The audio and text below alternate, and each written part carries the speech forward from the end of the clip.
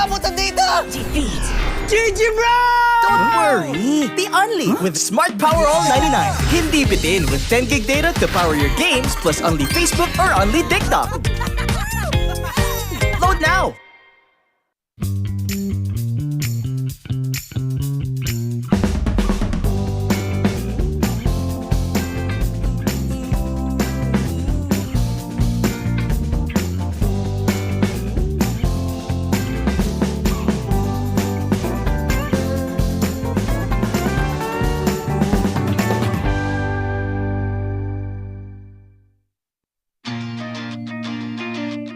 To go to a concert when you can own that stage with your friends.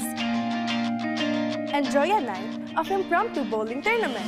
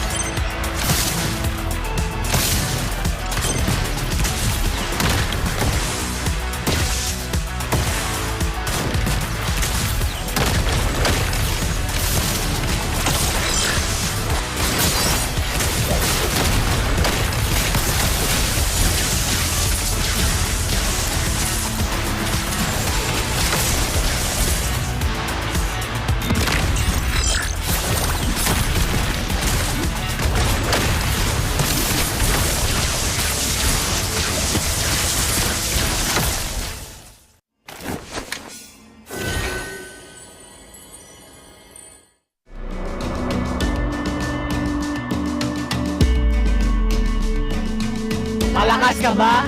Sali na!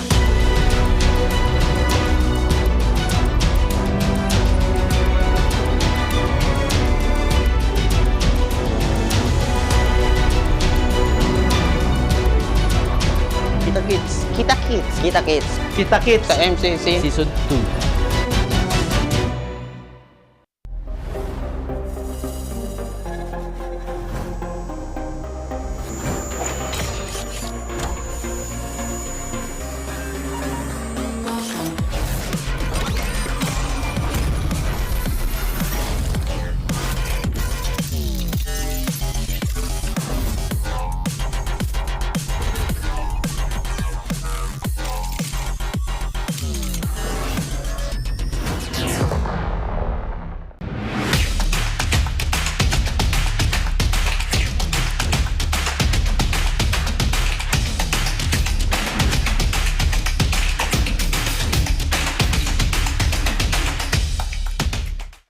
Abot ang data! Defeat. GG.Bren! Don't worry. The Only with Smart Power All 99. Hindi bitin with 10 gig data to power your games plus only Facebook or only TikTok. Load now.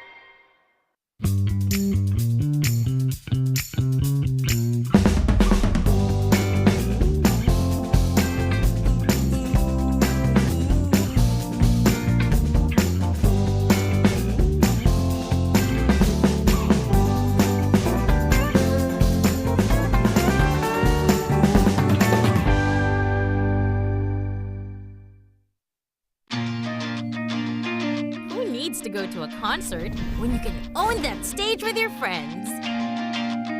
Enjoy a night of impromptu bowling tournament.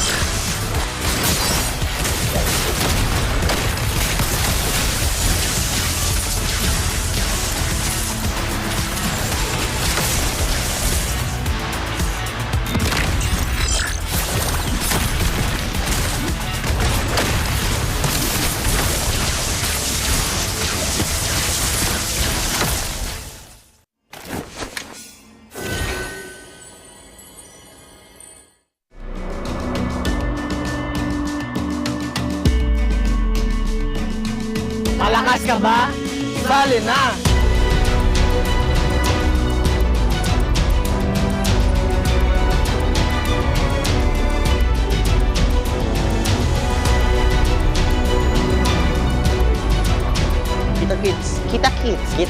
Kita-kits Sa MCC. Season 2.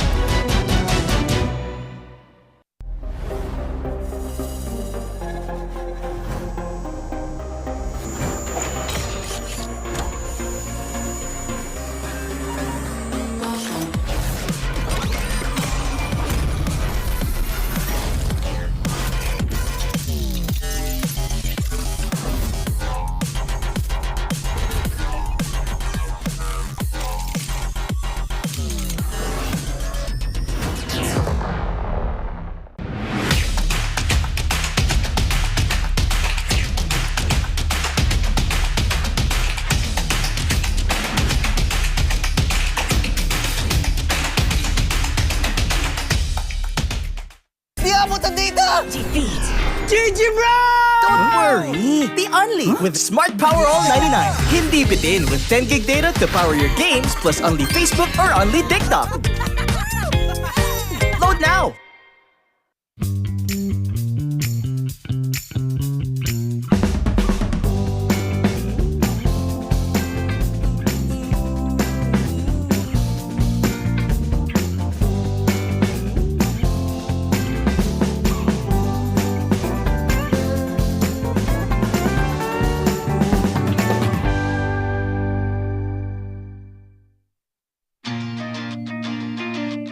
To go to a concert when you can own that stage with your friends. Enjoy a night of impromptu bowling tournament.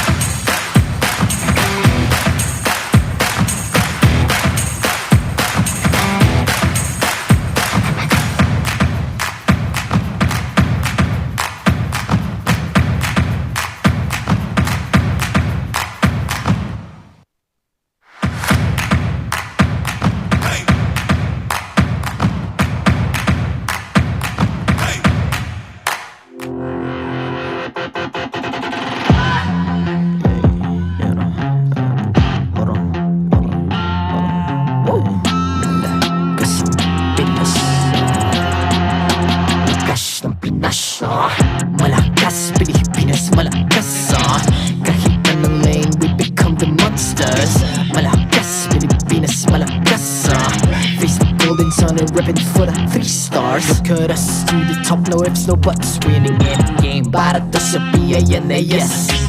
Di mo matitinag aming boses on your level. Nasa kalye man o mobile, you know I become a legend. Open fire, we unite, we winners. Built with pressure, like diamonds are made of. Switch in a lane na parang gera. HP Racing may reset up. Built tagatang buhat ni Hilda. Full load SS parang Lyra. Susundan ko ang iyong bakas. Kasama pataas. Tagumpay natin ito. Dahil tayo'y malakas. Para sa Pinas. Nasa amin ang alas. Hindi tuwa atras. Kinikilala sa taas. Kasi kami ang malakas. Para sa Pinas. Nasa amin ang alas. Hindi tuwa atras. Kinikilala sa taas. Ganito kami sa Pinas. Wow! Hold on. Yeah, malakas ang Pinas. Laging every beat, no surrender, no retreat. Pag nagsama-sama, just imagine what we can achieve. Laging every beat, no surrender, no retreat. Giving 100 all my all, cause we just cannot be defeated. We are unstoppable, immune and invulnerable. Ready ang equipment, lahat frozen, malang crowd control. Pakita ko na jab like pow, beast of the southeast. So wataw-wataw the loud, cause every enemy we devour.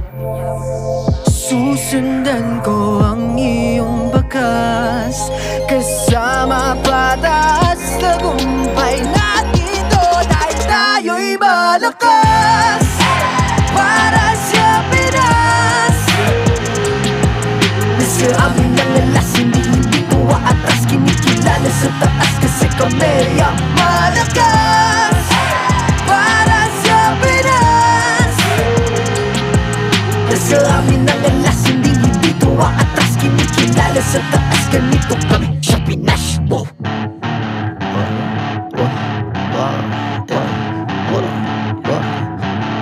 Malakas, Pilipinas, malakas. Kahit anong lane, we become the monsters. Malakas, Pilipinas, malakas. Face the golden sun and repping for the 3 stars.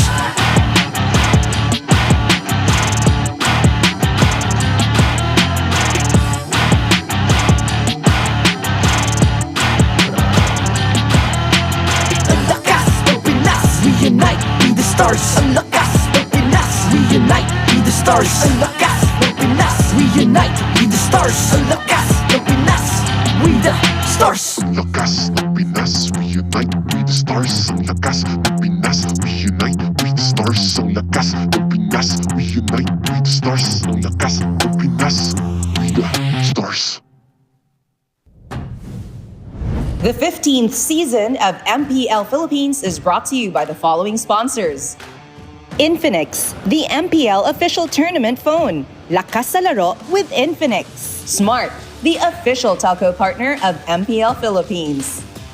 BPI, the official bank partner of MPL Philippines. Mas magandang bukas, buksan sa BPI. Our partner in esports, Time Zone. Join the fun at Time Zone. TT Racing, for those who dream, work, and play. TT Racing has your back. Don't miss any MPL action by following our official Facebook and subscribing to our YouTube channel. Follow MPLPH on TikTok for more content.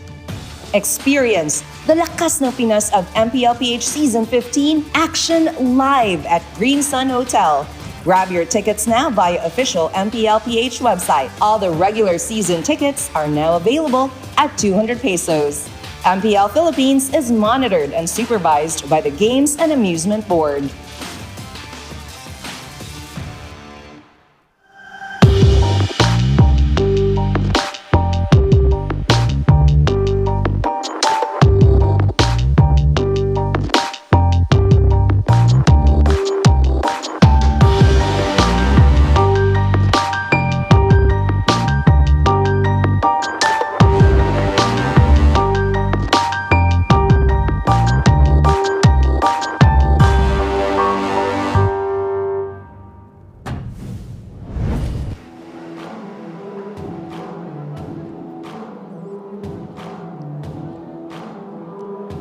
The final day of Week 3 has finally arrived. Dito lamang sa MPL Arena. My name is Hans Galeria. And this is your very own Odin. Welcome sa lahat na nanonood dito ngayon, Hans. You know what, Odin? It's nice to have you back here with us once again. Matanong lang kita, napanood mo ba lahat ng mga nangyari kahapon? Siyempre, nakatutok ako, no? At talagang nakaka-excite, especially when Team Liquid beat Onic Philippines at isa pa. Aurora Gaming is still on win streak. Na mapapanood natin, maya-maya lamang. Paano naman yung Twisted Minds? They also got their first victory last time. Siyempre, hindi natin pwedeng kalimutan yan. Grabe talaga mag-draft si Coach Bonchan. I can't wait kung ano pa nga ba ipapakita nila. You know, teams have won from yesterday pero hindi rin naman nagpahuli ang ating mga MPL fans because they also got some surprises courtesy of the MLBB Golden Month celebration. Inaabangan din natin yan, Hans. Every Saturday, nakikita ka namin sumayaw. What na muna tayo dyan ngayon? Alright, hopefully we get to see you on that because the other co-hosts have done the same. Pero oras na para ibalik ang laban on the final day of week number 3. Oras na rin para ilabas ang tunay na lakas ng Pinas dahil ito ang MPL Philippines Season 15.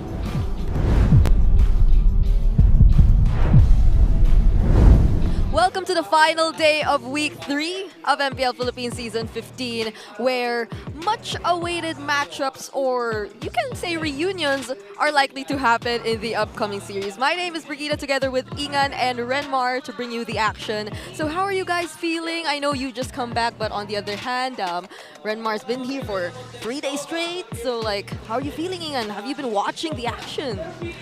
Yeet! We're doing good. We're doing good. It's good to be back here on the English desk, even though I've never left. 3 days straight I've been working, and I have not left this desk. I've actually slept underneath here. So I'm doing good, and I'm excited for the matchups today. You know what excites me more? The fact that this is your 3rd straight day, and you're still with Brigida, and we can expect 6 games. 6 games, because it's not just Brigida. The mother of all series is there too. Chantel is casting in the Filipino broadcast. I'd like to think that we used up all of our luck yesterday, but let's see what happens today, because don't forget that you can play like a pro, similar to our players right here, with the Infinix GT20 Pro, the MPL official tournament phone. Grab yours now. You can see it right here, and don't forget to use the voucher code. It's INFIMPL to get up to 1,000 pesos off and exclusive freebies. Don't forget, sa GT20 Pro, sigurado ang hashtag lakas sa laro. You can hear our players all the time whenever we get to do the ping tests and all that. So if you want to play like them, don't forget to check out the GT20 Pro. And you can also get more data for maximum gaming with Smart Power All 149 and make it look easy with 16 gigabytes for all apps, plus your choice of only Facebook, Messenger, and Instagram, or only TikTok, plus only calls and texts to all networks, bound to be OP for just 149 pesos for 7 days. That's why you should already load now. So I don't have a sponsor readout for this portion. There's none assigned to me. So I'm just going to give you my life advice for the day. For people out there, shower. And for people like us, try to use shampoo still, yeah. Yeah, shampoo still. Even though you're bald like us, shampooing's still good. I mean, somehow you still have hair. So you make it sound like we have barely to none. I'm just 25. I mean, so hey, age has nothing to do with it. It happens, but, all right? Yeah, but I'd like to think that you guys use shampoo, right? I hope a lot, not a lot, all of you guys use shampoo. It depends on you if you want to use it every single day or every other day. It's up to your own preference. But for today, at least, it's a very exciting day to look forward to. I know a lot of fans out there have been very much awaiting this matchup. But to briefly go over what happened yesterday, which I believe had a total of 8 games, just 8 games and not 9 games. We've seen surprise performances and even a sweep against the world champions. Yep. Yesterday we got to see Twisted Minds get their first match win on the back of MP the King, showing that he is the definitive Alice player for MPL Philippines Season 15. AP.Bren still struggling, however, and Omega's win streak, or what was supposed to be a win streak, was snapped by the win streak that was already happening for Aurora. Meanwhile, Team Liquid Philippines still dominant in MPL Philippines Season 15 after sweeping in quite dominant fashion the reigning champions of the world, Onic Philippines, who are struggling. I mean, it might be a glimpse of a possible grand finals that TLPH and Onic won. So approaching week number 4 and about to end is week number 3. Onic, the reigning defensive champions, they really have to step it up and go back to the drawing board and see what's going to happen next for them. Yeah, and for Onic, as you've mentioned, they will be facing up against the team who is currently at the bottom of our standings. That's AP.Bren later on. And speaking of schedule, that's a match you will be witnessing by tonight because first of all, it's the much-awaited Aurora versus TNC matchup. We saw Renegade yesterday. He went up against Super Yoshi, another Cho player, but this time it's different. It's another Cho player too, but it's a familiar friend of his from way back. It's Yawi. You know, the last time I saw these guys, it was actually Yawi supporting Renegade in the international scene. And same goes with Renegade when Yawi was in the M series during M4. But this time, they're going to share a stage, not as teammates, but finally as foes, Renmar. Yeah, to continue the story and trend that we've been having so far, you slammed the table a bit too hard there, brother. That startled me too. The monitor almost fell. Well, for Onic Philippines going up against AP.Bren later, I think it's a little bit more must-win for them because there's a lot of people already doubting Onic Philippines, and rightfully so. We expected them to come out hot out of the gate and to dominate. Meanwhile, for TNC Pro Team, as they face off against Aurora, this is going to be the perfect test for them to see where exactly they are at in terms of their power level, because they were unable to take a game by Team Falcons PH, and Team Falcons PH, dare I say, dominated them earlier this week. Yep, and now we already mentioned it. We are about to witness the Dance of the Dragons because of a very much highlighted hero. Yesterday, I know we talked about the Alice. It made a statement, but I'd say the same for the Cho.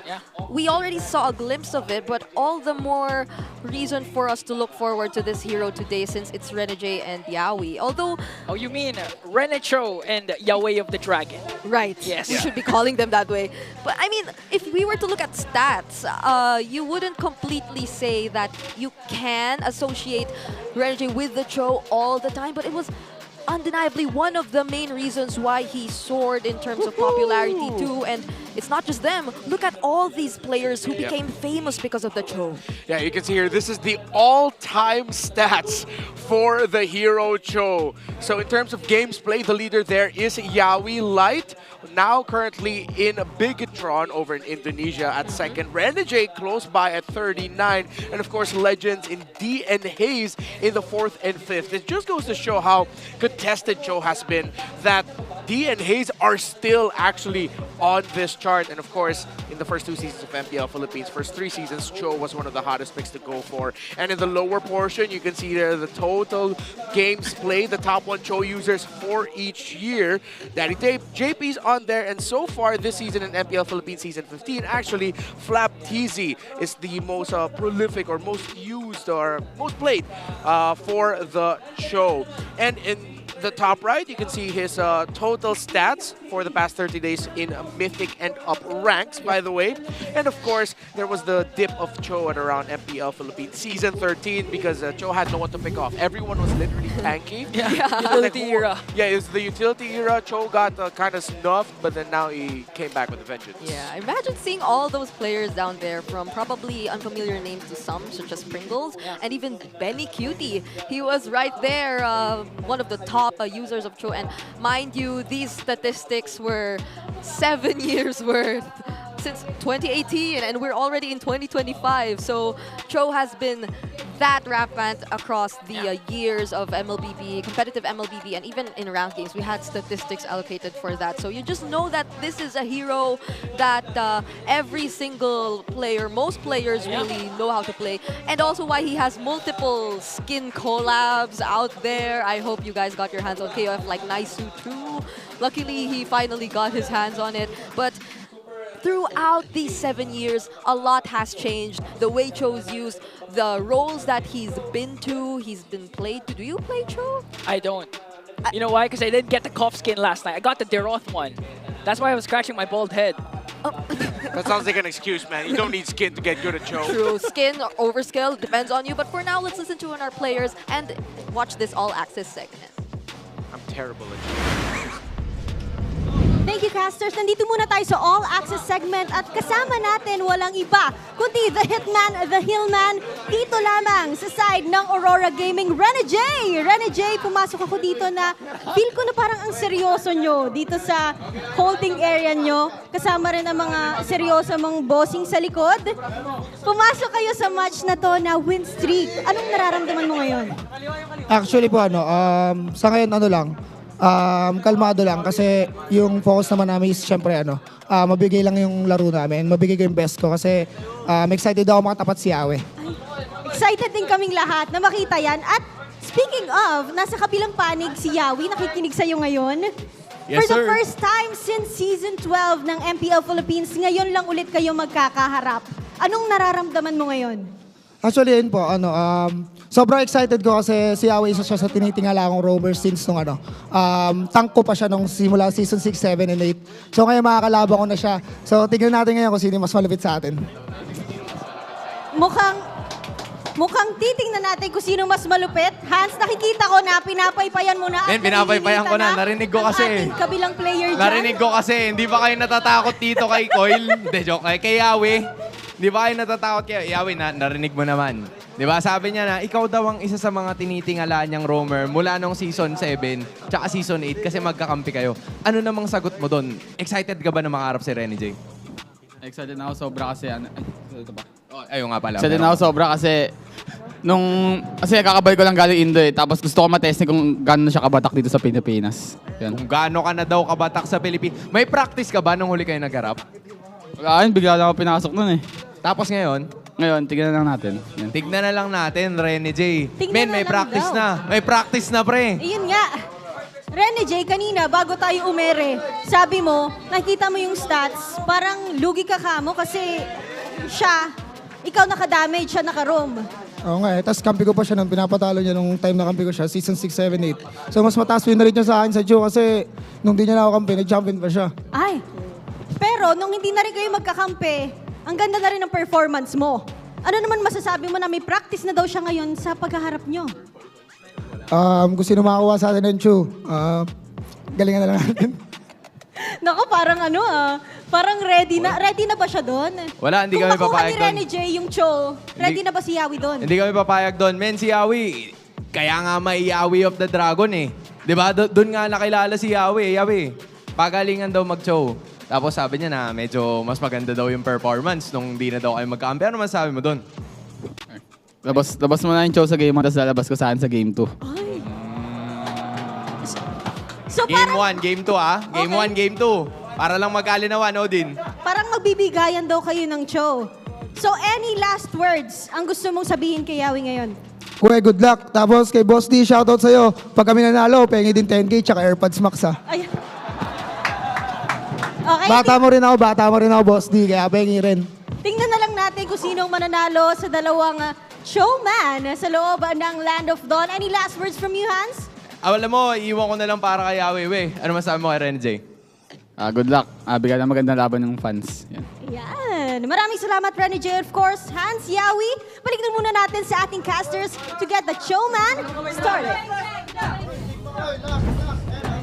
In just those 5 to 6 questions, so much history was there and was evident between these two players, right? Yeah, and I just love how they bantered out. They're basically saying that whoever gets the show will win the game or is more better than the other. Yeah, even Yawi had a request. Hey, Rene J, play Cho in game 1 and I'll play Cho in game number 2. Let's see if we'll actually get that. Bring it up. There's a poll up on the screen. Who is the real Cho master? That's a question for our community out there. So we have a total of 4 choices here. Is it Yawi? Is it Rene J? Is it Light, who is now in MPL Indonesia? Or is it Flap TZ of Falcons Esports? Yeah, that's the... Oh, why are you doing it in opposite direction? Oh, sorry. This way. This way. That's the Flap post. The glorious post. Yeah, Yes, the we glorious call it the glorious post. So who among these 4 players do you think is the real showmaster? I do not know if this is a subjective choice for most of us, or would you want it to be stat-based? So whatever you want to follow, comment down below your choice. If I were to choose there, I don't wanna because I have a reputation of not making a decision. They called it that's Brigida's thing, but you know, you guys have the choice. Again, conviction. You gotta practice conviction. So make a choice now. Yeah. Following stats, gotta give it to Yaoi. Gotta give it to Yaoi also. All right. M4 skin. Oh. Yeah, M4 skin show. Yeah. Yeah. It's him. That's true. That's true. So you guys, whoever your choice Wait, is. how about comment you, down. Renmar? Huh? How about you? It doesn't matter what I want. It's not about me. It's never about me on this desk, you know. But that's my. Okay, I'll let it pass. It's fine. It's fine. It's fine. He's been here for 3 days, so we gotta let him. Yeah, get a bit Give him of some leeway. slack. Get Yeah. ready for the team intros. My mind. Especially as we are about to indeed welcome the teams who are about to play today. There is so much to be look forward to. It's not just the matchup of the roamers. So let's get to know the players who will be participating in today's match. Let's head on to our team intros. To oversee and uphold the tournament's integrity, please welcome our marshals for this match, JJ, Chico, Patrick, and David. The line has grown brighter and brighter. Can they continue their win streak in the last match of the week? It's Aurora! Mr. Consistent, Edward! The last striker, Demon Kai!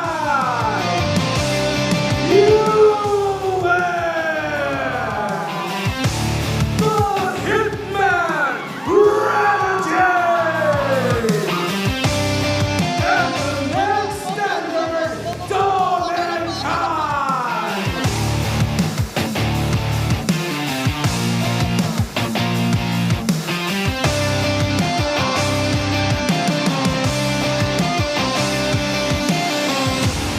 You may have faced a bit of turbulence, but the Phoenix is ready to rise once more. It's TNC Pro Team!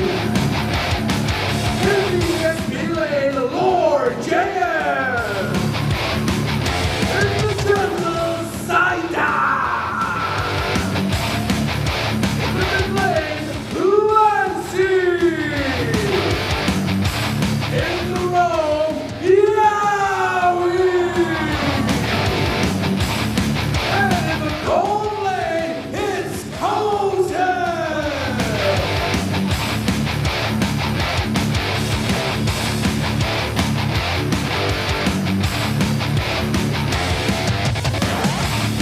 And I welcome their coaches to the stage. For TNC Pro Team, it's Coach J, and Coach for Aurora is Coach Master the Basics.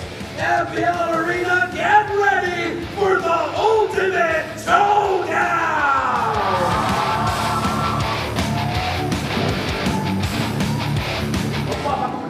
Showman, showdown, so many words involving the show. It really is a highlight for today, but let's focus on the players of Aurora Gaming first. There's Edward, Demon Kite, Renegade, and Dominkite. The name of the game is consistency for these young squad, and they're so far consistently racking up wins, undefeated.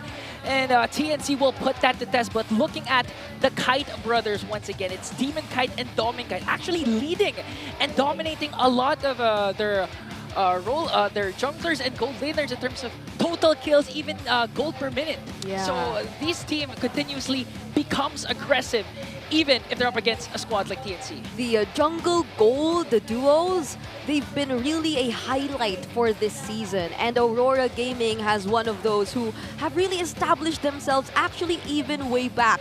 Even changing their name just so that they can solidify that. But they're now up against TNC Pro Team, Renmar. Yeah, Zaida and Kozen. I don't think we still have a name for them. That'll come up eventually, but they're more on the low-key side of the jungle gold duos that we've had so far this season. But Kozen has been popping off. Zaida has proven to be very proficient with retribution duels, and you gotta be careful if he ends up with a Nolan. Still his signature hero so far. While Lancy, Yaoi, and Lord JM, they're so many great things you can say about them as well. Their impact on the map. Lord JM from time to time as the sub-roamer for Yawi in terms of getting vision. And of course, Yawi and Lancey still one of my favorite roam mid duos this season. Yeah, I think it was just the Yawi who decided to go with the name Zaizen. So let's All right, see. Zaizen, Yeah. Zaizen, we have Zaizen. But let's see if we get to find another name for these duos depending on their performance. Because looking at the spider graphs right now, it's relatively close for both of these teams. I think only mostly being significantly different in terms of win rate, but that's like based on the total wins really. So yeah. I think this is definitely a close match that's about to happen. Yeah, I mean, still a small sample size. And again, it's going to boil down to the draft of the coaches. Because so far, we've seen what Aurora can do with different kinds of drafts, especially TNC. Let's not forget the Novaria and Selena combination in the mid lane when they used it up against Omega and they got the win against the Barangay. Yep. I think, though, for Aurora, they have to just keep showing in the draft one of their fortes this season, which is just huge chunks of damage. They like to make sure that Dominguez ends up with a Granger or the Harith. For Demonkind, what his top picks are Suyo, Joy, and even the Alpha. When you think of those three, you think of big chunks of damage. So for TNC Pro Team, we might actually see them forego the whole Selena Novaria combo that they have because that has the propensity of getting snowballed over. They're gonna need something that matches aggression in the center of the map to make sure that Aurora doesn't run away with quick damage. Which is why I am likely leaning towards the idea that we might indeed see the Cho being contested or any other quick rotating mid lane duos out there. But for now, let's listen on what these players had to say in the ping test, which happened earlier. That looked like a Sinong hindi magkagusto sa katulad mo? Pedicab ka ba? Pwede ka bang ligawan? Eh, gravity! Masyado kasi malakas, Ming. Pwede ka bang hinaan? Kakapiyan ng alok, kung hindi ikaw si Yue. Handa akong sapakin ng mukha mo para lang kay Yue. Lakas mo masyado, Ward. Pwede pa hinaan ka, pre? Hindi, ikaw mismo tali malakas eh. Pwede bang hinaan? Kung magiging artista ka kahit. Kung magiging artista ka, anong karapatan mo? We, anong tawag sa isdang lumilipad? Eh di, e-fish. Renny is back with a brand new drop. Igay nyo na po. Paasi lang po, mga ka-Aurora. Idol si Renny. Best tank ko na to. Okay na, ipapapasok na po ang mga fans in 3, 2, 1. Yay! Idala, idala, idala, idala. Paano man lalaban? Ang walang kalaban-laban. I just realized this week we had a lot of singer players. And by far my favorite might have been that Idolo rendition just now by Yawi. I mean, I'm never gonna get used to hearing I'm never Yawi. gonna get over it, yeah. I mean, and he has, rightfully so, he's an idol for many kids right now. Yeah, let's check out the Infinix keys to victory right now, Renma. Yeah, continue rising, Aurora. You've shown up some really great stuff. You can make a comeback if ever you don't get that early that you like. And most importantly, you know your power spikes at around the 5th to 7th minute. Keep that up. Seize the win. Stop the streak if you can. And we've already laid down some of the potential things that you could do for that.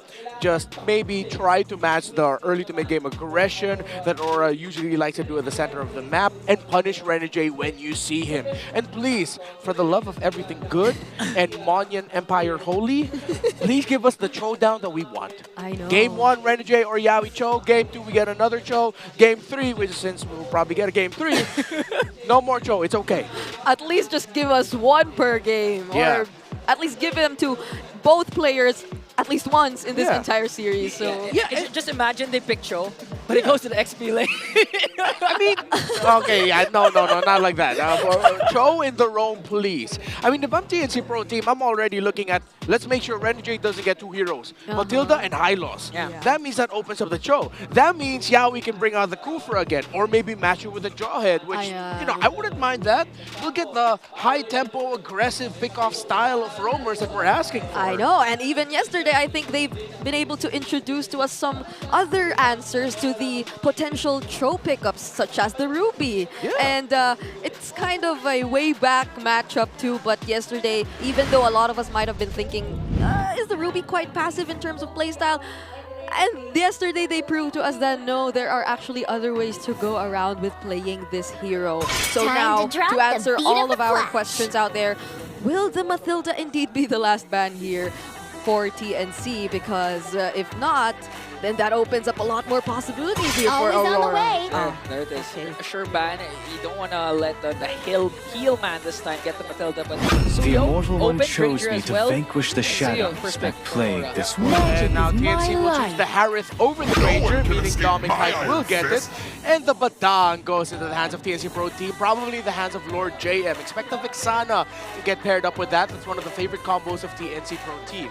So if this is going to be a Granger already locked in. There it is. Are they going to get the I am Valentina not the pick, only or one no, bound they go by for the these iconic pick of chains. Edward so far this season is the Phobius. Honestly, if this were any other team, I would have already thought of either the throw or the draw head. No, I mean the draw head. Too, upon the since edge those are of the the void. common synergy matchups that happen, but TNC immediately responds with the Nolan as well, revealing both their jungle gold duos immediately as early as now, even for Aurora too. But now the question of who will indeed let the roamer we're watching out for pass? Will it really get into one of these teams' hands, or will it go unnoticed completely to our surprise? It's still a possibility. I mean, Badang has been performing very well, especially in the XP late roam, so both the teams can still get the show. Faramis has been banned out for TNC. To live You know, guys, looking at is the to first three trick picks, the Reaper. I feel like I'm expecting what Renmar has been saying, MLBB for the streets. Yes. Because it's an aggressive lineup for both squads. Yeah, not a lot of poke except for the Granger.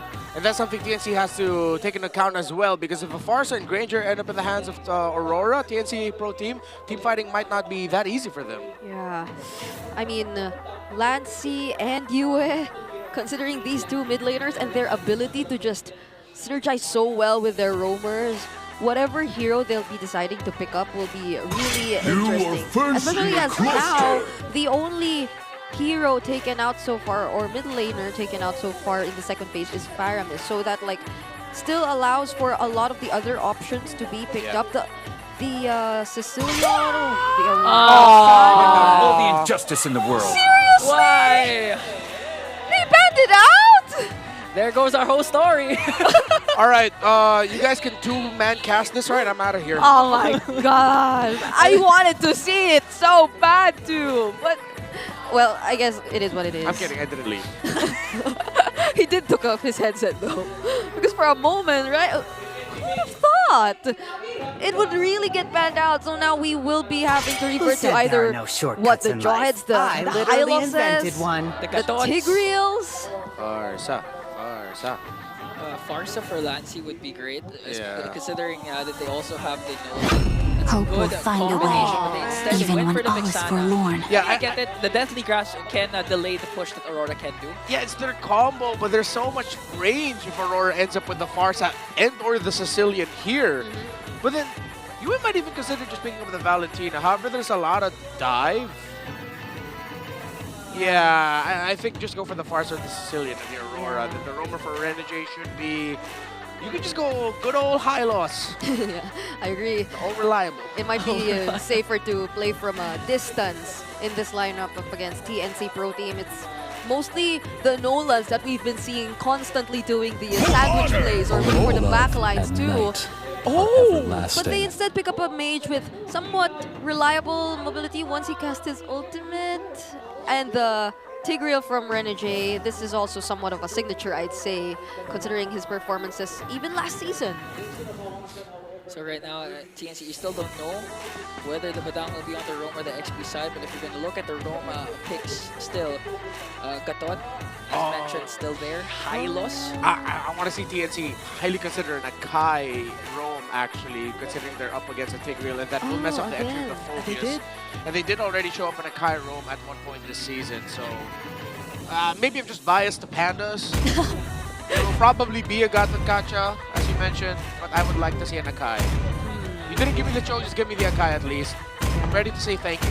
Something we've been looking forward to, which is surprising for us since I think knowing that there's a potential Tigreal or that there is a Tigreal on the opponent's side, you wouldn't always consider going for a Jawhead. Yeah, to be fair, that's one of the heroes that we brought up earlier in terms of their trading. Cho, Kufra, Jawhead, one of those two. So TNC Pro Team, as much as we didn't get to see the Cho and I didn't get to see the Akai, at least we'll get the Jawhead. That means they'll be able to be aggressive and set the tempo if they're on time with the rotations. If Lancy and Yawi aren't afraid to blow up anyone that they see initially, the TNC Pro Team might be able to take control of the first 4 to 5 minutes of the game. But knowing Aurora, they still have that inevitable comeback in the mid-game. Yeah, I agree.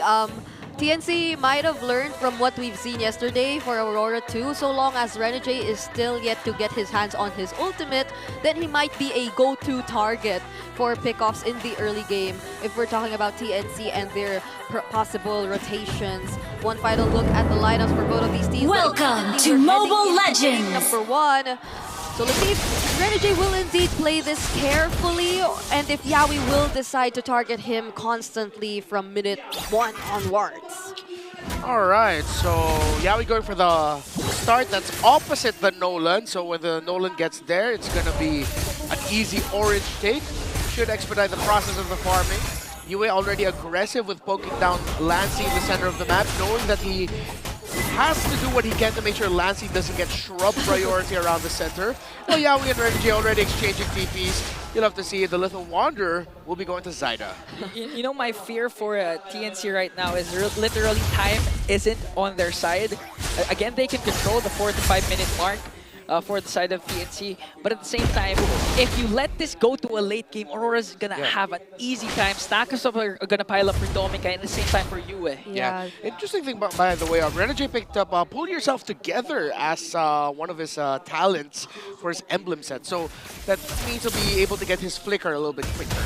Yeah, so could this be a much aggressive playstyle really for Aurora that they will not be waiting for the setups from Yawi instead, and they'll be deciding to going in at, and especially during the objective takes that are about to happen later on, because for now I feel like it's been a quiet early game so far for both of these teams. They're just really patiently focusing on the farm. It might be really the first objective before you get to see anything. Yeah, and when the turtle spawns, I'm waiting for the MLB before the streets, because again, they can't play passively with this kind of lineup, especially for TNC. The time is not on their side. But right now, Aurora starting things off. Lord JM onto the back, trying to make sure to get vision. Here comes the throw from Yawi onto Edward. Edward popping his Infernal Pursuit. Here comes the Sanguine Claws as well, forcing Yawi to flicker out. The Zyda still there with the steal. And the Zyda combination, Zyda will successfully take away the turtle, but here comes the counter attack from the Northern Lights. That's going to be 2 down for Aurora. Oh, and they still go in, Yue say his name and he'll appear right on time with a Bat's Impact. And you said it, Ingan. This cannot happen if TNC wants to take into consideration the timings. Yep, Edward still too damn good on this Phoveus. Undefeated so far in this season with that 3-0. And Aurora understands just how to play around it, especially paired up with a Suyo.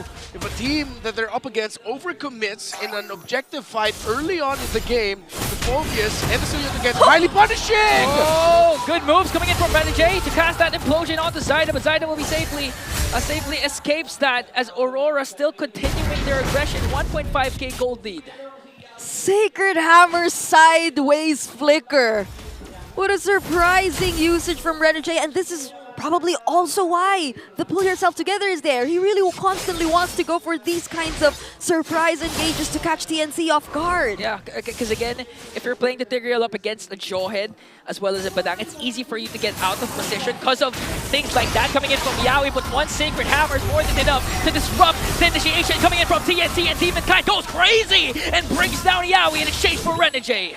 That's what we were talking about earlier for TNC Pro Team. Don't be afraid to toss up Renegade when you have them. Even if that means you're gonna have to sacrifice Yaoi, just make sure that you're getting trades off of it. Yeah, and I mean, even though the implosion was probably ready for Renegade, they had the deathly grasp. Yeah. So they had a way to deny the threat of a counter setup coming in from Aurora. So this might be the go-to plan for TNC. Regardless if Renegade already has his ultimate, they just need to prepare for that potential engage. Lord JM not having a good time here in the bottom lane, got zoned out by Edward's Infernal Pursuit. Even going for more, forced to use out the ultimate plus the ejector. Edward pops his vengeance, trying to zone out Lancy as well. Here comes Demon Kite and the rest of Aurora. Zyda goes for his purple buff, now goes for the counter attack. Edward again zoning 3 members, Mr. Consistent. Really looking for his next kill. Edward is too tanky for TNC to handle right now. It seems like they don't have the damage to get rid of this problem just yet. Yeah, too tanky and it hurts. They're gonna have to bide their time and just make sure that they can farm up Kozen, and that's exactly what they're trying to do. Renegade cast the implosion first, bursts down Yaoi all of a sudden. The lover boy is out of the map, flickers in, misses the target, missed connection, and gets punished. Aurora in a trance right now. TNC Pro Team. Now they've lost their window. This was supposed to be their time to take control or at least keep things close, but Aurora have run away with the lead early on. You see Zyda now going to the bottom half of the map to try and get farm, but Aurora will take control for the next 4 to 5 minutes. The TNC Pro Team have to hold out and see if they can get farm for Kozen, as this Phovius has proved to be the #1 menace for their attempts early on, although Demon God is 5-0. Okay, a conceal attempt coming in from Yaoi. Will Edward survive this vengeance out? Infernal Pursuit might get a kill even, but he can't out-sustain 4 members of the Phoenix Army. Finally, TNC finds a trade. Yep, a decisive engage from TNC, which is Oh! What? Dominate! Fine Zyda! What a grown man's play from Dominkite with the Death Sonata. And still, he doesn't even have a Sky Piercer yet. No, I think yeah, he just got it. So somehow you would know that Dominkite is really looking for these kills. Implosion once again from the Hitman. Got stopped there by Lancy, but here comes the damage. Dominkite is too much for them to handle, forcing TNC to back away. Now they're going to try and transition to the middle lane. A conceal coming in from the Hitman. He doesn't have the implosion yet, but it's just enough to zone out the members of the Phoenix Army. Yep, that conceal was already more than enough just for Aurora to immediately get that mid lane turret. And mind you, all tier 1 turrets have already fallen within just 6 minutes of this game. And now TNC Pro Team are definitely in crisis mode for this game #1. They're gonna have to rely on them just countering an engagement by Aurora. It's gonna be hard if they're gonna be the ones to engage. Even if they get a good toss-up onto Renegade or to anyone, it'll be too expensive for them to try and play around their pickoff. They're gonna have to wait and counter an engagement that Aurora will start themselves. Yeah, and the very few times that TNC did try to attempt for a counter engage, it unfortunately either missed or they weren't really as coordinated as they could have been. So now Aurora gets their hands on a tier 2 turret as well, and just look at the gold lead currently in the hands of Aurora all across the members that we're seeing right now, but from behind. Ouch! Oh, Lancy nearly got taken out. Okay. Yaoi in the bottom. A conceal, they're trying to go for Yaoi. Even Demon Kite used the retribution, but Yaoi was able to flicker out, getting sandwiched by Aurora! And a monster kill from Demon Kite. Aurora still looking so sharp, still consistent. It looks like they're going to be racking up this game #1 win. Not impossible for TNC to come back, but usually so far, the MPL Philippines Season 15, when it gets to this point, it's tough to come back. Renegade, the Hitman, paired up with a Sagman Claw, they're going to bring down 2. Here comes the counter attack coming in from Kozen. He's going to pick up 1. Renegade is down, but 4 members of Aurora are still pushing in. TNC still with a successful defense. But man, Renegade, we've been questioning him. Is it the hit? Is it the miss? This time, he secured the play. And how often do you see a successful clash under a turret still with the holy shields intact? Aurora was able to secure that win in the clash with just Renegade as their only casualty. And congratulations to Edward achieving 1,000 career kills in MPL Philippines, a milestone for Mr. Consistent. 1,000 kills throughout his entire career. And fun fact, he is the only EXP laner in the top 20 kills of MPL Philippines in total history. So that just goes to show that Edward is on a class of his own as an EXP laner in terms of getting kills. I know a lot of you are probably missing the Benedetta era. All those damage XP laners who used to pop up often. These Paquitos, but even despite all that, I mean, look at the pressure that Edward is able to apply towards TNC. We've unfortunately seen or saw them play reactively for the past few minutes. Despite their multiple attempts to set things up, it feels like Aurora always finds a way to either punish Yawi, deny him of whatever his intentions are, and force the flicker out of him so they have little to no problems in the succeeding fights that could happen. Yeah, and even if TNC was proactive, down to the bottom lane wherein they sandwiched Edward with 4 members of the Phoenix army, it resulted to a kill onto Edward, but a counterplay right away from Aurora. So you see Edward doing just Edward things, basically doing everything. He's been zoning out TNC, he's been soaking up the damage, being the sandbag at the same time, providing enough vision for the Hitman to strike again. A conceal has been casted but gets spotted out. Yawi goes in for the throw, gonna bring down the Hitman successfully, but the inhibitor turret of TNC has fallen down in the hands of Aurora. They're gonna make quick work of this Lord, but now they're gonna try and pop the holy shields down bottom. Oh, look at that damage from Yue though. Yep, that Cillian is hurt. It hurts, man. That's only 2 items. He's only up to the lantern, the magic lantern. He's only built up 2, but he has hella stacks at this point, I'm pretty sure. Meanwhile, Lancy is only up to a Divine Glaive, and he had to rush that item because of the lead that Aurora had already built for themselves. So, in terms of the mid lane gold, you actually just see a 1,000 difference. Zyda, though, is starving. He's only built up to a Malefic Roar. Now he's able to build up the Blade of the Heptases, while Kozin is still on the way to a Holy Crystal. So we're now waiting for the 3rd main item of the Harith and the Vexana. Once they have those locked in, there's a good chance they might have enough damage to blast who they need to blast. The question is, can they even reach Kozin? The answer is probably not, because of the space provided by the Phovius, the Tigreal, and even the Suyo when Demon Kite enters in at the right time. Again, Demon Kite has been untouched this game. 6-0-1. Yue, 0 deaths with 2 and 8. Demon Kite as well, no deaths. Yeah, so TNC are just probably banking on the idea too that Kozin is also still untouched to this point, but he still has a lot of gold to catch up to. Yeah. Even if he casts the Zaman Force right on time, it's just an easier target for Renegade to really focus fire on where the Zaman Force is with his Implosion, especially considering that he also has the pull yourself together. Flickers are going to be easy for the Hitman, easily expendable, but 3 seconds in, it looks like Aurora wants to take away the Lord. If you'd recall yesterday, how many Lords was that? 5? 6? I can't count. But one thing that TNC definitely has to take note of is that Renegade already has the Flicker once again. So they might not want to contest this objective. Also knowing that there is currently a 10k gold lead that is existing between these 2 teams. Yeah, just a crazy amount of items came in for Aurora. For Demon Kite, the Sea Halberd. For Demon Kite, Malefic Roar. And for Yue, the Blood Wing. So, just really thought that TNC Pro Team might have a little hope here in terms of being able to dish out enough damage, even though we're not completely there yet, since they're still on the way to building up those items. By the way, update, Kozin does have the Holy Crystal. Still waiting on Lancy's 3rd. Aurora now should be able to end it here, or maybe the next minion wave after this initial push. Yep, let's see.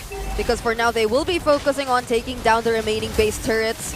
And TNC successfully clears out the Lord. So what will be the play for Aurora this time? Renegade seems to be cooking up something! Yawi flickers in, first from Renegade, goes in with a conceal plus the implosion play, flicker combination! But Renegade is the first man down in exchange for Yawi, a godlike kill coming in from Demon Kite. The Kite Bros in a trance, forcing Kozin to walk away from his Zaman Force. A fat minion coming into the middle lane, 3 members are left to defend for the Phoenix Army. Zyda gets blasted out of the map, and Aurora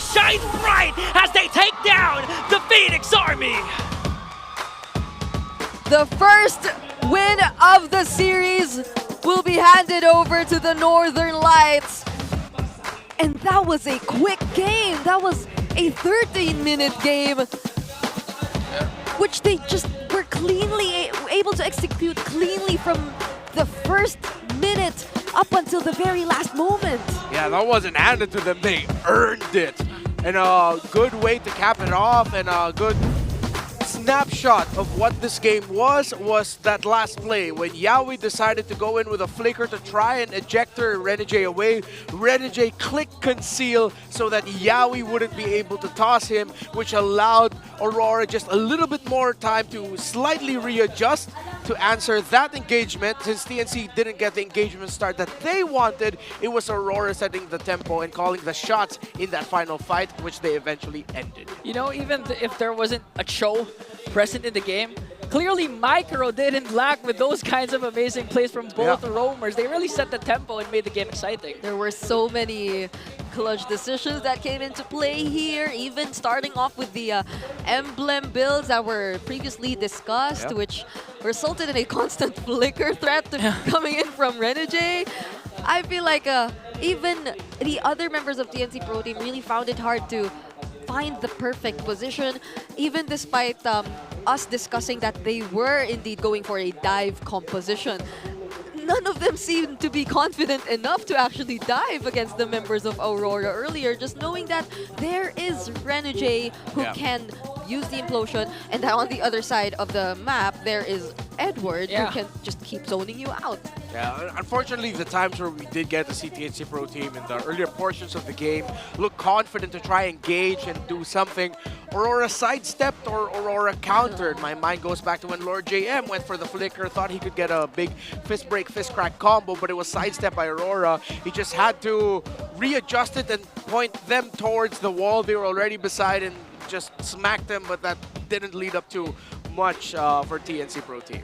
Yep, it was a very difficult situation for them, so let's see if they can find their way back. But for now, who is the MVP of that game? Hey, hey, hey! 1-0 for the Hitman. Again, well-deserved the performance of his Tigreal, going instead for the pull yourself together, sacrifice tankiness, but he made it well worth it because of the amazing sets that he did, even down to the first turtle. The first implosion was amazing. Yep. Yeah, he knew just how much value he would get out of his flicker. So instead of waiting for 120, he'll just have to wait for around 110?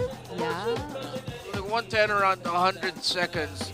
Almost 15 to 20 seconds less time for him to be able to use the flicker again, because he knew he'd be the target of the toss-ups of Yawi. It'll be important for him to reposition with it. You're not just thinking of it as, oh, I have an aggressive set tool. It's, I have an aggressive escape tool, if that makes sense for you. Yeah, and sometimes those escapes actually bring him closer to other perfect targets as well for TNC Pro Team. And so really, Renegade stood out to us in this entire game, and multiple times, even after he dies, the trades are just so worth it for Aurora. They get something big out of every single time that Renegade goes down, but this was the sequence where we talked about Lord JM missing the fist break and the fist crack combos. So I think from that point onwards, TNC just really had to play it very defensively, and they just attempted to buy so much time, which unfortunately didn't come anymore. Yeah, it also came to a point where they just really had to use up all their resources for Edward or for Renegade. So even if Yawi manages to find an unstoppable force plus ejector combination, as soon as they gun down Renegade or Edward, they have nothing left. Yeah, and it seems like looking back at the draft, TNC Pro Team banking on the Badang as a flex pick eventually came back to bite them because Aurora ended up getting the Phobius. It would make sense why TNC Pro Team would do that. This wasn't like a total draft loss. Again, TNC Pro Team drafted a lineup for themselves that have very specific conditions, but it can work. You cannot say that they were out-drafted in that regard. But in the regard that they were quote-unquote outplayed was the fact that that's Edward's signature so far for the season. Now he is 3-0 with the Phobius. Even Dom and Kite, who yesterday got 2 MVP performances with the Yeah. Granger. That's just too much comfort on the side of Aurora in the side lanes. But looking back, it did feel like they were very decisive decisions from TNC. From the first pick Suyo to immediately responding with the Badang and the Harith. Yeah.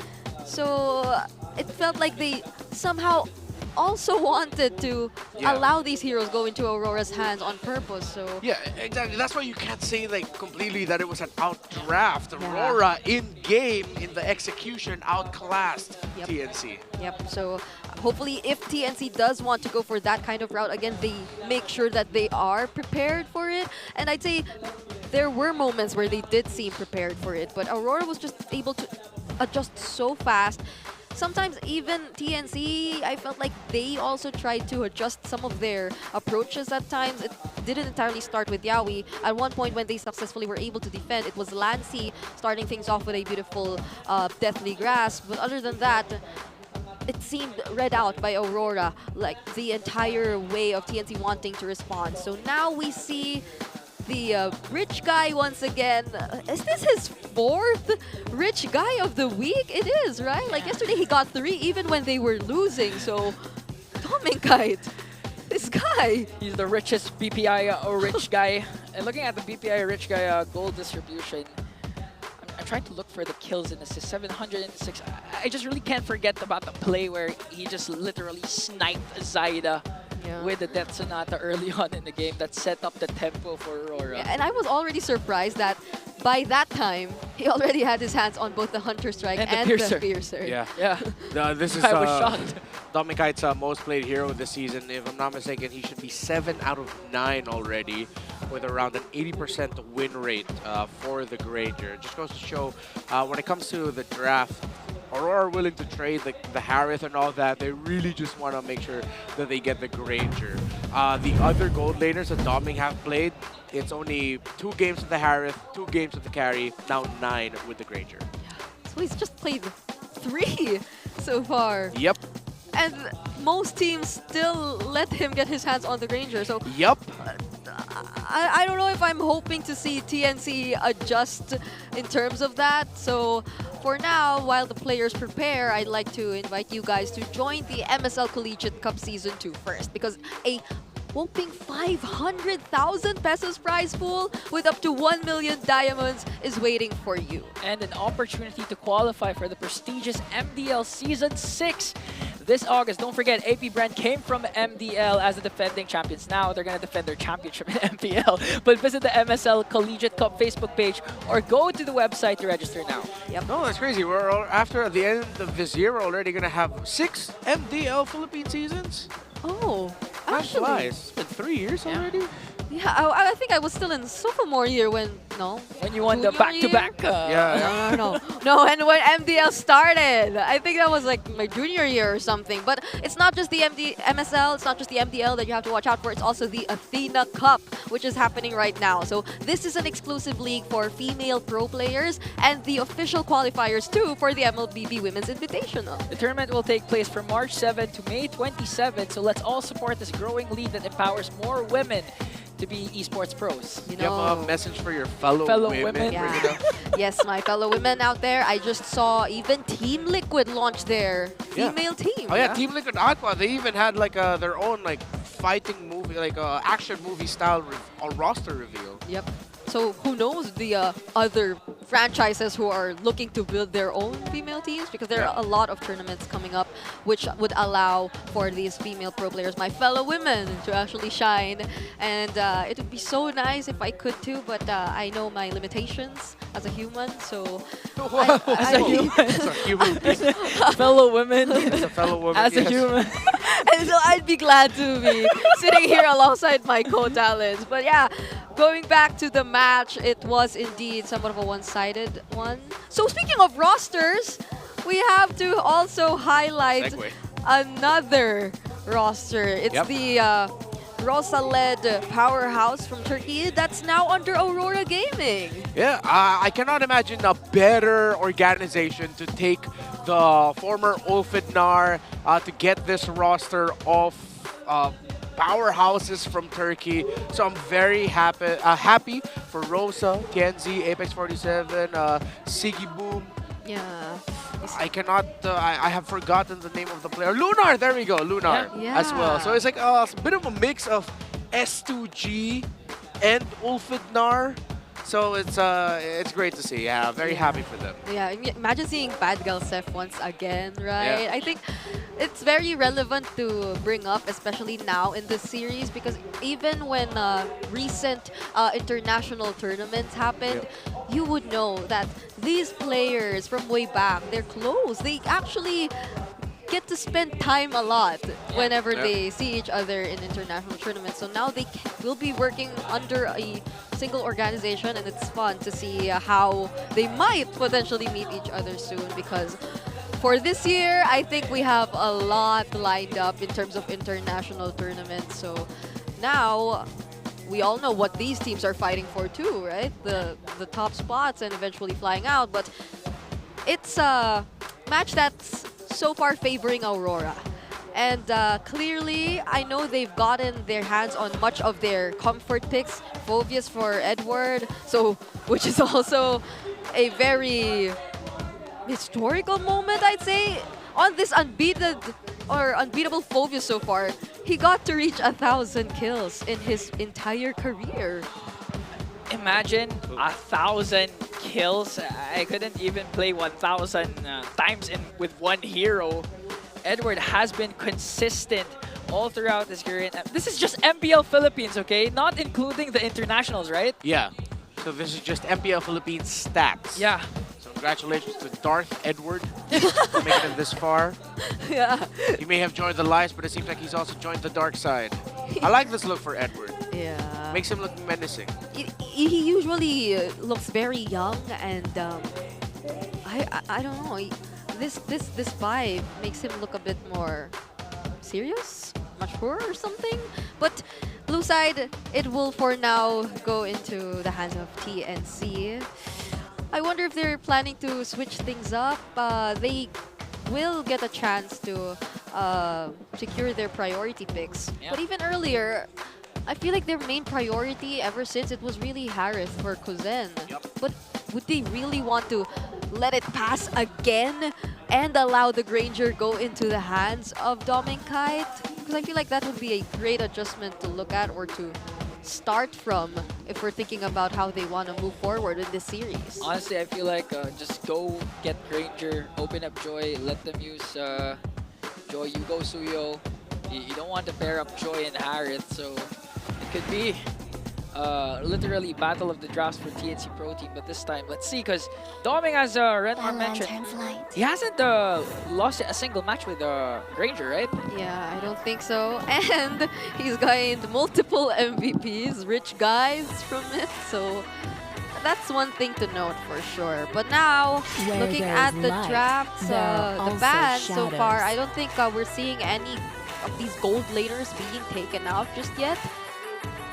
Why they didn't take out the Granger too. So TNC, if they do not prioritize the Granger, I don't know, Aurora might be really happy with this development so far. So Aurora last bans show. Who's still open? Suyo, Granger, Joy. I feel like they won't ban any of the junglers anymore. Just trade it out for each other. Yeah, the usual power pick trades are still on the board. TNC Pro Team has to wash out Aurora, potentially picking up Lucas at some point for Edward. Because if it's not the Phoveus, one of his more aggressive options is the Lucas. But of course, you can't take away the possibility of Edward just picking up the Edith later into the draft. So those are things that TNC needs to consider in the back of their mind. So, Suyo Joy is what they're thinking about. They might consider picking up the Joy so that Aurora doesn't end up with a Harith and a Joy. However, that means Harith and Suyo. But I also wouldn't suggest TNC rush picks the Harith. I think Aurora would be okay with giving that up. Just choose between the Suyo or Joy and lay on it. Yeah, I feel like a rush the Granger. That's true. It seems like they're also really thinking about which choice to go for. So for now, it is going to be the Suyo. Yeah. I think TNC Pro Team are trying to signal to Aurora, it's like, hey, Joy and Harris look so good, right? But nah, they're not going to bite that bait. They will rush the Granger. Great choice there. And of course, that turns off now an even harder time, potentially for a Farsa pickup for TNC Pro Team if they want to go for that. I think for the first 2 picks alone, Aurora have already really checked TNC Pro Team in the draft. So now they adjust. They pick up the Harith for themselves, and it's still going to be a Badang. Oh, it's a very similar draft to what we saw in game number 1 so far. For TNC, at least. Yes. But at least that they kind of switched things up a bit and had their hands on the Suyo, because earlier it was the Nolan. So now Aurora for their last pick in the first phase. Is it going to be a flex pick too? Or because they mostly leave the Renegade heroes really, and even the UA heroes for later. Who said there are no shortcuts? Oh! They're switching it up! Yeah, I think for Aurora now, hopefully TNC don't panic and consider picking up things like Selena or a Phoveus. I want them to keep it simple. Consider 2 roamers, either the Tigreal, if Aurora somehow doesn't ban it away, or the Akai. I know the Akai roam is very off from left field, but think about it. It counters the Joy and any initial surprise engagements by the chip. 1 heavy spin and you mess it up. Aurora immediately respecting the Tigreal. Yeah, and you know what? It's gonna make you happy. They get the Akai. I don't even think they're thinking about the Akai. I'm the only dude who just goes Akai. No one usually goes for it. They did already before, but I hope they consider it. If it's not that, maybe they might even consider the Kufra. Or a soft counter too by Lancy deciding to pick up an AOE type of mage. It's usually either the Faramis or the Aurora that we see. But if they really would want to play as equally aggressive, then they also might want to just focus on the mid-duo synergies that are possibly coming up. They take out the Hylos for Renegade or for Edward because now they already have the chip in their hands. The Edith is still going to be a very good pickup. I think TNC Pro Team really needs to consider taking that out. They've already taken out the Phoveus. I think Edward is going to be their point of focus here for this banning phase. Yeah.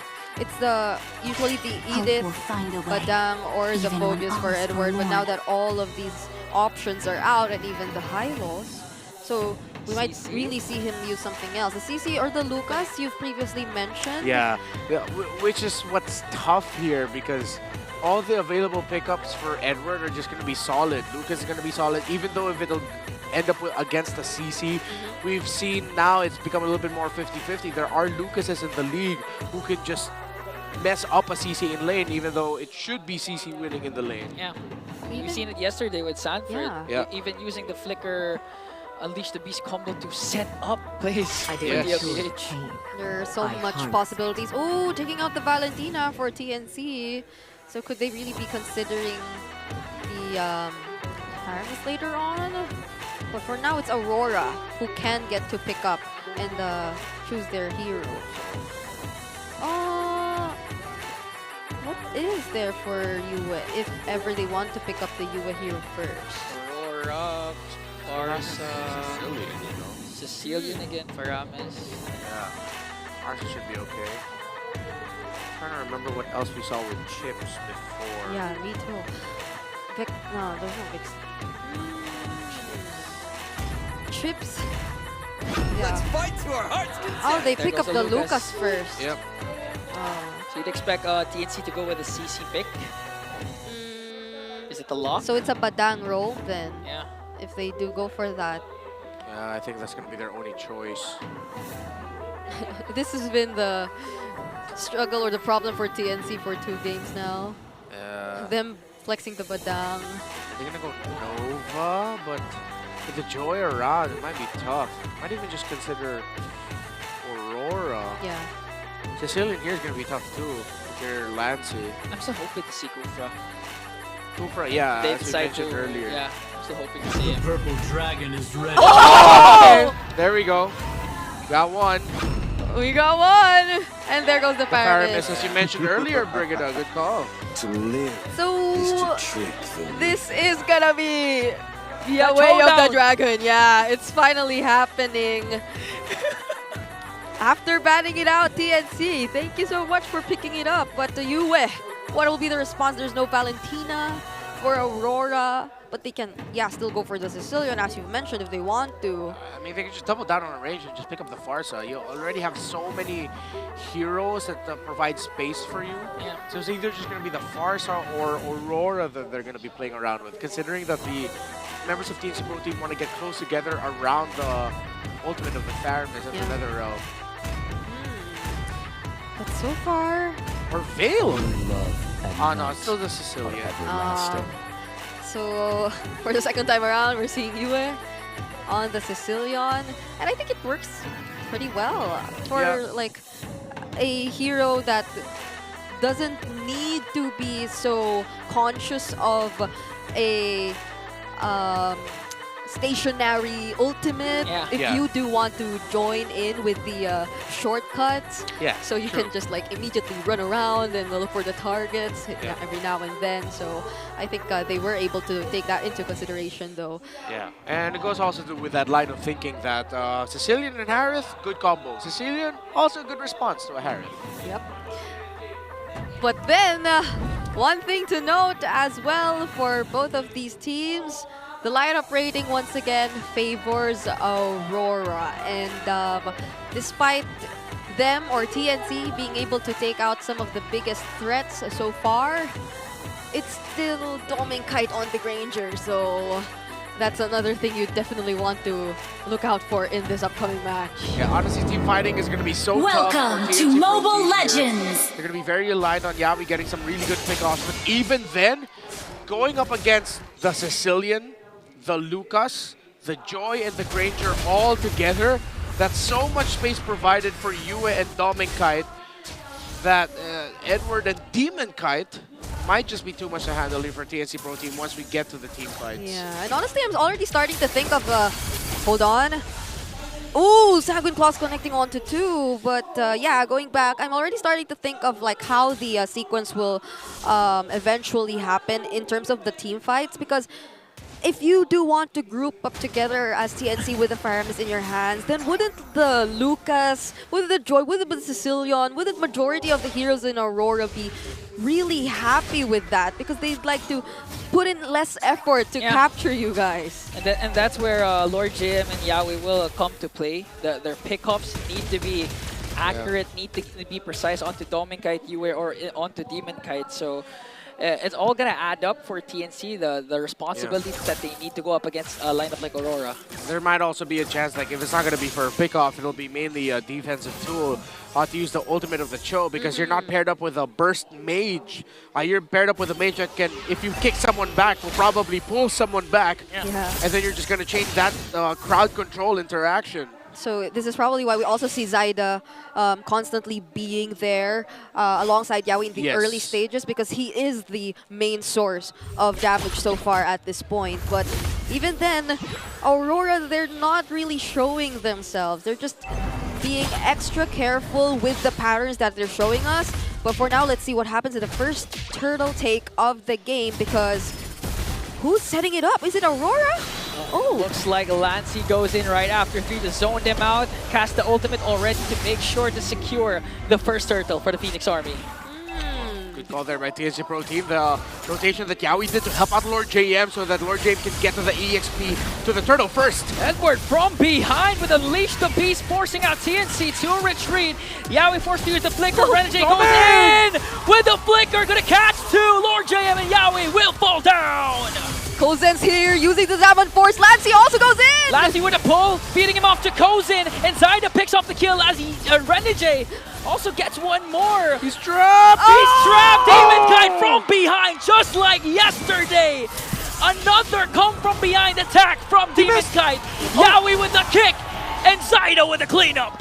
That was just so quick for Demon Kite. Right after getting the purple buff away from TNC, he decides to dive and get the kill onto Kuzen, who we thought already had a pretty good start because he was able to join in the fights early on. Yeah, good thing that TNC Pro Team were able to trade things out.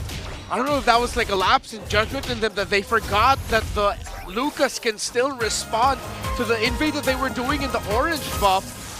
They stayed there a little bit too long, and that just made enough time for Edward to join in the fight. He rushed the Dreadnought armor, so he's going to be reducing the damage output of, well, 3 heroes at the side of TNC Pro Team, the Suryo, the Cho, and the Badang as well. Yue already has 4 assists, so that's what TNC needs to check here. I know they want to be aggressive and set the tempo, yes, but always watch out for the off angles that either Demon Kite or Edward can come from for the turnaround, because that's what Aurora showed that they do so well yesterday.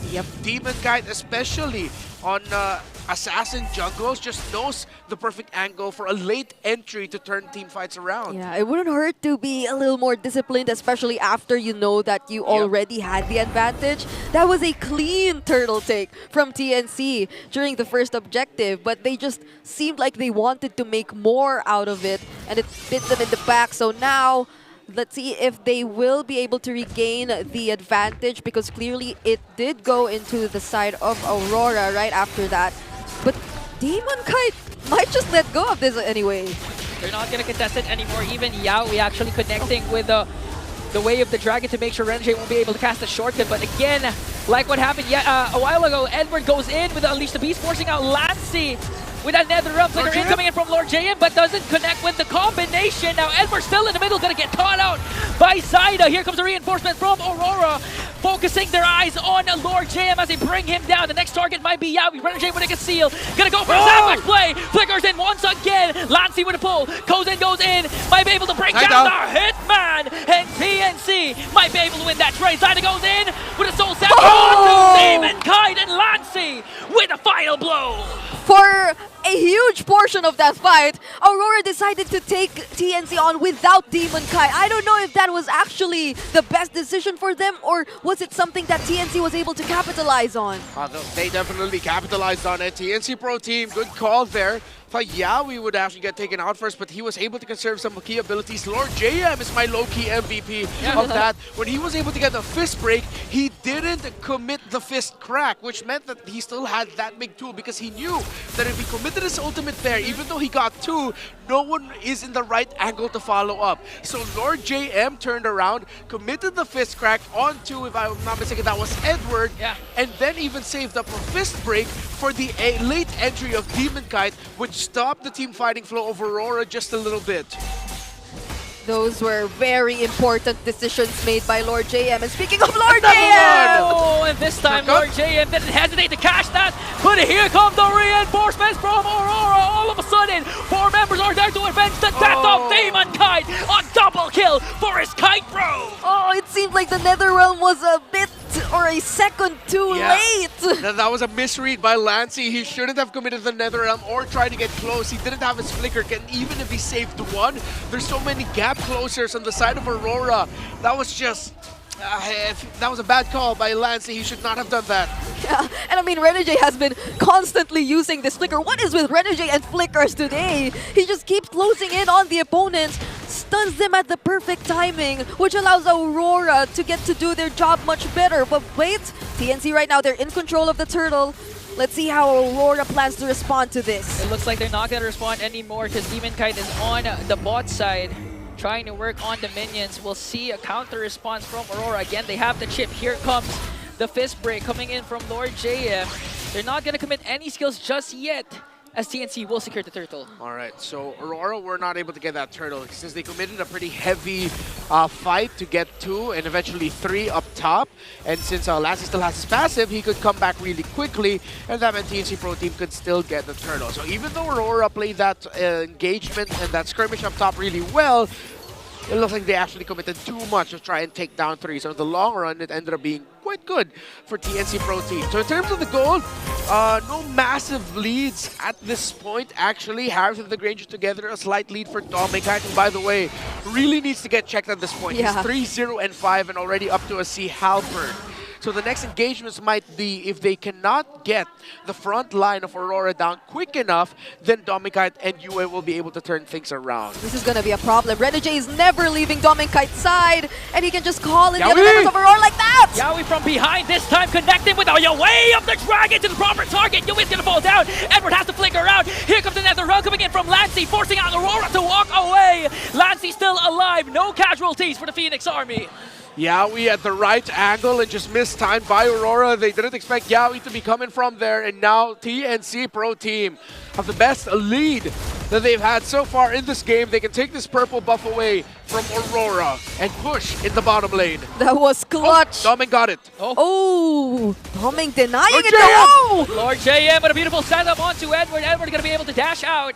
And Yue to make sure to use that Sanguine Claws for good measure. But still, Dominic was able to get the purple buff. Yeah, honestly, if TNC once again gets to force out the shortcuts with Aurora or from Aurora like that, and them being just prepared to regroup and fight back after they know that it was put to waste, that might happen once again. So Renegade has to be extra careful in his decisions. that didn't hit! Then Renegade glides through. The cheat couldn't do of Yawi. And it was key because, again, the Lord has pawned up for grabs for both of these teams. A while ago, TNC was giving up the neutral objectives to Aurora, and now this time TNC looking to secure another objective. Here comes the kick from Yawi from behind. Was able to cast a shortcut though, but Lancy gonna pick up a kill first. Edward, Mr. Consistent, is down, and Zayna gets the Lord. Aurora crashing down in the hands of the Phoenix Army. No trade for the Northern Lights. And that is a well-timed Nether Realm, I'd say, coming in from Lancy. Them being able to clearly out-sustain Aurora and last longer in that fight. Even though the shortcut was dropped down, Lancy's Nether Realm came in just at the right time. As Aurora now will be playing from behind. Good thing they have a great lineup for defending. And it seems like Aurora are actually comfortable with this idea. Why? They picked up two heroes that have great poke and great distance before you can actually reach them. We saw they were willing to give up major objectives and play around the shortcut turnarounds. So Aurora know that they have a lineup that are good for comebacks at this point. And it's not a crazy lead that TNC Pro Team holds. It's just around 2,000. Yue is already up to a Magic Lantern. Not that far behind in terms of gold compared to Lancy. The Granger actually leads the Harith still, who's up to the Holy Crystal, but it's already up to the Malefic Roar. 4 items locked in for the Granger. So this is still very, as they would say, comebackable for Aurora. And not to mention, aside from that wave clear they have in their hands, Renegade can just come in with the crash courses and deny whichever engage TNC wants to go after, but they might just be playing it a little more safer for now, considering that they did indeed haven't established that much of a lead just yet up against Aurora, so they have some catching up to do. But at least for them, map control is clearly on their side right now, and Kozen is finally leading in terms of damage dealt. That's why I like what TNC decided to go with, not forcing anything anymore. Again, even if Aurora's lineup can scale up towards the late game, if they secure another major objective like the second Lord, they can take down a lot of inhibitor turrets and render the lineup of Aurora useless. Yeah, the discipline TNC is showing us right now was the complete opposite of what happened in the first turtle. They wanted so much more from that, but now they clearly know that they have to take care of this advantage. Yeah, one of the trade-offs of Aurora and their strategy in this game is that the Lucas was not able to get the condition that you want for a Lucas in terms of being able to snowball quickly in the game. Usually you want to at least get 1 or 2 of the turtles and stand toe-to-toe in terms of team fighting early on if you want to play around a quickly scaling Lucas. Since they played a little bit more defensively, this Lucas will turn into more of a utility and set option when it comes to the defenses. As TNC Pro Team, I like how they're positioning. They're slow pushing and not managing the top wave. They're focusing bodies at around the mid, looking at the minions of waves that they have. Magic Sentry spots them out, so now that needs TNC will have to be careful around the upper quadrant. Yaoi gets the information, but Aurora will get the position first on this objective. They show themselves here and will push Aurora back. Renegade holding strong though. Ultra Instinct from the Hitman. Both of them use the flicker. No engage for TNC, but also no flicker for the Hitman. Look at these two. They just know each other so well. So it seems like TNC will be able to position themselves somehow. Okay, both ultimates has been casted for the both roamers. Here comes Edward with Unleash the Beast. Oh my god! Omega kill brings down the lover boy. But look at the Lord JM with a beautiful setup. Aurora still alive. Lassie flickers in. Dominguez is in a trance. This man is crazy. As Aurora has 5 members left. TNC forced to back away. A conceal from Renegade. I smell blood in the water in the river, but the clash will disperse. All right. They just lost 2 members, but there's a passive for Lancy. So he will be immediately returning to the fight. And there might be a round 2 for this. I think Edward decided to dive the backline of TNC Pro Team and locked in on Kozen, because if he didn't, Lord JM's set would have been perfect setup for Kozen to just deal the damage and burst down the members of Aurora. The good thing is that Yue and Dominguez actually didn't commit their flickers in that engagement. So they still have escape tools here if TNC don't check that. Here comes another initiation from Lord JM. Renegade, will he be able to sustain this? He's gonna get bursted down by Kozen. Lancy might be the next target with another clutch, another round. Edward and Unleash the Beast will be tamed by the members of the Phoenix Army. Aurora backing off right now. Zaida with the Lord. Yaoi blocking all these bullets from Dominguez. And TNC eventually securing the objective. Great team fighting by TNC Pro Team and great retribution. A great take on the Lord rather by Zaida, as both junglers looks like were not able to use their retribution at that moment. Brute Force Breastplate now built up by Lord JM. There's a lot of CDR and lots of utility and damage coming out from that Badang that Aurora now need to be careful of. Yeah, Lord JM's been doing so much in this entire game.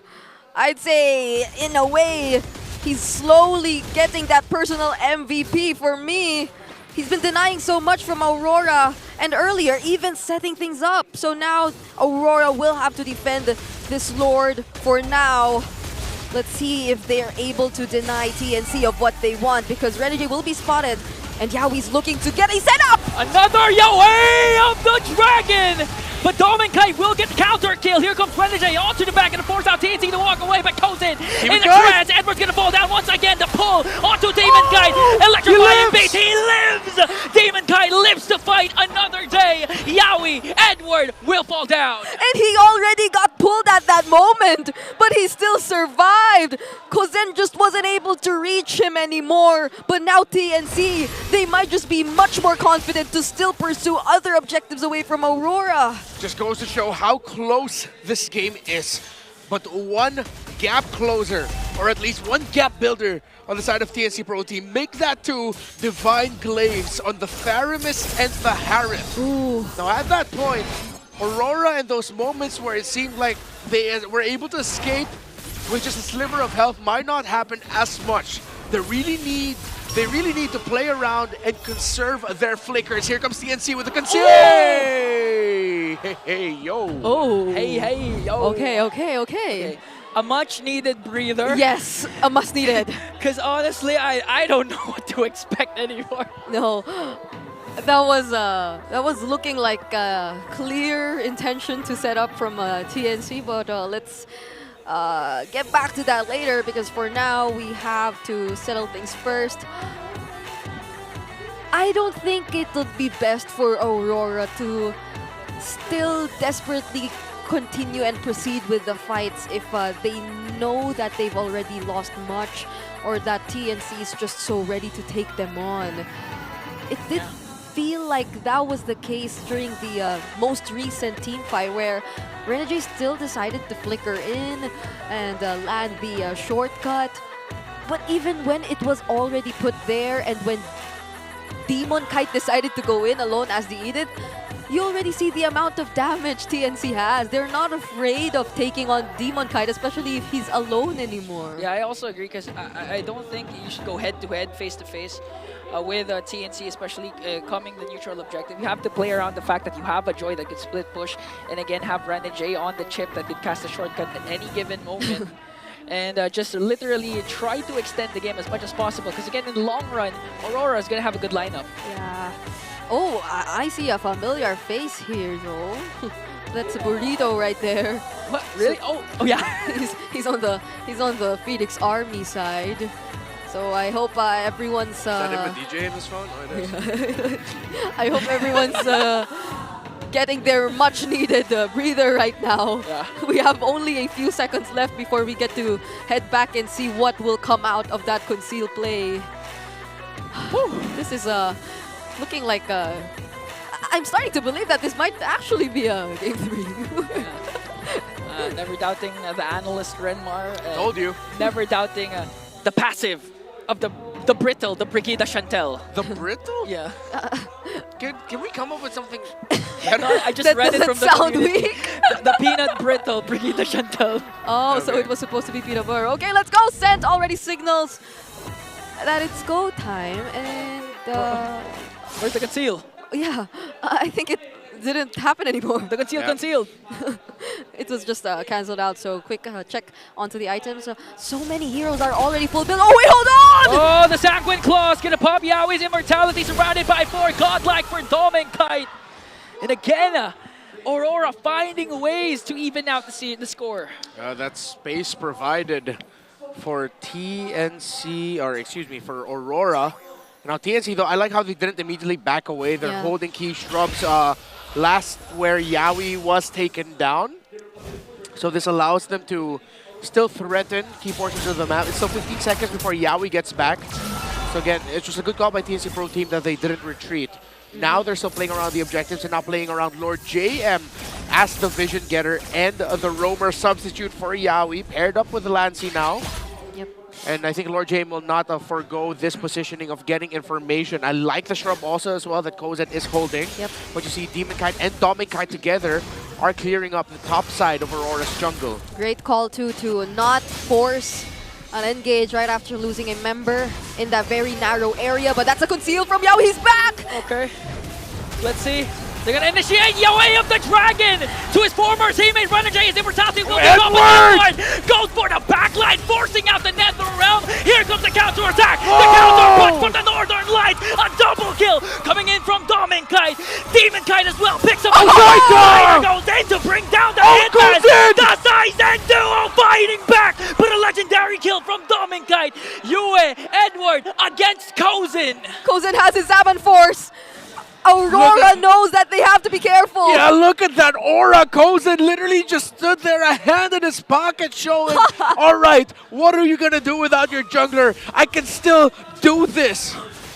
Oh my goodness, Kozin. The aura. Make TikTok edits of what he's doing right now. He's holding the area all by himself, but that's 3 full HP members of Aurora now. So he has to be a little more careful this time.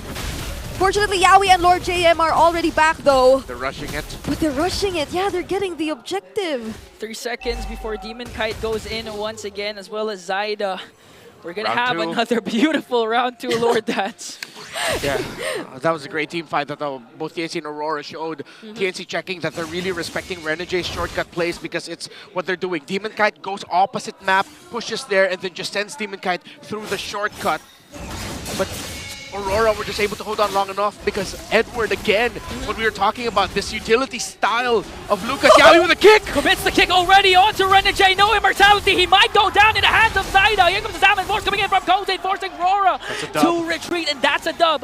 TKO for the Phoenix Army. They get to take down the shortcut too, so there's no way for the other members of Aurora to just catch up in the midst of the fight. Now they're in full control of this Lord. But Aurora, they might still want to go for it. Demon Kite is in the middle lane. They're going to try to look for an opening. Here comes Edward joining out the members of the Edward's going to fall down. A clutch that from Lancy. You are a god in a midway. Yahweh with a kick. Demon Kite, immortality of Dominic will be popped and will get shut down by by Zaida. Phoenix Army soaring ever higher. And it looks like they've flown through the turbulence as Aurora now will have to face a fierce Phoenix siege. Three members of Aurora. Minions onto the middle lane. They do have clear wave, but the momentum, the aggression and the adrenaline of the Phoenix Army, you can already feel it as the Lord sieging in onto the bottom lane. Doming kites down for 23 more seconds. Oh no, there's the shortcut once more. Renegade flickers out to make sure to evade Yaoi. Here comes the kick once again. Demon Kite forced to back away. The Lord is down. The base has now been exposed and will be erased by the Phoenix Army. They will not let this series pass without a game number 3. We've only seen the show once. They cannot let it end like this. In the Dance of Dragons, the highlighted hero comes in big. In the hands of the man that has the most played games in MPL Philippines on Joe, Yaoi and TNC Pro Team force game number 3 against the so far undefeated Aurora. I honestly think my hair got all messed up after that fight, and now that I'm seeing it... No, I'm the comment section already typing, no Brigida, you look great. You look perfect as always. Well, thank you very much. But honestly, I was literally holding my head the entire time. There were so many beautiful clapbacks from both sides, and it just felt like Yaoi and Renegade were always on the lookout for each other. More so for Yaoi though. Yeah. It really felt like he was just always looking for Renegade. I mean, if you go back to a point in the top lane and top the turtle pit, the two flickers of the both roamers were in sync. That's how they know each other. They know the tendencies. And again, it was a game of back and forth, but TNC rose to the top. It was beautiful. It was beautiful, but we have to give our flowers to the MVP. That's Zaida on the Suyo. Clutch retries, he gotcha. Yeah, and most importantly, it led up to when Kozen stood in front of Aurora and said, try to take this Lord now. Because Zaida was able to get a kill onto there. I just cannot remember the member who it was. And able to bring Demon Kite very low to send him back. And the other members of Aurora were so low that they couldn't do anything around the Lord. And that's why Kozen was able to stand tall, buy time, and provide information. It's because of Zaida. Yeah, it was the Zaizen duo. They really played a huge role, especially in the latter parts of the game, as you mentioned, Renmar. But again, Zaida's composure to just make sure to out-retry Aurora. Even if a Demon Kite has huge, amazing angles from the back that he can, at any given moment, go in for the retry steal, the whole squad of TNC was prepared for it, especially our MVP, Zaida. Yeah, I'm waiting for that sequence where Zaida still decided to fight back against 2, still get a kill off of Aurora, and that was before the Kozen hand in his pocket standing in front of Aurora moment. I think this was it. Or, no, this wasn't it. It happened later on in the fight, but that was just one of the many moments where Zaida was just so decisive, and I like how coordinated TNC really felt, especially towards the latter portions of the game, because I know in the early portions there were moments like this where there were late leather realms and all that, but they were quickly just able to adjust on the fly. What a sequence by TNC Pro Team in the last few minutes, and of course every engagement that they have playing around the shortcut of the chip. And Renegade played this chip very well. It's just you saw TNC Pro Team were able to pull off some key things, specifically Lord JM. Yeah. Even Edward had a fantastic game. Him and Edward were trading blows. If Yaoi and Renegade were trading, all right, who's going to be able to crowd control who and whatnot, Edward and Lord JM's entries also came in big. So look at Zaida here, the lower portion. He's going to be able to bring Demon Kite low, take down Renegade. He gets taken down, but that meant Kozen was able to actually take down Demon Kite, which led to a longer dance around the Lord for TNC Pro Team that Aurora eventually just fell to, playing around the Nether Realm, and Yaoi getting that final big kick onto Domikai just when we thought that Yaoi didn't have his ultimate anymore. He still did. After multiple times where Aurora just sidestepped their way out of either the Jeet Kundos or the way of the Dragons or wherever Yawi just landed, he was able to find the most important and crucial kicks during those moments of the game, which eventually handed them over the victory. A lot of times, though, I was also really wondering as to why it felt like even after multiple layers of crowd control towards Renegade, he was still able to find a way to just land the shortcuts. Yep. So, at least for TNC, they also realized that the shortcut is another problem too. They cannot let it go unnoticed if they want to pursue with the fights. Especially if Edward goes in with the Unleash the Beast already casted. Yeah. I mean, you clearly see Edward being a one-man army, forcing out Lancey's NetherRealm in crucial moments. But again, Lancey was always almost on point with a lot of NetherRealms, even down to the very last of major objective, the Lord. He was the one who got the Lord. Yeah. Eventually, it just became a big story of whose front line can hold long enough. It seems like it was Lord JM at some point also, because they don't have a hard front. Yawi is more pick-off style. He can dish out crowd control, yes, but he's just going to be taking up and soaking up damage. Lord JM, again, we talked about him and Edward and what they bring to the table for these two teams, but having the NetherRealm with them and Lancey being able to use them at the most appropriate times for a majority of the big engages that could really turn the game around. Well, TNC Pro Team eventually got the win, and this time they were able to outclass Aurora. This is one of the very rare times we see the Granger on Doming Kite getting denied of a victory and not being the rich guy too. Yeah. Is this the first time he lost to the Granger? For this week? Yeah, I think it is for this week. He did lose, but... yeah, he already has like 2 losses on the Granger. But the rich guy is always in his hands. Yeah, this time it's in Zyda's hands. Able to get a good amount of gold through the jungle creeps and of course managing the minions. And you really see just how much of a team fight centered game this was, where because you see the around 2,600 gold for Zyda through kills and assists. So it was really based around the skirmishes and being able to build advantage through takedowns. That was so interesting to see that we reached the 20-minute mark, but not even the late game Sicilian felt like that much of a threat anymore for TNC. It's like they're always able to do the front to back kind of answer. The real MVP. So, You're gonna doubt me again? Bring it up when I call a 3-game series happening? Yeah, I don't doubt you anymore. Thank you. But I can't We are blessed. help it. The mother is here. The daughter is here as well. The mother is here. She's on the other side, and she was here too yesterday. So at this point, you two are statistical anomalies. It is not coincidence. It is straight up fact. When you guys are around, it's just 3-game series. I'm still not over the fact that I already casted the 4 longest games according to Renmar. Yep. I don't know if that's true, but... You did. Okay, I did. I guess I did. 4 of the longest games in MPL Philippines Season 15 were casted by you on the English broadcast. There were 30-minute Wait, I have a question. Were you with Brigida during that time? For a good amount of them, yes. Yeah, unfortunately. How can he not be? I mean, fortunately, I love my job. Yes, that's right, that's right. How can we not love all the action and the intense battles we're seeing right here? But if you're unable to join us live at the MPL Arena, we also have watch parties happening in other portions of Makati. There's one on March 15 and 16. When's that? That's today and yesterday. Yeah. It was versus Omega and TNC. So yeah, we have watch parties for all the RORAs out there. Shout outs to all of you guys watching from the official watch party.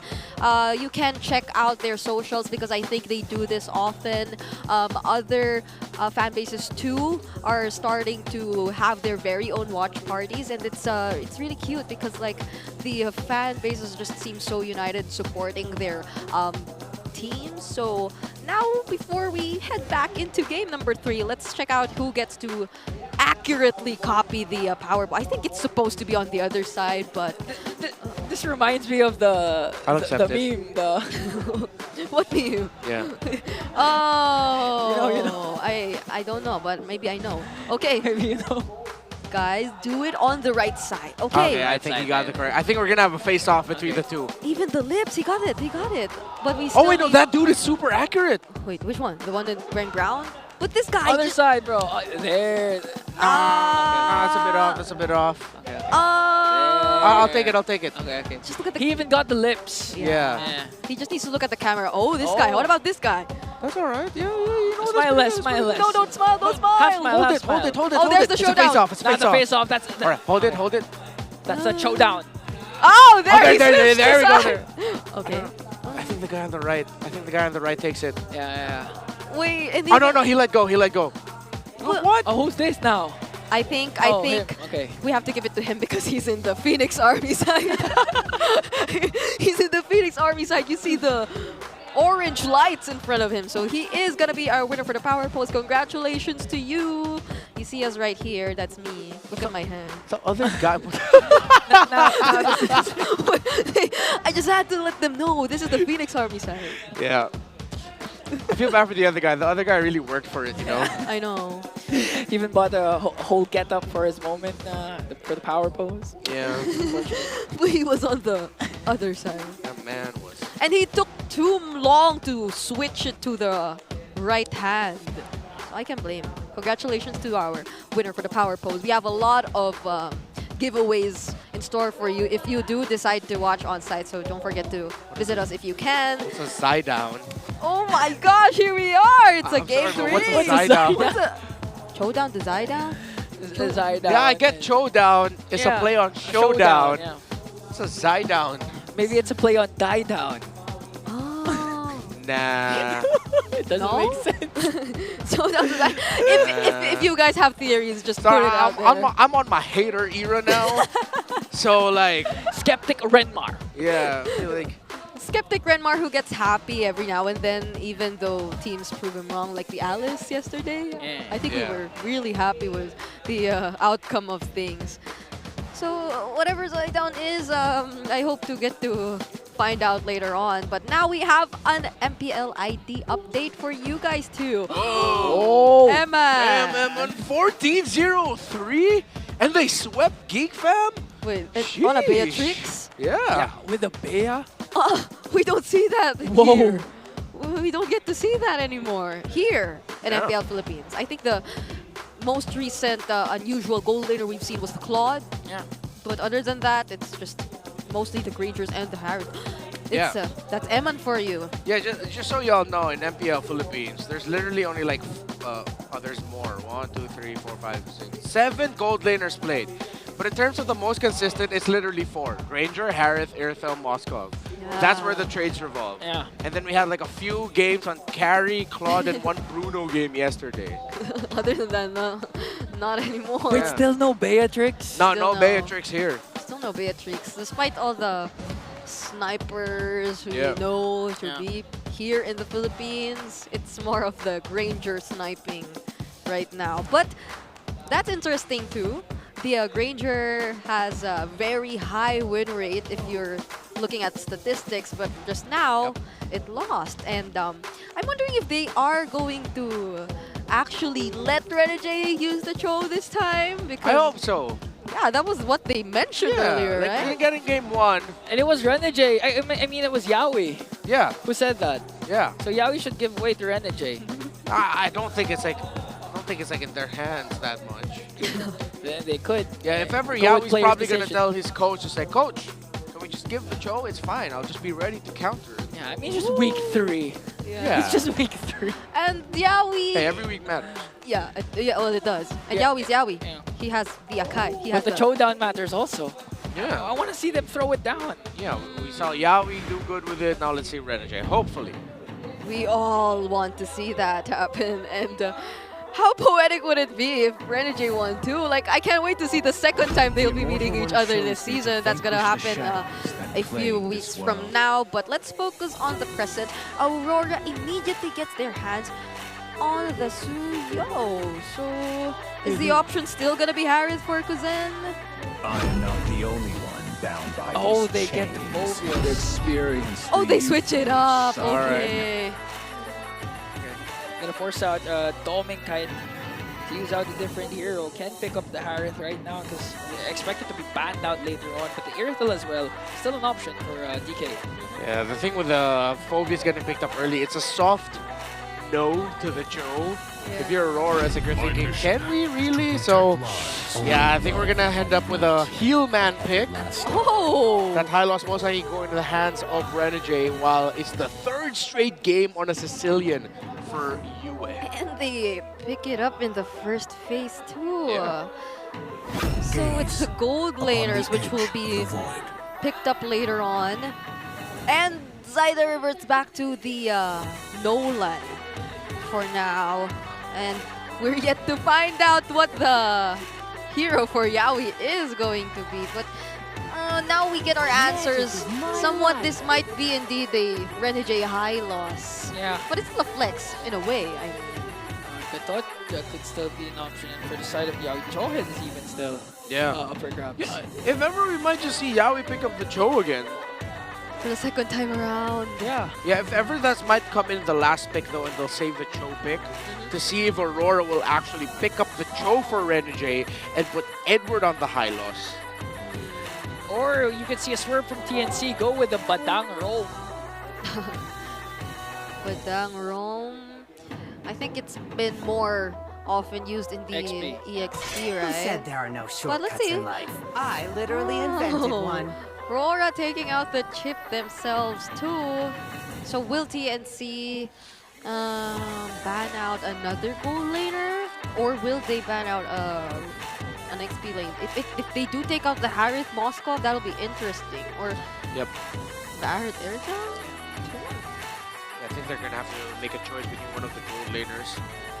I like the idea of taking out the gold laner pick. I think Irithel more is the one that they'd rather ban and just give them the Moskov. Just make sure that they can play well around that. Make sure that whatever lance he doesn't end up with isn't so static. But they will respect the Tigreal instead. This is interesting. So at least for Dominkite, he still has his options. The Moskov Irtel's still there, but Aurora, would they want to ban out one of Lancey's potential heroes too, or they'll just double down on the roamers, since those are the those are the players to watch out for. Yeah, Trawhead maybe, or Cho. Cho, yeah. What if they ban it this time? Good, yeah.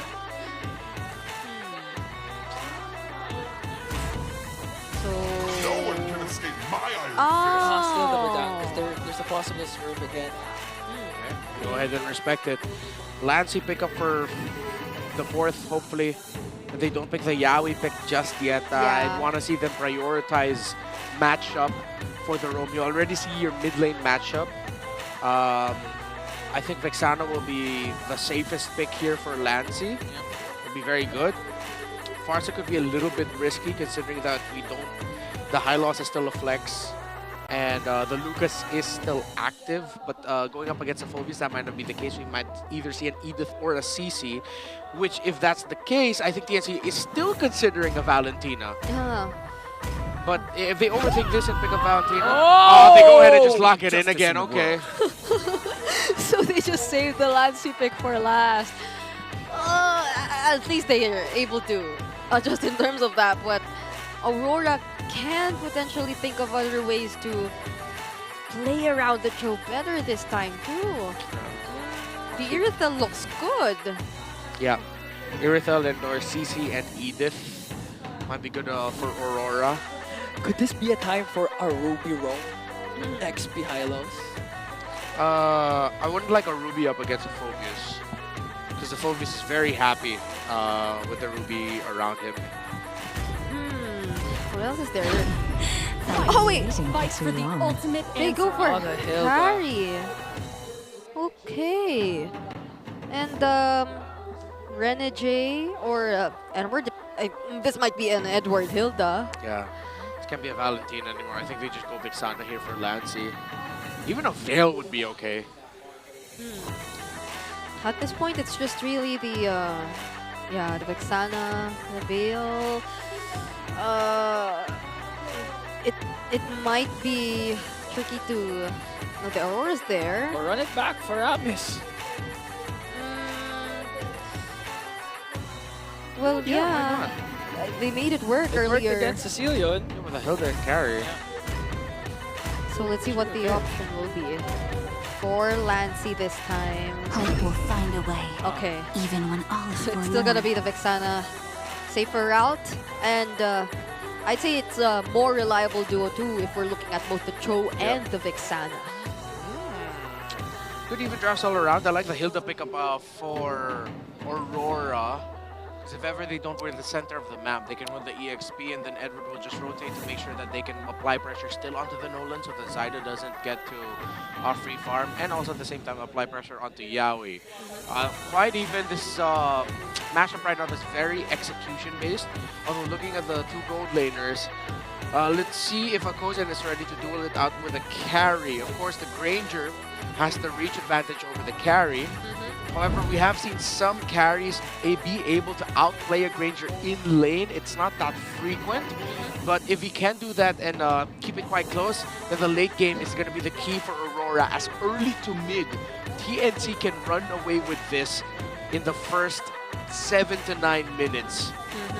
And this is really looking like a team fight based composition Welcome to for Mobile Aurora Legends. if they do want to actually let Dominkite get his items and buy him enough time to actually participate in the fight. But this is it.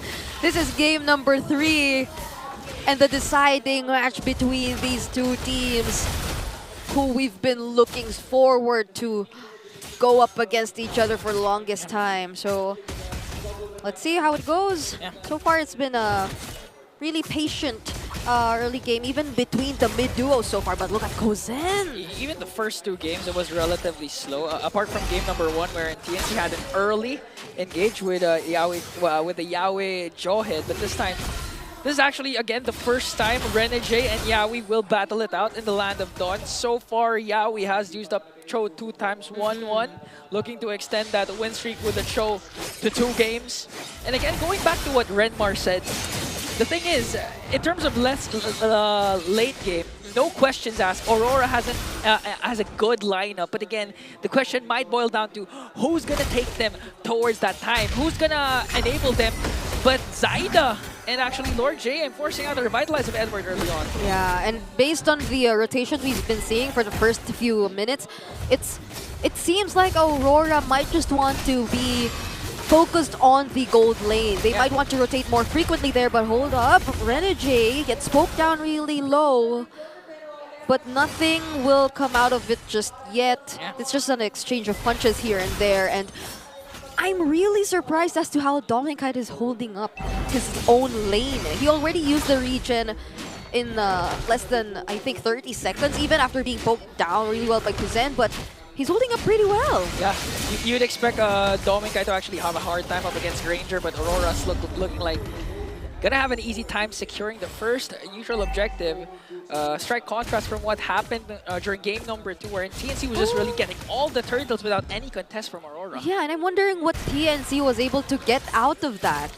They weren't able to steal away any jungle camps from Aurora. And even despite the fact that their gold lane pretty much is at an advantage up against Dominkite, they weren't really able to maximize it. So it's just Aurora getting the turtle with actually no trades from TNC in the early game. Yeah, a lot of that also boils down to how Edward is performing in his lane. Again, he's always first when it comes to rotating outside, disrupting any potential initiation that can come from the Phoenix Army. I think also TNC Pro Team are waiting for a better time for Zyda to be able to burst down, like actually get a sure 60 to 70% burst when he uses his fracture. As TNC Pro Team are trying to slow things down. It's not, they're somewhat allowing Aurora to set the tempo here. Because again, if they go too fast, I might force some reactions and put them in a state where it's a little bit too chaotic for TNC's taste. So they've taken a different approach for the early to mid-game spike, while they're looking more for the mid-game spike instead, actually, with a slower pace. So it got carried over, like TNC being that very disciplined team. Yes. After learning just from a single objective take in the previous game, it's hopefully something that won't entirely put them at a disadvantage, because if Aurora does indeed get to snowball, then it'll be really hard for them considering their lineup. But at least they're able to just maintain things as they are. But the control and the aggression is clearly coming from Aurora still. You know, TNC's mindset might be that we're not going to play as aggressive as we've been playing because, again, but hold that thought because Lancey's poking a Demon Kite. All the while, Yaoi goes in with an off-angle way of the Dragon. Renegade goes in with a glorious pathway to bring down a Yaoi, now forcing TNC to retreat. Yeah, good thing Yue was able to flick back. That could have been a sure trade favoring TNC Pro Team, but it ended up just becoming better for Aurora. Lord JM now forced to go back, and Aurora will get the second turtle of the game. Yep. Kuzen was also there, but that didn't mean TNC was ready enough to win against Aurora or engage against them completely. So now they will be returning back to their lanes, and they'll be continuing this pattern of being a little bit more passive, not unless... Okay, Demon Kite gets to touch that too. Yeah, I think just a tad early for Yaoi. I think he was already thinking about where Demon Kite would end up, so the Demon Kite delayed his exit. Yaoi with a kick. Okay, they're gonna commit it onto Renegade, but Yaoi gets shredded down by Demon Kite. The damage early on from this carry is just too immense for Yaoi. This isn't looking too good if you spend too much time without the follow-ups, without your other members. Dominkite will just have the time of his life. Yeah, and at the same time, Aurora are playing much better around the Cho. They're really respecting it. They're expecting that Yaoi's gonna kick Renegade every chance that he can get. But Yue and the rest of Aurora have been ready to respond to it every time. They're at the purple buff right now. Will Zyda get his hands on it? Look at these members contesting it away. Oh, it's going to be 4-on-4, but Zyda might be able to escape though still. Who's going to get the purple buff? It's going to go on to Demon Kite. So where will the trades from the side of TNC come from? Yaoi goes in for the kick, but on the other hand, Aurora's just rocking the mid lane. Going to zone out the members of the Phoenix Army. Renjay is going to fall down, but TNC's first tier turret will fall also. TNC now have decided to play this game a certain way, and now Aurora are taking over the early game, the supposed window of TNC. And the late game lineup is more leaning towards Aurora. The Yue and the carry, or the Sicilian, excuse me. Because he's been playing it 3 games he played 3 games, so Sicilian and carry together are going to be much harder to deal with for TNC Pro Team than the the Vexana and the Granger together. Another kick by Yaoi. Gonna come in onto Renegade. He has a revitalized glorious pathway still up for grabs. Tanky Renegade, the hitman. No, call him the chunkiest man in the land of Dawn, soaking up the damage. Coming in from TNC, Yaoi goes in, wants to go for more after Demon Kite, a flicker from Yue. No, not Yue, but still Zyda gets the turtle. Here comes Lord JM, forcing Aurora to retreat, and now the trade TNC is looking for is here. Well, TNC Pro Team found their timing, finally, at around 7 minutes in. That's exactly what we were talking about. They knew they couldn't take the next turtle down, lying down. They needed to try and contest for it, which they did. They got it, and now they have more room to breathe around the map. And that was pure respect from TNC too, seeing that Renegade was just so tanky, they just really couldn't take him down. But at the same time, that was multiple resources that they were able to burn. That was to revitalize the glorious pathway, and so they were able to set up a bit more for that turtle take. But let's see now, because it's still Aurora getting the better conversions, getting the turret objectives away from TNC compared to them. All right, let's see where the Nolan is at. Already at a Hunter Strike, on the way to the second item. Already 2 for the Suyo with the War Axe and the Hunter Strike as well. Kozen already built up to a Malefic Roar, and also has a Sky Piercer, so that's 3 core items for this Granger. Definitely TNC are online, and look to seeing them being more aggressive and to really trying to win trade-offs. As Lord JM also just built up an Antique Cuirass. Yeah, although this is the moment where they have to get past Edward too, since he's already being part of the rotations. Yeah, because of what Edward has been doing, Yao is forced to go for those off angles just to make sure to try and reach for the back lines, as Dominkai just going for the turret damage. TNC can't even defend anymore. They're out their turrets onto the top lane, while Kozen wants to go for a trade onto the bottom lane. Yeah, it's a map wide split, and Yaoi's actually covering the area so that Kozen will know when to go back. Kozen should know to go back already, as Yaoi was able to block off the downwards rotation of Renjay and Dominkai. Demon Kite will show himself in the map. So TNC have a very good idea as to where Aurora are. All right, we're already seeing the first Lord spawn for this game. And you mentioned the TNC, they're already online. So they're looking to contest this. They're looking to fight. Oh, Demon Hunter Sword already built up by the carry. TNC Pro Team need to really try. If they cannot break down the front line fast enough, they at least need to bring Dom and Kite low so that he gets forced back. Oh, Yawi! Yawi of the Dragon plus the Flicker combination onto Mr. Consistent, but it looks like Aurora's just too much for them to handle. Zaida might be next on the chopping block. One member down for TNC, and Aurora was miles ahead over the Phoenix Army. I don't think TNC can afford to not get the perfect target this time. Dom and Kite's just too much to handle with all those free hits and the late game damage. Yeah, and Lord JM, good control on him actually. It seems like TNC Pro Team saw how fast Yawi was going down, and Lord JM decided not to just keep jumping onto the members of Aurora, and he uses Dark Wave defensively since he wasn't able to get a really big one that maybe led to 4 members getting knocked up on the side of Aurora. TNC Pro Team just decided to go back, and now we'll try again through another pickoff. However, Aurora did get the first Lord of the game, and this could be a devastating push for them as, again, the Sicilian of a Yue still untouchable. Same for the carry of Dom and Kite. Oh, and not to mention he still doesn't have the Wishing Lantern too. He only just has the Glowing Wand. So once he gets his hands on those items, that'll be a lot more for TNC to consider. And they really will have to say goodbye to their outer turrets. Definitely looking at Aurora's control. The Great Wall of Renegade and Edward. Again, we're gonna go back to the question or the problem that Yawi has to face. He has to go for those different kinds of angles if he can't rely on the flicker. Because Edward and Renegade has been doing a phenomenal job in zoning out and giving vision for Aurora. Lord sieging in onto the top lane. They're going to save their Holy Shields at the top, but they're going to lose their Holy Shields in the mid. Oh, they might just say bye-bye to it now too. So there's only the Holy Shields down bottom that's left, but we're also nearing the 12-minute mark either way. Interesting itemization, by the way, for Yue and Renegade. They both decided to go for Crystals because they didn't want to go back. They wanted to maximize the mana region that they could get from those items so that they don't lose Shrub and positional priority against a lineup centered around a Cho.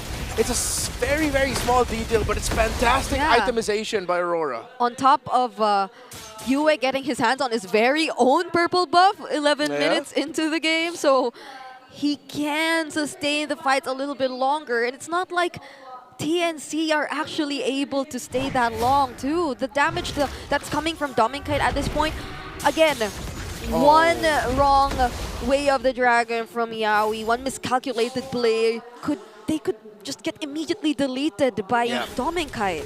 And Dominkite already has the Malefic Gun as well, so it's going to be even slightly harder to get that carry. 540 stacks on codes and 12 minutes in. He just built up a BOD. So again, we already mentioned it earlier, TNC has been online for quite some time. So despite this being a 5k gold lead for Aurora, this is actually within the realm of a comeback possibility for TNC Pro Team. When you're at around this point of the game and the course of your lineup is well farmed, a 5k gold lead for the other side isn't much. Okay. Because we are looking at the second lore now, and hopefully they both get to take into consideration all of these factors from both sides. Lord JM has some sort of vision, but they're just really waiting for TNC to show up. And Renegade, he's about to get all the necessary information. You have found where Yawi is, and now that's a recalibration for TNC Pro Team. They decide to show Lord JM. They go for a conceal. They're going to go for the wraparound. They're going to go for the black. Gonna try and go for Demon Kite. The kick is there, but it's not going to be a follow-up.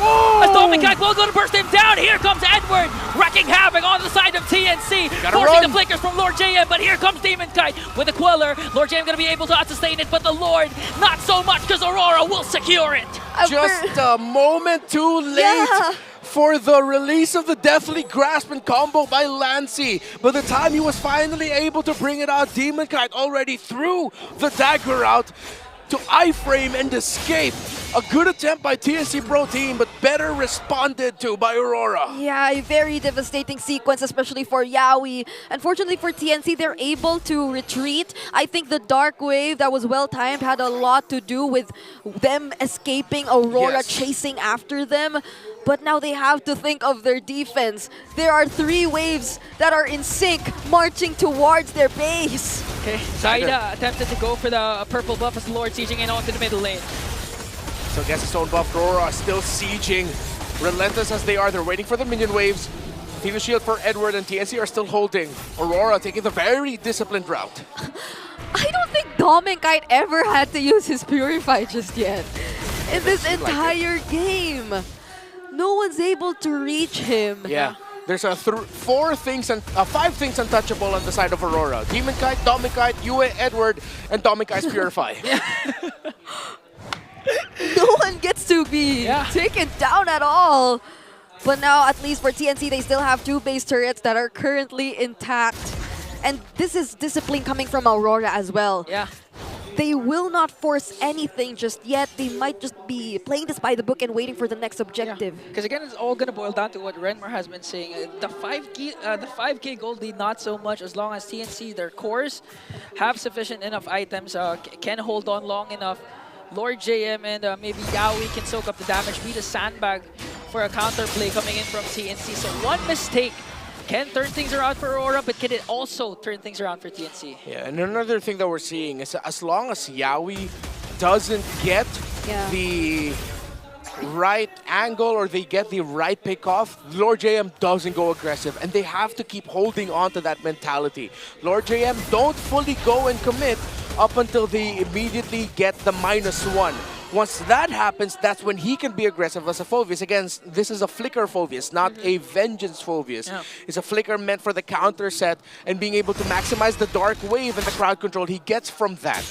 Still, very pick-off dependent RTNC. Yeah, this is a different kind of lineup and playstyle we're supposed to see from them. It's not Yaoi and Lord JM getting to engage together at the same time, or Lord JM having his very own openings, or having the capability to just look for members from Aurora and set things up compared to earlier when he was on the Badang. So they have to be a little more patient in terms of the decisions that they will be doing this time. And the 3rd Lord has finally spawned. This is the Enhanced Lord, if I'm not mistaken, still. So TNC really has to be careful. They lost 1 base turret too already. Oh, they're going to burst it down. Aurora might just go for the Lord instead, forcing TNC and keeping them at bay. Look at the damage coming in from Yue. Good seal. Edward's positioning so good. Yeah, we goes in! With the way of the dragon, but Demonkite survives as he also secures the Lord. Goes in, forced to back away. Hunting season for Aurora. Edward was able to escape. No casualties for Aurora and TNC. They will lose too. Yaoi was able to find him, but Dominkite was free once again. Zaida and Yaoi did their absolute best in that scenario. Zaida was even able to get a retribution off. Demonkite did not retry that Lord. It was his 2nd skill that helped secured it. And now Aurora, very disciplined yet again, countering the engagement of TNC Pro Team, might now be on the way to winning in this game number 3. Yaoi is back, Zaida back in 5. Who wins, who dies? Lord sieging in onto the middle lane. Renegade goes in with a glorious pathway, but Lassie counters out with a deadly grasp. They're able to out-sustain the damage coming in from Aurora, but the Lord still on there. Yue flickers in even for the Sanguine Club. They're going for the base and it's all over! Let's go home! Aurora's streak lives on!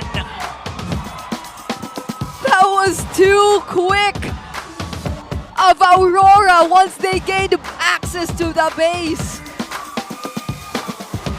That flicker in last minute too from Yue, they just literally wanted to seal the deal at that moment. The right call, the right play. They gave the choke to Yaoi yet again, but this time they were more ready to play against it. A hell of a game, a hell of a series. And we might be seeing the next big rivalry here in MPL Philippines. A very friendly one at that, because of Renjay and Yaoi and even Kozen's history with the team. really feel the history between these two young men. If you're gonna go back and rewatch what happened, they know their tendencies of each other. They've been doing a good job. And speaking of doing a good job, TNC, the Phoenix Army, still, still in a good position. And again, they will always continue to rise. Very commendable performance from TNC, getting a game off Aurora, and still showing us that kind of mindset, the way they're able to just reintroduce themselves in this season. And despite this loss, I'm pretty sure that they've learned a lot once more and are bound to bounce back stronger than ever in the coming weeks. But if it's just consistency we're talking about, if it's just who performed better and cleaner in this match, Aurora once again, multiple times, just constantly adjusting, changing things that'll benefit them in the long run on the fly. So I'm looking forward to see and hear what they have to say. Let's head on over to the stage and listen to the winner's interview. After that intense of a series, standing at a 5-0 record, it's Aurora Gaming! What a performance. Again, another thriller. Umabot na naman tayo ng 3 games, Odin. Siyempre, at rinig natin ng mga audience. Likes with it! Alam na alam nila yan, Hans. At ngayon, gusto kong tanungin si Rene J. Rene J, nasa iyo kasi yung spotlight today. Rene J, another win to extend the streak. Ano ang gusto mong sabihin ngayon kay Yawi at saka sa TNC Pro Team? Unang-una sobrang saya ko tapos last din nila talagang sobrang nahirapan kami kaya umabot ng 3 games yung laban. Kumbaga, pero paano ba yan? Talo na kita Ayun na nga. Sorry Tsaka nakakabitin. Kasi yung pinag-usapan nila, Kanina kasi, bago tayo mag-match, diba, sinabi ni Yawi na ibibigay daw sa yung show ng Game 1, kanya yung Game 2. Pero the whole match, hindi namin nakita na ginamit mo yun. Doon pa nanggaling yung gigil mo para matalo mo sila sa match na to? Hindi, plano ko talaga, 9 games ko si Yawi sa interview Sabi ko magchuchu ako pero hindi talaga. Para gamitin niya. Yun pala yun. All part of the plan pala. Okay, so it all worked out. It all worked out, right? And Rene J, with your win streak here, ito na ba yung full form or full force na Aurora na inaasahan ng sobrang daming mga fans? Or feeling mo, mas may lalo pa kayong kayang ibigay come the next weeks? Tingin ko po, mas meron pa talaga kaming mailalabas tsaka maipapractice. Katulad nung game 2 namin kanina, medyo pangit pa yung execution namin. Kumbaga, may mga kailangan pa talaga kami improve kahit nanalo kami sa mga series. Kaya lagi umaabot ng 3 games. Pero okay lang, 3 games, mas maraming laro, mas maraming natututunan. And actually, I love that. I love that. Kasi, Coach MTV, hindi na ako lalayo kasi nandito ka na rin naman. We were talking about those 3 games. What does that say about your team? Kasi, what do you think of 2-1 na nagiging resulta? Mas gusto mo ba na 2-0, 2-1? In your opinion, what is this Aurora team looking like in terms of form? Siguro gusto talaga naming 2-0. Pero ngayon kasing regular season, lagi ko naman sinasabi, every season to, kailangan namin i-test talaga yung mga ginagawa namin sa scrims. So kung matest namin siya at effective siya sa scrims namin, syempre itatry talaga namin ilabas. Then syempre alam naman natin, gusto rin ng fans ng bago. Pero yun nga, hindi lahat talaga ng tinatry is magsasucess. Pero ang importante sa amin kasi is matry namin para at least marami kaming baon. At ang mahalaga, sumakses pa rin kayo. Diba? You love to see it. Sumakses pa rin sila. And Coach MTB, I know that you guys are already at 5-0. But in terms of anything for a significant amount of improvement, ano pa ba sa tingin mo yung kailangan improve ng team kahit na hawak nyo na itong undefeated record? Siguro hindi kasi namin tinitingnan na undefeated kami. Ang goal pa rin namin is magpalakas pa rin. Kasi kahit na undefeated kami ngayon, meron talagang team na sigurado dahil nasa MPL pitch tayo, siguradong aangat at aangat yon. So kapag naabutan kami, yun yung pwedeng maging cost ng talo namin. So dapat hindi kami magpahabol sa kanila. There we finally have it. Coach MTB, very well said. Boys, just one final question. Ano ba yung mga suot nyo and where else can we find everything else? Right? Patingin nga. Patingin, kailangan may mag-flex na isa. Kailangan may mag-flex na isa. Demon Kate, ikaw na may hawak eh. Ikaw na may hawak eh. Okay, harapan mo na. Harapan mo na. Okay. Okay. Wow! Asan yung likod? Sheesh, ang ganda ng font. Saan ba nabibili yan, Demon Kite? Itong jersey namin guys available sa Shopee. Tapos Sa mga online and offline supporters namin, try nyo rin manood ng watch party namin sa KMC. Maraming salamat, guys. There we finally have it again. Your undefeated Aurora Gaming. Congratulations, gentlemen. You may now take your walk of victory. What a match, Hans! What a match indeed. For your 5th win, you may now take your bow. Aurora seizing those wins once again. Renege, nanalo kontra kay Yawi. What else can we ask for here? Well, a lot of surprises pa ang naghihintay sa atin in the coming weeks. Pero bago tayo tumungin dyan, ay meron pa tayong match after this. Yeah, but for now, we're gonna take a look back at our casters para malaman kung ano ang thoughts nila. So casters, back to you. Aurora sitting comfortably at the top alongside Team Liquid Philippines and other teams who are still currently on a win streak. This team keeps getting stronger by the week, but who is our MVP after that game? I wonder. Okay. The Hitman, you know, he won the showdown without using Cho. Yeah, he said earlier in the interview, I said I was going to use a Cho, but I actually wasn't gonna. So I got him there. Yeah. He said it was all part of the plan. He just told Yawi that he will, but he wasn't. And apparently, they were also ready to fight back against the Cho from Yawi the second time around. Yeah, again, Renege was checking the rotations of the Cho. You want to be placing yourself in a more aggressive positioning if you're a high loss going up against a Cho so that the Cho doesn't get to the key shrubs first. And Renege and Yue understood the assignment. Again, the itemization to go for both the crystal so that they, elegant gem, there we go. Both going for the elegant gem so that they don't need to go back to base as much to regain their mana. And at the same time, Aurora were also able to successfully check the rotations and executions that Yawi wanted to do. This is one of the bigger ones. He was able to get the kick onto Demon Kite, but Demon Kite found himself in a better position. Zyda wasn't able to win the retry, and Demon Kite was actually able to use his second skill to get that Lord down. At the same time, the difference between the two EXP laners, the Phobius and the Hilda, where we saw Edward placing himself in the backline of TNC more than Lord JM was actually able to reach Dom and Kite or Yue, because Lord JM knew that he also had the other role of being the tank for TNC Pro Team if Yawi goes down. It honestly felt like it took so long for Lord JM to get out of his lane compared to Edward. And that is indeed, I think, the primary objective of Edward heading into that game, picking up the Hilda, which solidified the idea of the walls that Aurora had in their lineup.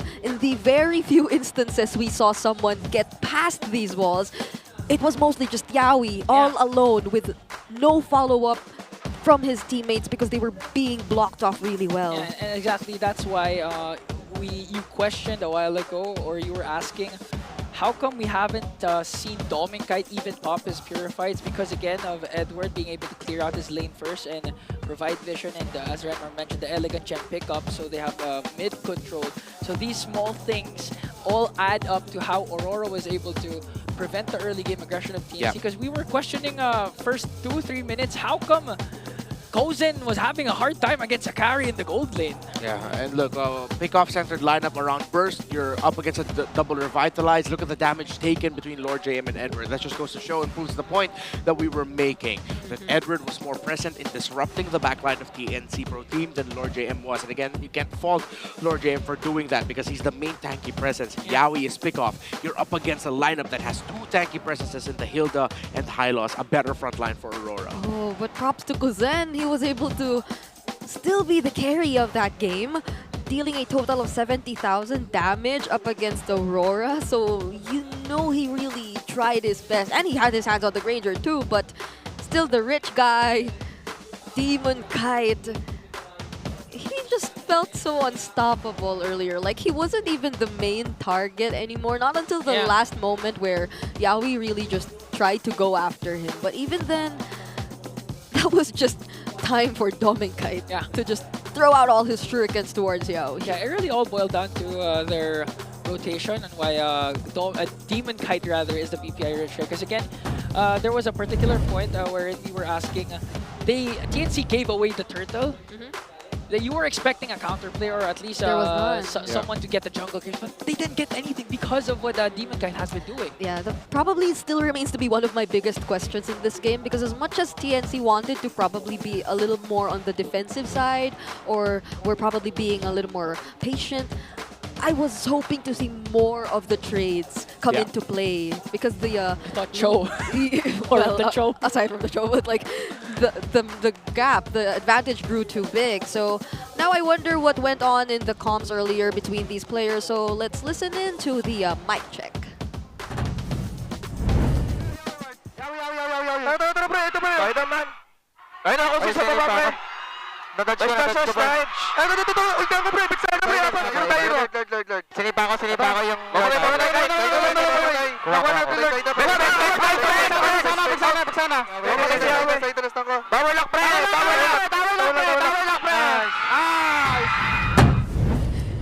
Okay, so apparently it was Demon Kite who was the most quiet with the lineup of Aurora, at least in those last few moments of the game. You know, to be honest, among the 5 players, the only person I understand was Demon Kite. I can't even understand what they were saying anymore. Even you, I was just so talkative. Yeah, sometimes silence is louder than words. Yeah. I agree. Oh, we have a community shout out here from Jeff Larona. Battle of the Undefeated, get ready. TLPH versus Aurora. He's saying who has the advantage? Who has the advantage? And who will get the advantage?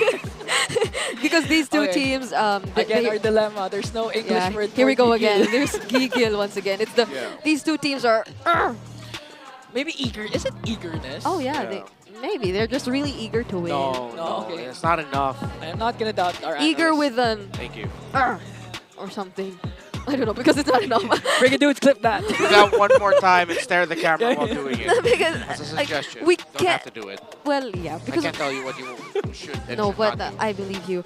It's eager. It's eager with a or something. It's like Again, I was talking again. no, it's okay. Yeah, next time, I just already bring did it. it. Let's just do it off cam, because we can't find the perfect word for Gigil. But shout outs to all the live streaming players out there. We also have a lot of them. Watch their streams for a chance for the favorite players to follow you back, get in-game codes, and you might actually get an opportunity to play with them. So we have previously we had Kirk. Yeah.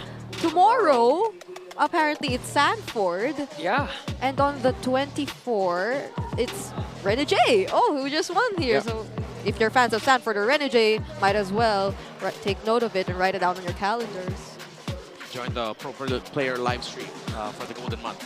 Yes, it's so exciting. There must be a lot of giveaways out there, but this is the match that will officially close week 3. It's Onic versus AP.Bren. Both teams who are at the bottom half and both teams who are looking to redeem themselves. Yeah, they're struggling. Onic have yet to get another series win. AP.Bren still has to get their series win. Yeah. There's a lot at stake for this upcoming match, but for now, we'll be heading into a very short break. So don't go away. It's Brigida, Ingan, and Renmar. We'll see you again later for Series 2.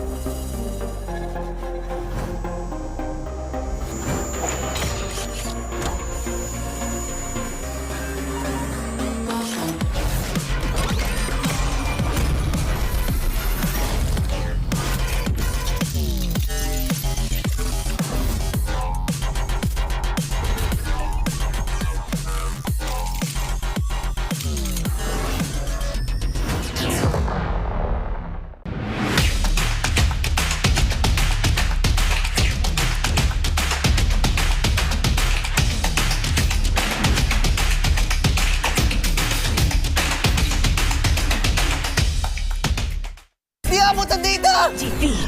GG, bro! Don't worry! The Only with Smart Power All 99. Hindi bitin with 10 gig data to power your games plus Only Facebook or Only TikTok. Load now!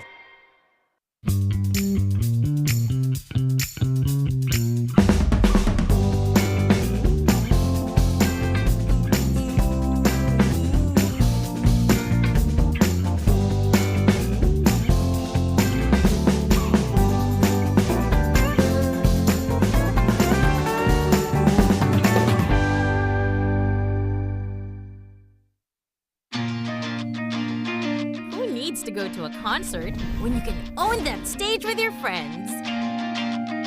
Enjoy a night of impromptu bowling tournament.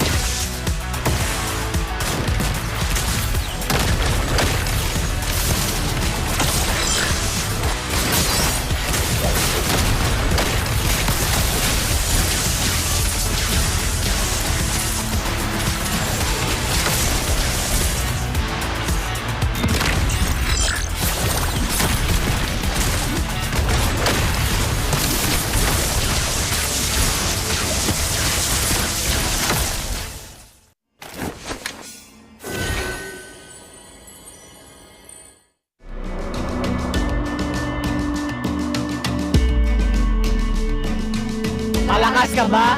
Sali na!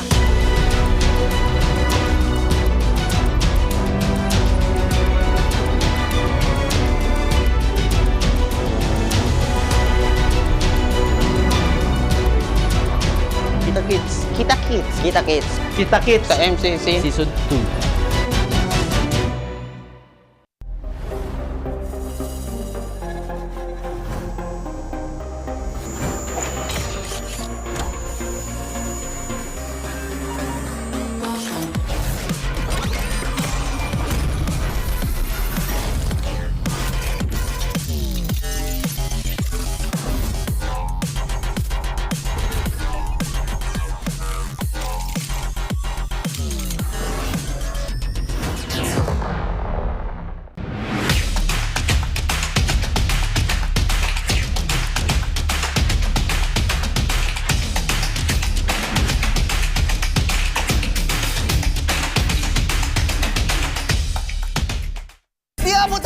Defeat GG.Bren! Don't worry! The Only with Smart Power All 99. Hindi bitin with 10 gig data to power your games plus Only Facebook or Only TikTok.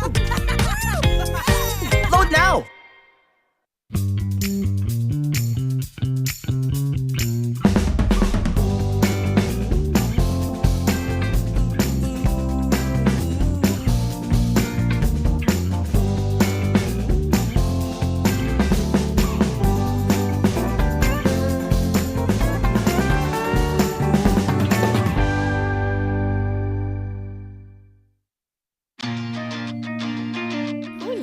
go to a concert when you can own that stage with your friends. Enjoy a night of impromptu bowling tournament.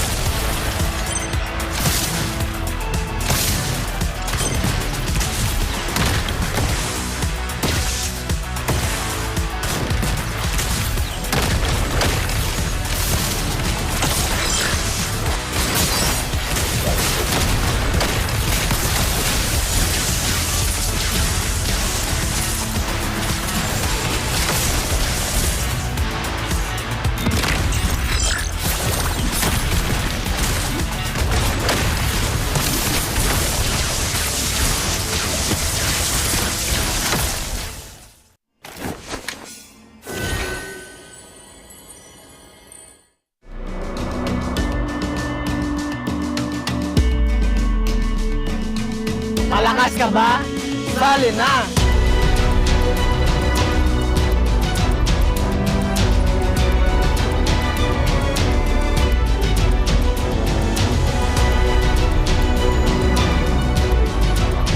Kita Kids. Kita Kids. Kita Kids. Kita Kids. Sa MCC Season 2. Sinong hindi magkagusto sa katulad mo? Pedicab ka ba? Pwede ka bang ligawan? Gravity! Masyado kasi malakas, Ming. Pwede ka bang hinaan? Kakapiya ng alok, kung hindi ikaw si Yue. Handa akong sapakin ang mukha mo para lang kay Yue. Lakas mo masyado, Ward. Pwede ba hinaan ka, pre? Hindi, ikaw mismo tali malakas eh. Pwede bang hinaan? Kung magiging artista ka kahit. Kung magiging artista ka, anong karapatan mo? Anong tawag sa isdang lumilipad? E-fish. Renewee is back with a brand new truck. Igay nyo na po. Paasi lang po, mga ka-Aurora. Idol si Renegade. Best tank ko na to. Okay na, ipapapasok na po ang mga fans in 3, 2, 1. Yay! Idala, idala. Paano man lalaban ang walang kalaban-laban?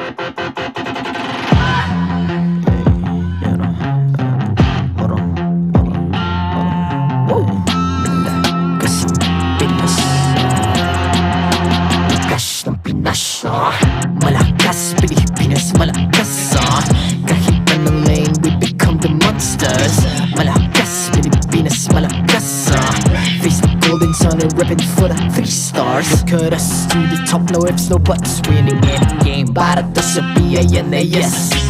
Di mo matitinag aming boses on your level. Nasa kalye man o mobile, you know I become a legend.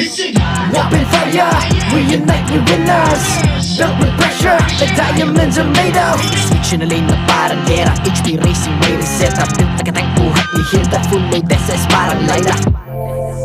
Susundan ko ang iyong bakas.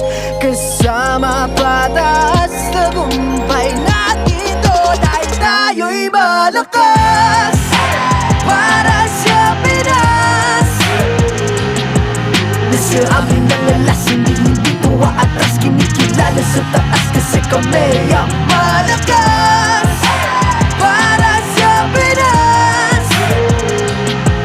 Nasa amin ang alas, hindi tuwa atras. Kinikilala sa taas, ganito kami sa Pinas. Wow! Hold on. Yeah, wala kasang Pinas. Laging every beat, no surrender, no retreat. Pag nagsama-sama, just imagine what we can achieve. Laging every beat, no surrender, no retreat. Giving 100 all my all, cause we just cannot be defeated. We are unstoppable, immune and invulnerable. Ready ang equipment, lahat frozen, malang crowd control. Pakita ko na jab like pow, beast of the southeast. So matawag proud and loud, cause every enemy we devour. Susundan ko ang iyong bakas. Kasama pataas, tagumpay natin to. Dahil tayo'y malakas. Para sa Pinas. Nasa amin ang alas, hindi tuwa atras. Kinikilala sa taas kasi kami ang malakas. Para sa Pinas. Nasa amin ang alas, hindi tuwa atras. Kinikilala sa taas, ganito kami sa Pinas. Wow!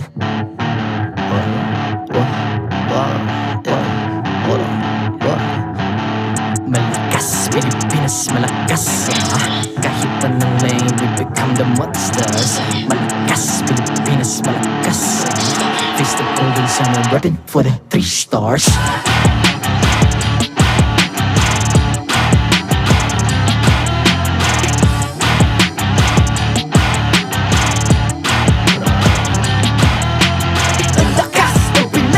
Reunite, be the stars. Ang lakas ng Pinas. Reunite, be the stars. Ang lakas ng Pinas. Reunite, be the stars. Ang lakas ng Pinas. We the stars. Ang lakas ng Pinas. Reunite, we the stars. Ang lakas ng Pinas. Reunite, we the stars. Ang lakas ng Pinas. Reunite, we the stars. Ang lakas ng Pinas. We the stars.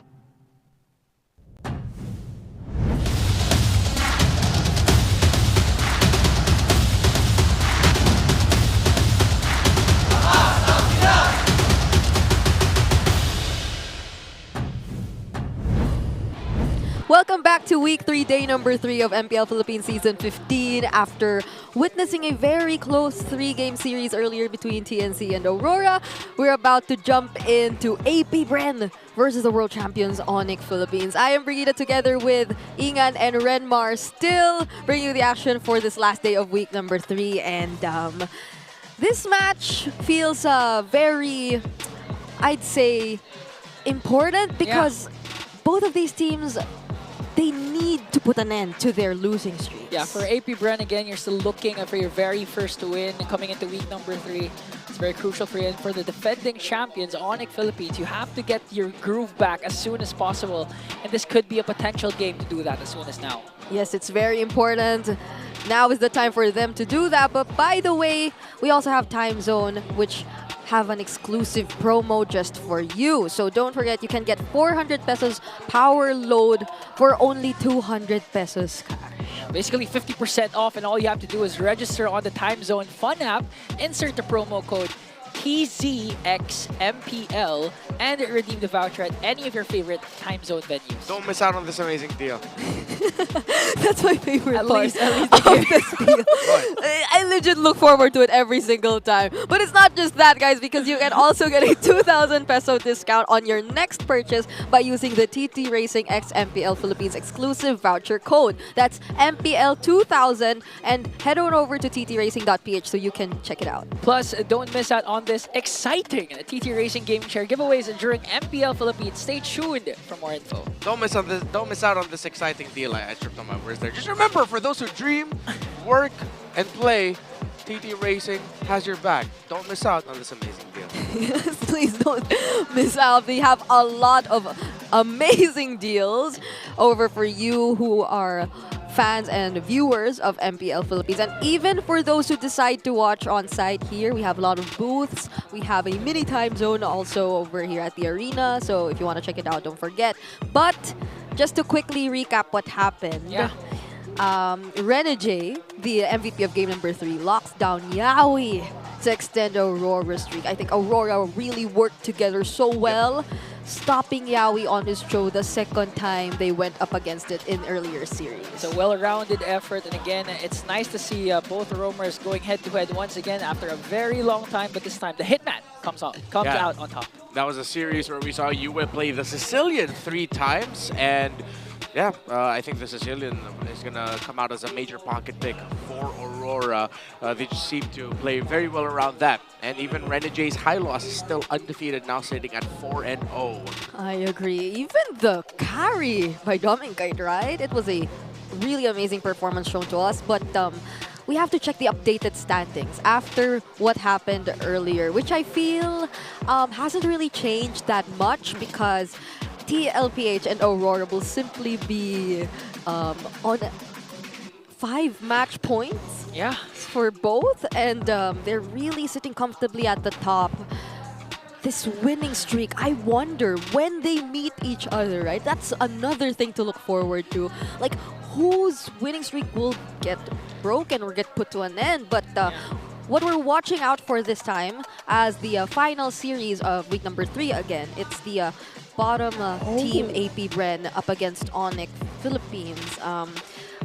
A lot of us might still be surprised to this day that we're seeing the most recent world champions in the bottom half of our standings, even though we're already in week 3, but it's actually happening. And I can't say we've found a definite answer as to why Onic is experiencing this, but it's a lot of factors, I feel. Like a lot of teams stepping up and them somehow, needing to adapt.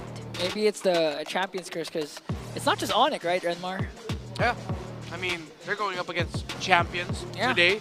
Those are the champions of MPL, and they shared, well, their boot camps weren't shared. Their boot camps were like across each other at one point. Like literally, neighbors.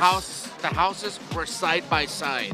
So they're actually very familiar with one another. Yeah, because for MDL, the MPL franchise teams tend to really have their partnerships, their MDL teams, their counterparts, and the Lazy, which now we know to be as AP.Bren in the MPL Philippines, is one of them. Like, it's the former partnership of Onic Philippines in previous seasons. So now we're talking about 2 champions of their respective leagues who are, again, currently in crisis.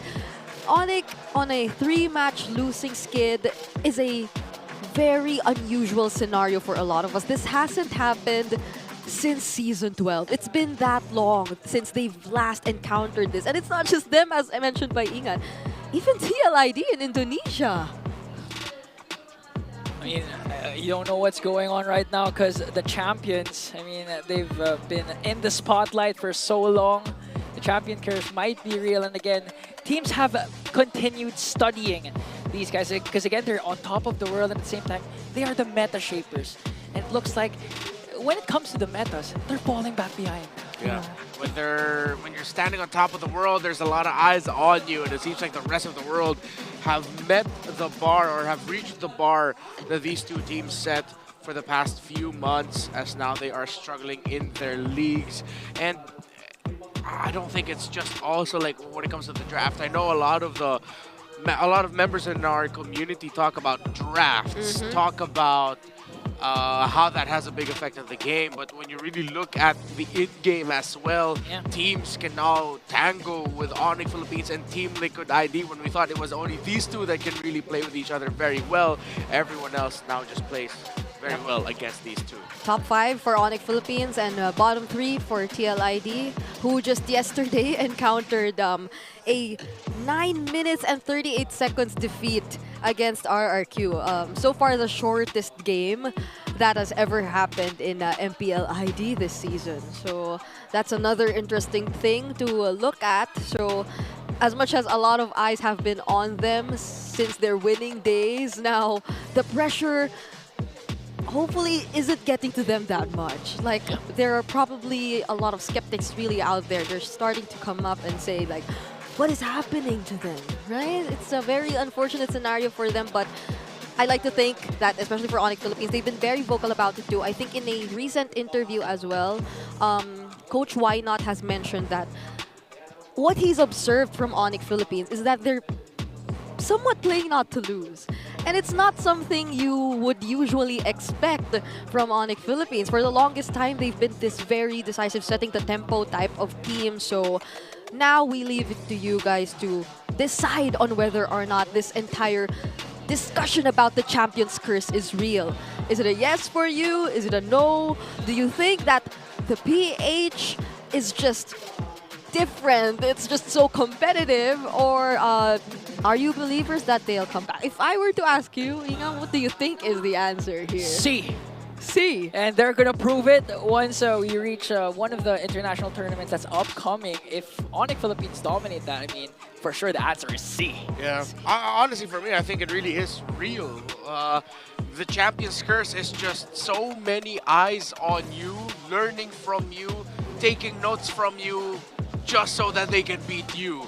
It's the rest of the world adjusting to these top teams, the former champions, and it just goes to show how volatile wouldn't be the word I'd want to use here. It's just how quickly teams are able to adapt to a certain bar that's set, that they can quickly reach that bar. Yeah, and if it were indeed to be the case, Onic Philippines, they really have to step up to get out of this, to deny that curse from happening, because it's looking like it is really affecting them, especially as we're about to close week 3 and they're yet to get their wins. But it's an equally important responsibility for AP.Bren to do the same. I think I'd like to put a lot of focus on our junglers as well. King Kong and James Panks, they are two of the standout players from both of these teams. Mechanically promising players, or if not proven, have already proven themselves, right? So these two players are definitely people you would want to look out for in this upcoming match. I mean, they do know each other a lot, but it's different now that they haven't been together for a while, and that they are actually looking to get that win after such a long time. Yeah, it could all boil down to what happened a while ago between Renjay and Yawi, where they know their tendencies. And at the same time, what baffles me is that in 3 weeks of MPL, King Kong is actually the least has the least amount of kills when it comes to kills in the jungle role. So that's so scary. Oh, there has been something going on, definitely, and it's those multiple eyes watching out of Onic Philippines and finally finding out how to respond to them. But for now, I'd like to hear what these players have in mind, have to say about this upcoming match. So let's head on over to our All Access segment. Welcome to All Access segment. Nandito ako ngayon sa AP.Bren holding area kasama ang man with a million moves, James Panks. Hello! Kumusta naman? So, yung mga weeks before ay hindi naging maganda or naging mahirap para sa inyo yung mga matches nyo. Paano nyo continuously minomotivate yung sarili nyo coming into this match? Sa amin po, kinakausap lang kami ng mga coaches, tas ng boss namin, hindi pa, sinasabi nila na hindi pa naman tapos yung season eh. Hanggat may chance, babawi kami ng babawi. Yun lang. And that's right. Before tayo mag-ere, alam ko na may tinuturo kayo kung sino nagmamotivate sa'yo. May matuturo ka ba ngayon? Ito si Coach Pacbet, oh. Ayun, nagtatago pa si Coach Pacbet. Bakit si Coach Pacbet? Pag nakikita ko kasi yung mukha niya, motivate ako eh. Okay. Okay. Pero ngayon, motivated kayong papasok dito sa match. Makakaharap mo ngayon sina King Kong. And before, alam namin na may pinagsamahan kayo. Pwede mo bang ikwento sa amin kung ano yung background nyo? Yun lang po, magka-same kami ng bootcamp. Tapos yun, parang magkakapatid lang. Tapos yun, nag-scrim, tapos banding. Ayun po, ganun lang. So talagang may pinagsamahan na kayong dalawa bago pa kayo maging magkalaban ngayon. Kung may tatanong ka kay King Kong na payo ngayon, ano yun? Payo? Payo, oo. Tips. Nanonood siya. Nakikinig ngayon si King Kong sa kabilang room. Nakikinig kami. Paano mag-diet? Paano mag-diet? King. So, wala sa in-game. Talagang gusto mo na lang magbatak katulad ni King Kong. King, pakita mo yung muscle. Ayan na. Pakita mo yung muscle, King. Ayan o, yan Ayun ba gusto pala. mo matutunan? Pre, yan gusto mo matutunan. Tinatanong niya kasi King Kong kanina, hindi daw tungkol sa laro eh. Paano daw ba mag-diet? Yan ang gustong makakuha ni James Punk sa'yo.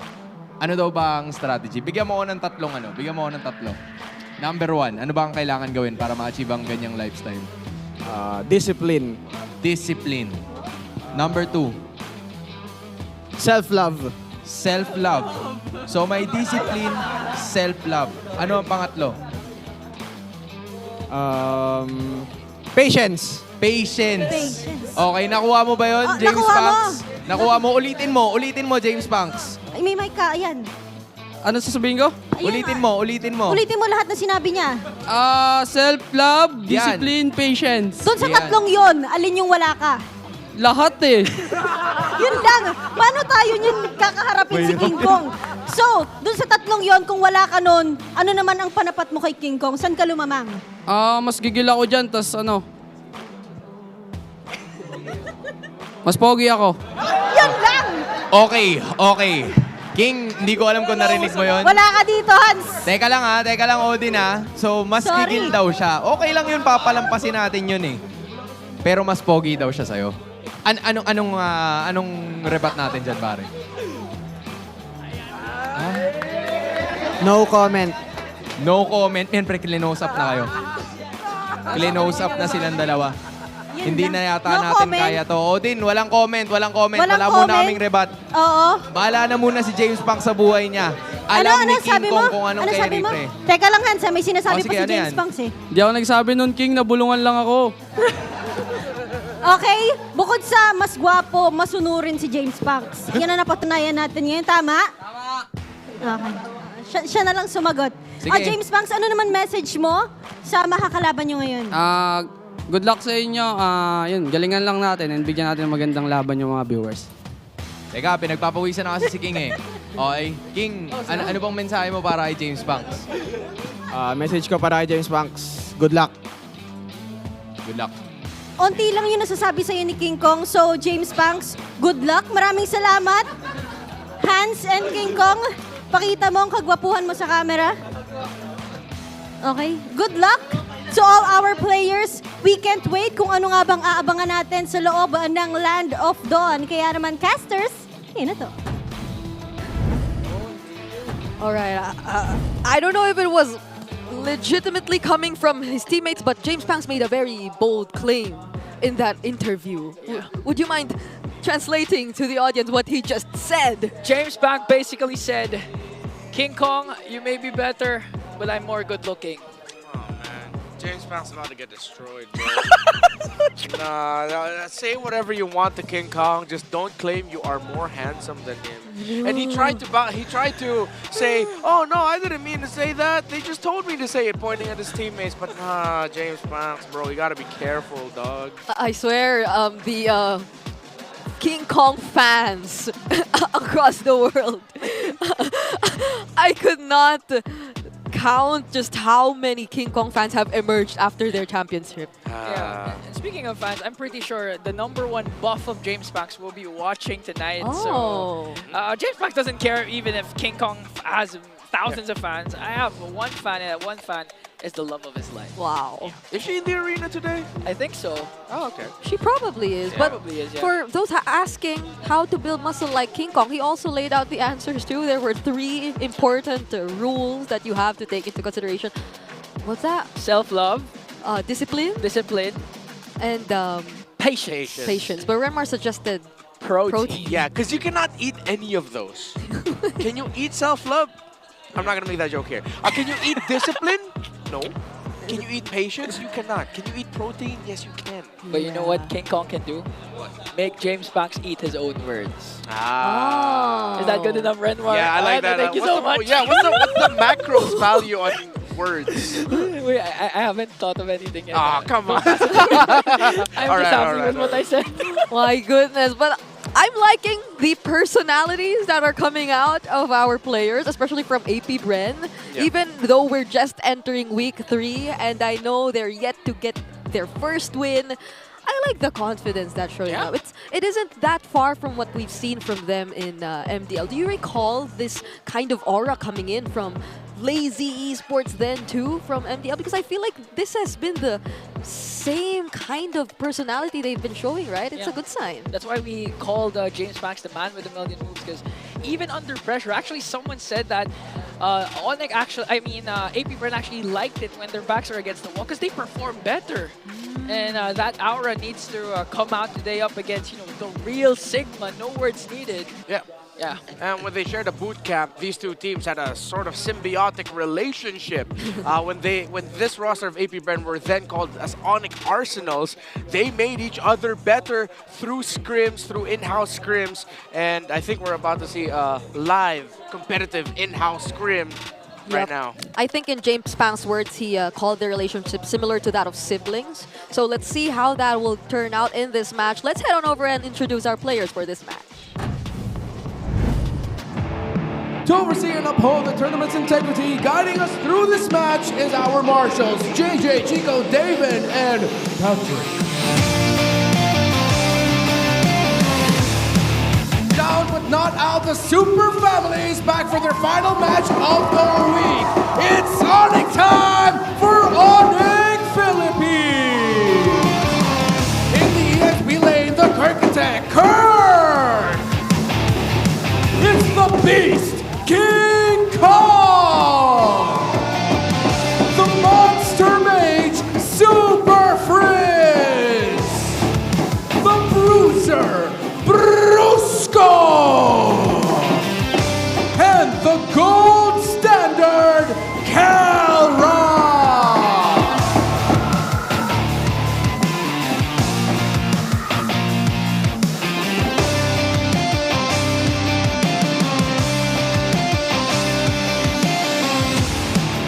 But can these young guns put a stop to them as they find their own way of redemption? The hive is buzzing for AP.Bren!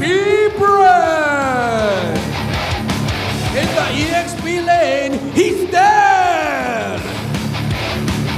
It's the man with a million moves, James Pang! In the mid lane, Chove Skirt! His partner in the mid, it's Rome Kekadai! And in the gold lane, the silent kid, Shizu!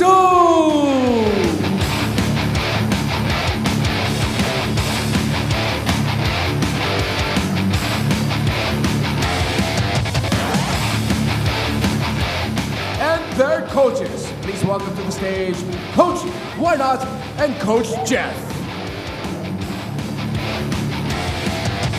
MPL Arena, whose lose streak will end and who will finally get a victory? Onic Philippines versus AP.Bren. The battle of the Sonics versus the Bees. This is definitely a match to watch out for. Here's Onic Philippines, Kirk, King Kong, Super Prince, Brusco, and Kelra. Even if a lot are questioning what's happening with Onic Philippines, you cannot deny the fact that they are still the defending champions of the Philippines as well as the world champions. And they're just looking to continuously prove that this is just a small crack in their path towards greatness once again. And they can be able to bounce back and go back their God for. Yep, and after going up against Team Liquid Philippines yesterday, the top of the ranking so far, I'm pretty sure that they are hungrier than ever and that they've learned so much as well. But up against this challenge too is AP.Bren, it's Der, James Pax, Trovskert, Kekedot, and Shizu. It feels like we've seen less 100 moves from James Pax.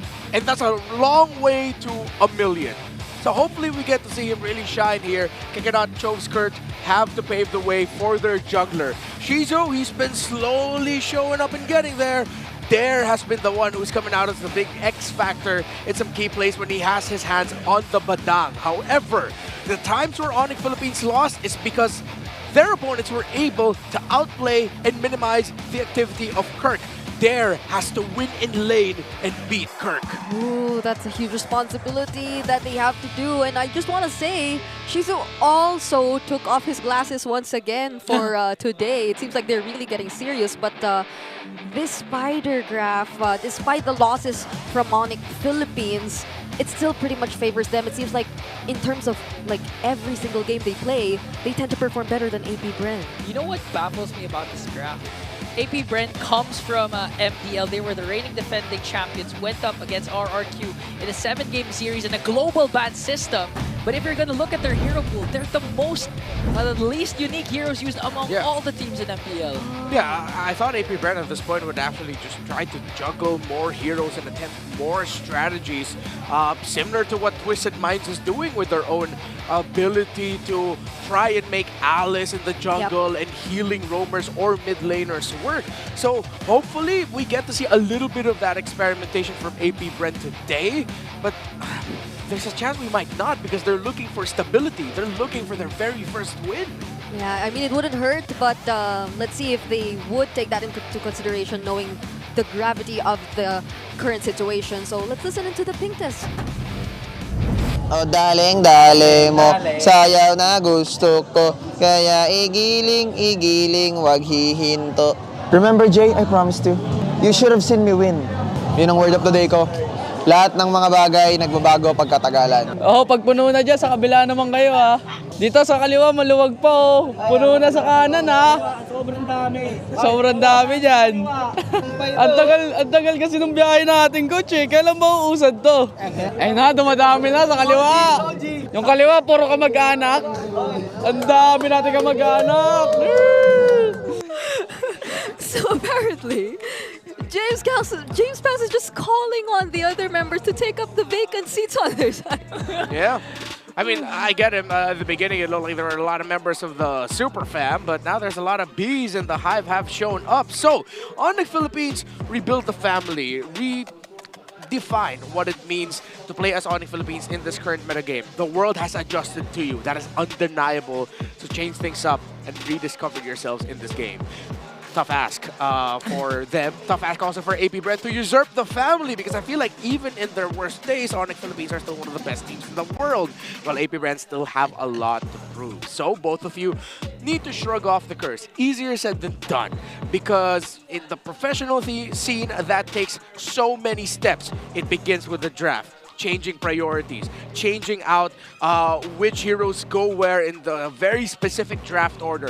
Who are you willing to give and get in the draft? Then, how do you execute it? How do your EXP laners find the right timing to enter? See, I could keep going, but my time is done because the graphic's gone. Yeah, and at least we ended on a very significant talking point, which is again the highlight on the EXP laners, because we did mention earlier, Renmar did mention how Gem was indeed proving to be the X factor for AP.Bren in their recent... Daredevil. Yeah, the Daredevil. Are we settling with Daredevil? I think it's a good moniker. It suits him well. And again, yeah, I do agree with Brigida, because again, if you're gonna recall the games of AP.Bren wherein they were about to turn the tides for them, a potential comeback, it was started off by their Badang, paired up with the Vexana of Trovskert. Yep. Sir, so now they even take out that Badang we previously mentioned first.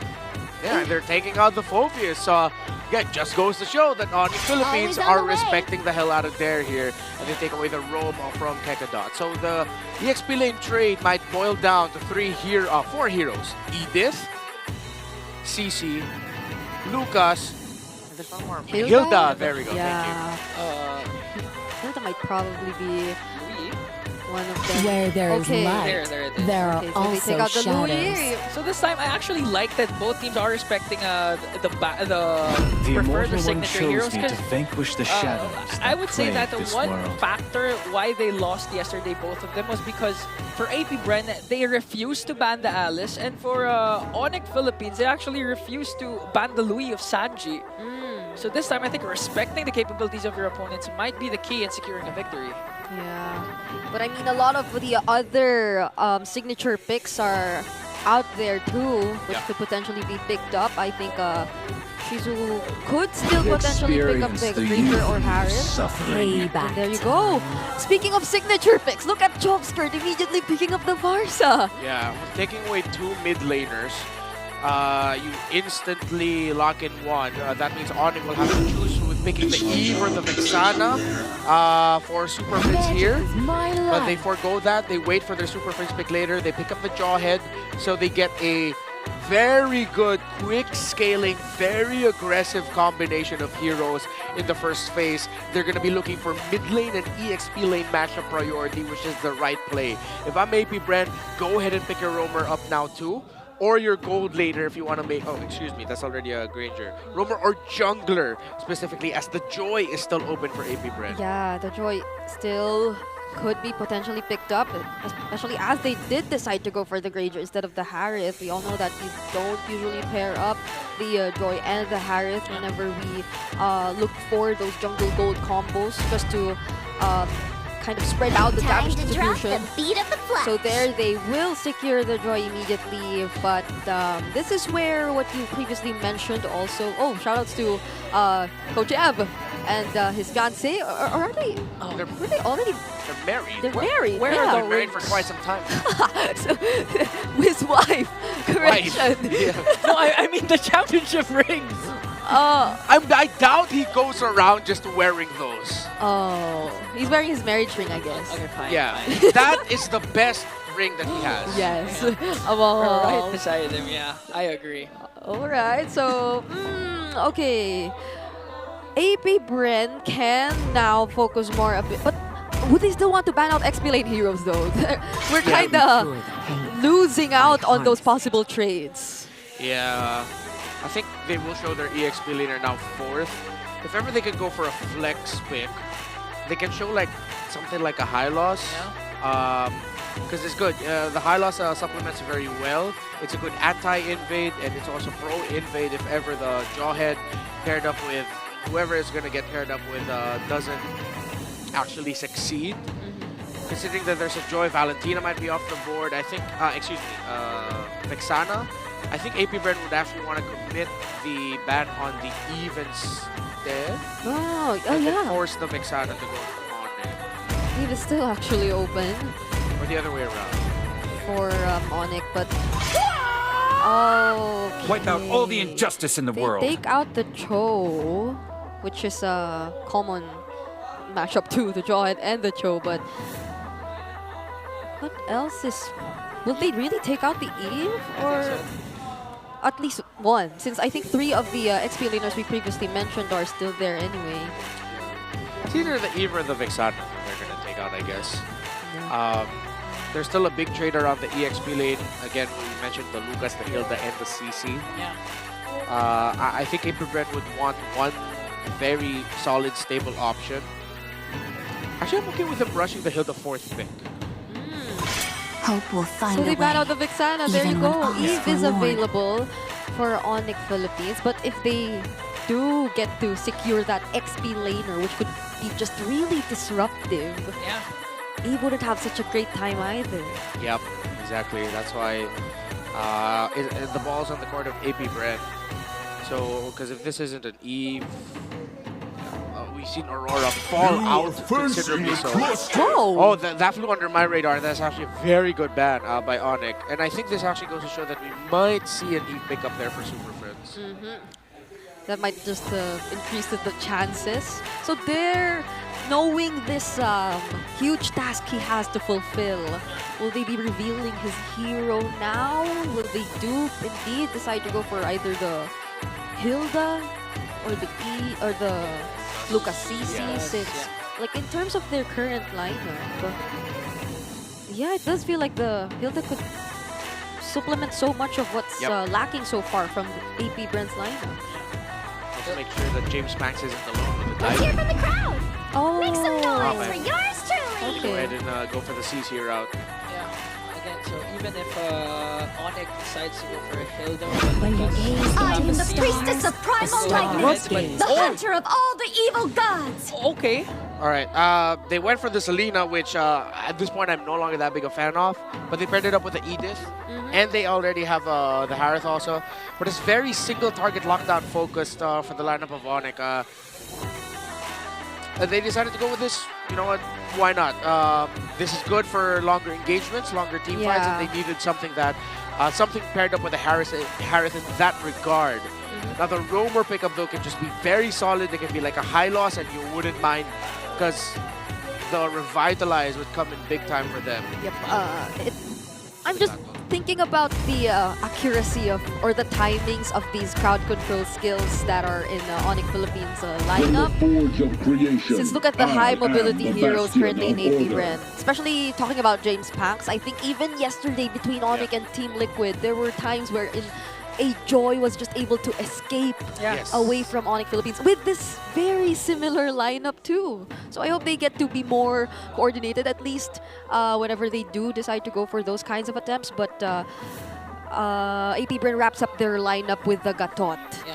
I get the Selena because it ensures that Shovskirt's not going to have an easy time trying to go for vision or pop the feathered airstrike. But at the same time, it's all going to boil down to if the Abyssal Arrow is going to hit. Because we've seen a lot of Selenas not doing a good job because if the arrows don't hit, what are you doing? Like, what are you contributing to the team? And as much as the Farsa is stationary, just look at the heroes in AP.Bren's lineup ready to block off all those Abyssal Arrows. Just even with the Gatot, we'd be willing to do that. Yeah, I have to acknowledge though a lot of crowd control on the side of Onic, significantly more compared to AP.Bren, and that's where the kicker might be. The fact that Onic can control AP.Bren more and for longer periods of time. Okay, but before we dive into game number 1, let us first ensure that everything is settled for our players. And again, going back to the idea, yeah, I mean the presence of an Edith would really somehow ensure that they could fight longer up against AP.Bren. Just wondering if the execution of the early game 2 for AP.Bren would be as good since they have a lot of early burst damage that could potentially come out from their lineup. Apart from the prolonged team fights that will for surely go in favor of Onic, alongside the Abyssal Arrow, the Earth Shatter Flicker combination or onward has to connect as well because we've been seeing some missed timed or missed connection plays coming in from Kirk when he's rocking the Edith. So a lot of pressure will also boil down to Onic's XP laner. Yeah, it can go as little as whether or not he should use the first skill or the second skill, I think. Like, those are the smallest decisions even that could make a huge difference despite the chaotic fights that could happen later on. But yeah, it's a new day for Onic Philippines, and just look at all the Sonics out there ready to support them too. They definitely want to see their favorites finally securing the win. Yeah, and they definitely don't agree with James Banks' comments a while ago. I mean, they're going to go biased with King Kong, but I 100% agree with the Sonic fans that their jacket is amazing. Again, you can pre-order. You can just go to MPL Philippines, go to their booth, and pre-order that amazing jacket because I do believe it's limited stocks only. It's a racing jacket promoted by Dilar as well. If you saw his photos, he's been modeling it. But they are not selling the specific jacket that Dilar wore and sweated in. That is specifically Dilar's. Yeah, that would be so expensive. We're going to be paying for Dilar's sweat. You guys can't get your hands on that, but you can get your very own jacket either way. So Let's head back into this game. Again, watching out for... Ooh, look at this. 3 members of Onic Philippines. Fortunately, Chopskirt was safe. Oh! Early aggressive start for King Kong goes in. Oh! My God!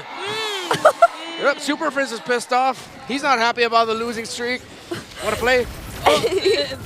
That's literally Arrow? another play coming in from Onic. Now they're going for Keket. Even with the revitalize, the double kill coming in from Super Prince. And that's a grown man's play with the TPs. He's... I hope there's an English word for giggle, because this is what giggle is for Super Prince. Super Prince is on fire today. You would have thought that Chopskirt was very safe in that position, but apparently he wasn't. Looks like I'm seeing the big brother bully the little brother. That was classic Onic, how they juggled that sequence of crowd control and burst in the center of the map, and now this puts Onic in a relatively comfortable spot to control the rotations. Yeah, this is an early 2-0 for a Selena who we usually tend to consider as a hit or miss, but this is one of the instances where clearly they've capitalized on the early game potential of a Selena that almost hit again. Yeah, you know what? James Pang said, King Kong, I am more handsomer than you.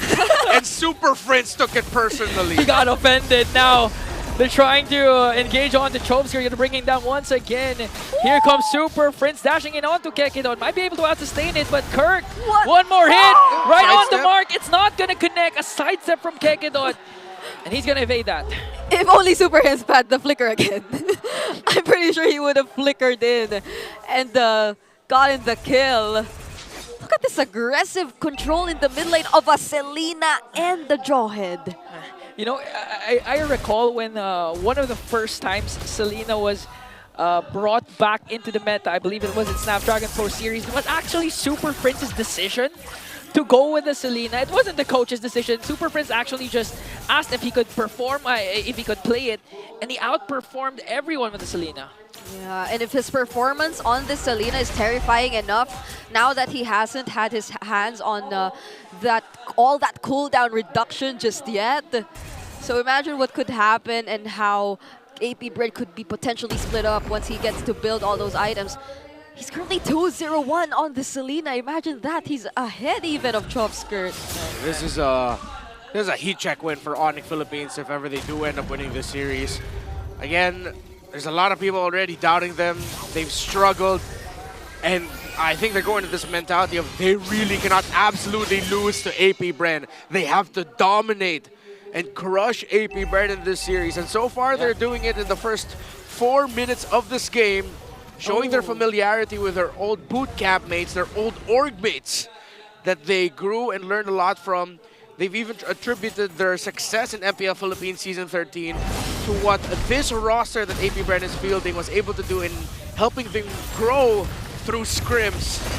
Yeah, and we're seeing that coordination and teamwork from Onic Philippines now. Even Kirk just keeps getting out of his lane, just watches James Panks and just keeps grouping up together with even Brusco or Super Prince. But that's one thing to look at, I guess. They're took out all the energy shields already in the bottom lane. He traded the gold plating for the turtle. At the same time, we're seeing again, as you mentioned, Kirk being the secondary roamer as King Kong tries to invade over James Panks. And even the Abyssal Arrow is going to go on to Kakena to revitalize is there, but a kill spree coming in from Super Prince. King Kong caught in the middle, and that's a trade AP.Bren is willing to take. That was Chopskirt able to stun King Kong just in time to set up the electrifying beats for James Panks. They punish the invade, and now Onic Philippines will have to simmer down just a little bit as AP.Bren have stopped for their major rotational sequence.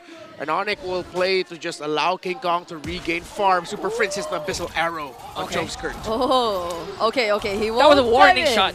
Yeah. He won't go in. Oh, Kellera! Kellera's Diamond Force up against 2. He's focusing on the tower, but Shizu was there to add the same damage.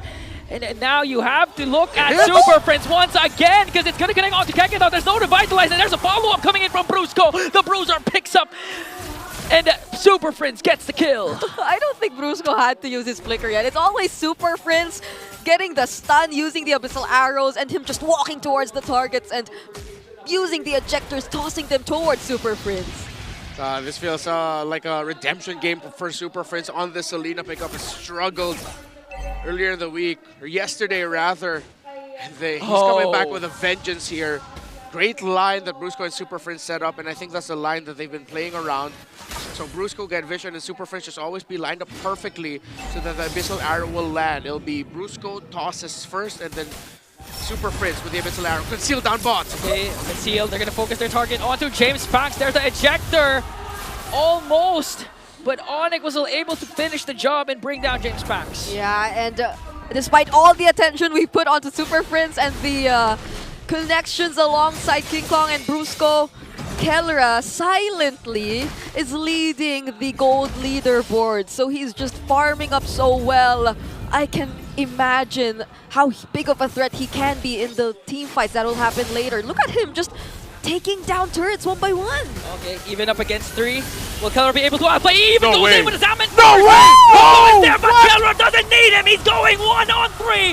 Brusco with the throw. Kakedot in trouble. And a double kill for the god in a gold lane. Kellra with no regard for human life under their tower. A double kill for Kellra. He wasn't afraid to do that! James Banks trying to look for the trade, but still, there's a flicker for Super Friends to survive. And with that, a total of 3 turrets are about to get taken down by Onic Philippines. Once again, we're seeing the Sonics in their nature. King Kong back to his usual rotations of taking away jungle creeps up against James Banks. That's a 2-level gap already for the junglers. And looking at the replay, oh my gosh. Tell me another gold laner all around the world who's gonna commit the Zaman Force up against 3. I cannot tell you one. It's just Kellra I can think of. Okay, now Brusco soaking up damage. He does, however, use the flicker curtain to call? disengage. The curtain call is there, but the Zaman Force as well. Chop Skirt used the feathered airstrike, and it looks like a clapback coming in from AP.Bren as they bring down Brusco. But Kakedot as well is in trouble. Kirk still going in. Here comes the Abyssal Arrow. It's not going to connect. And a shutdown onto Shizu and a double kill for the Beast Incarnate, King Kong.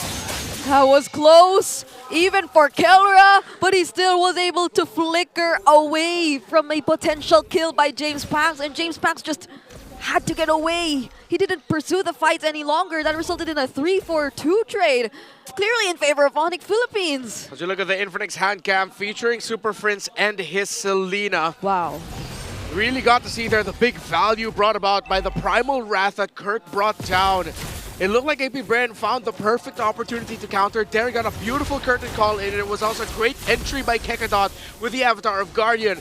However, Kirk had a full stack Primal Wrath ready, and the slow front-to-back re-engage that AP.Bren wanted to do didn't go their way. Abyssal Arrow gonna connect onto Kakedot once again, but Revitalizes there was to out to say the damage. Brusco is the first man down. Kellra uses Zaman Force to zone out AP.Bren. Another Abyssal Arrow gonna connect onto Kakedot, but they're gonna focus instead on the Lord, and they will do so successfully. Kakedot jumps in, catches Kellra, and a shutdown for the Silent Kid. AP.Bren must be really happy with that. I mean, Kellra was on the way to being unstoppable, getting 5 kills in the game, but they just shut him down early on. But even with that, looking at the current gold and the items, Kellra's on his way to the Holy Crystal. So with this Lord in their hands, they're just about to gain much more map control against AP.Bren. Let's see if AP.Bren can hold to the center of the map as that will be the focus of Onic, as minion waves are crashing in through the top and the bottom. And AP.Bren have decided to forgo defending the tower in the mid, and they will back off and focus on the Lord instead. Still, Super Friends checking so many things. Brusco with the conceal. Kirk were here as well, but they will not commit it. Okay, Kirk uses the Earth Shatter. They do have flickers for the side of Brusco. Now the Abyssal Arrow again is going to connect onto there. Meanwhile, Kellra and King Kong, the KK connection, just making quick work of the turrets of AP.Bren as AP.Bren clears out the Lord. Now just left with their base turrets, AP.Bren, they also lose 2 of their holy shields. Now make it 3 because of just how efficient Onic Philippines were able to maximize that single Lord. You know, we're going to go back to what Naisu said last week when Yaoi used up the Selena. It's a mini-game within a mini-game, but yikes. King Kong, yikes, ouch. Was that just the Abyssal Arrow and the Evil Queller? Yep, 2 of them. It's a whole world of pain, and there's a beefy Selena. Okay, early cast of the Primal Wrath. clear out the minions onto the middle lane. They're gonna focus on the top lane as Kelra trying to zone out the members of AP.Bren. Now again, AP.Bren, they have a lot in store for them. I mean, the abyssal arrows that Super Prince continuously dishes out, not to mention King Kong's Queller. They're gonna have a hard time gonna defend this. Okay, there's the Feather Dare Strike. Oh, they want to engage! Oh, 3-man AOG to detonate onto them, but Kelra answers right back, a clap back once again for the guard to the gold lane to bring down Kekedon. The tankiest hero of AP.Bren is now gone, and the Abyssal Arrow gonna connect onto Shizu! Flicking him down, but Super Prince with the bang delivers the final blow. Brusco with the throw onto Dare. He has his bench and Shane back goes in with the electrifying beats. Kirk luckily has his ultimate, and now Onic has minions onto the middle lane. Oh, he still connected the Abyssal Arrow. Wait! Okay, Jump Skirt uses the ultimate to zone out the members of Onic. Got it back. And now Onic has to back away. They do, however, secure 2 inhibitor turrets. And right before they actually left the base, they were able to force out the Purify from Chove Skirt. So they got so much with just that single attempt of really trying to end the game. And look at this, the Lord has already spawned again. Yeah, and Onic Philippines should be able to get this. However, AP.Bren do have the utilities to be able to contest this. It was Dare and Kekedot who started things off. Another great curtain call set up, and Kekedot entered with the AOG. However, it is Super Prince again on the Selena. The Abyssal Arrow was a deterrent to the follow-up for AP.Bren, hence why they couldn't fully commit after that Avatar of Guardian hit. They thought twice about it, and they respected the counterplay that Onic Philippines had, which now led to this. 2 towers down the side of AP.Bren, and Onic Philippines being able to get this Lord with no contention from AP.Bren. This is Lord number 2. This is looking like a different version of Onic Philippines. Oh wait, there's an unstoppable They force! commit everything to Kekedon. Even with a Revitalize, he's not going to out-sustain the damage from Onic. With the Lord on the Sonic side, AP.Bren, it's going to take a miracle for them to defend this. I can already imagine Onic Philippines just focusing all their resources onto taking down the base once they gain access. Let's see if that will be indeed the case. Hunting season is on. Brusco with the conceal. They're looking for a proper target. Kirk with a Primal Wrath. Lord marching in, and Onic finally wins game number 1 against AP.Bren. And so it happened. I was supposed to say this felt like a really aggressive and fast-paced game from Onic Philippines, but it wasn't one that entirely revolved around getting the kills. It was them getting access to necessary objectives and just making sure that they instantly get everything in as fast as they can. You know, I know it's a well-rounded effort, but for me, it revolved around Super Prince. Yeah, not gonna lie, that was Monster Mage. That was Monster Mage-ish, Oos. I mean, even before 2 minutes in, 2 kills already into the middle lane. Super Prince alone was amazing. They needed a start like that. Yeah. And they needed a win like that. Onic Philippines just couldn't have gone into this and, you know, all right, textbook, I'll see you in the first turtle, sure, why not? They needed a statement start like that. That aggressive rotation that Brusco and Super Prince did in the middle. Then it became Brusco, Super Prince, and King Kong together to get the next skill to start off a 2-0 for Super Prince. Damn. Early game rotation was perfect. As opposed to what Coach Why Not has observed from his team, that did not feel like Onic Philippines playing not to lose. Yeah. That was clearly Onic Philippines making sure that they'll win. And so, if I'm correct, the MVP, Hey! please give it to him. He deserves it. Oh my goodness. Monster Mage, baby! How come whenever it's mages who get MVPs, I always hear one girl screaming at the top of her lungs every single time. For Aurora, it's you. For Onic, it's Super. I don't know about you, man. I always have voices screaming in my head. Are you Randy Orton? So all the time. Super Prince, I felt like he was playing like Randy Orton in this one. He was hearing voices in his head. It's like, they're telling you you're washed.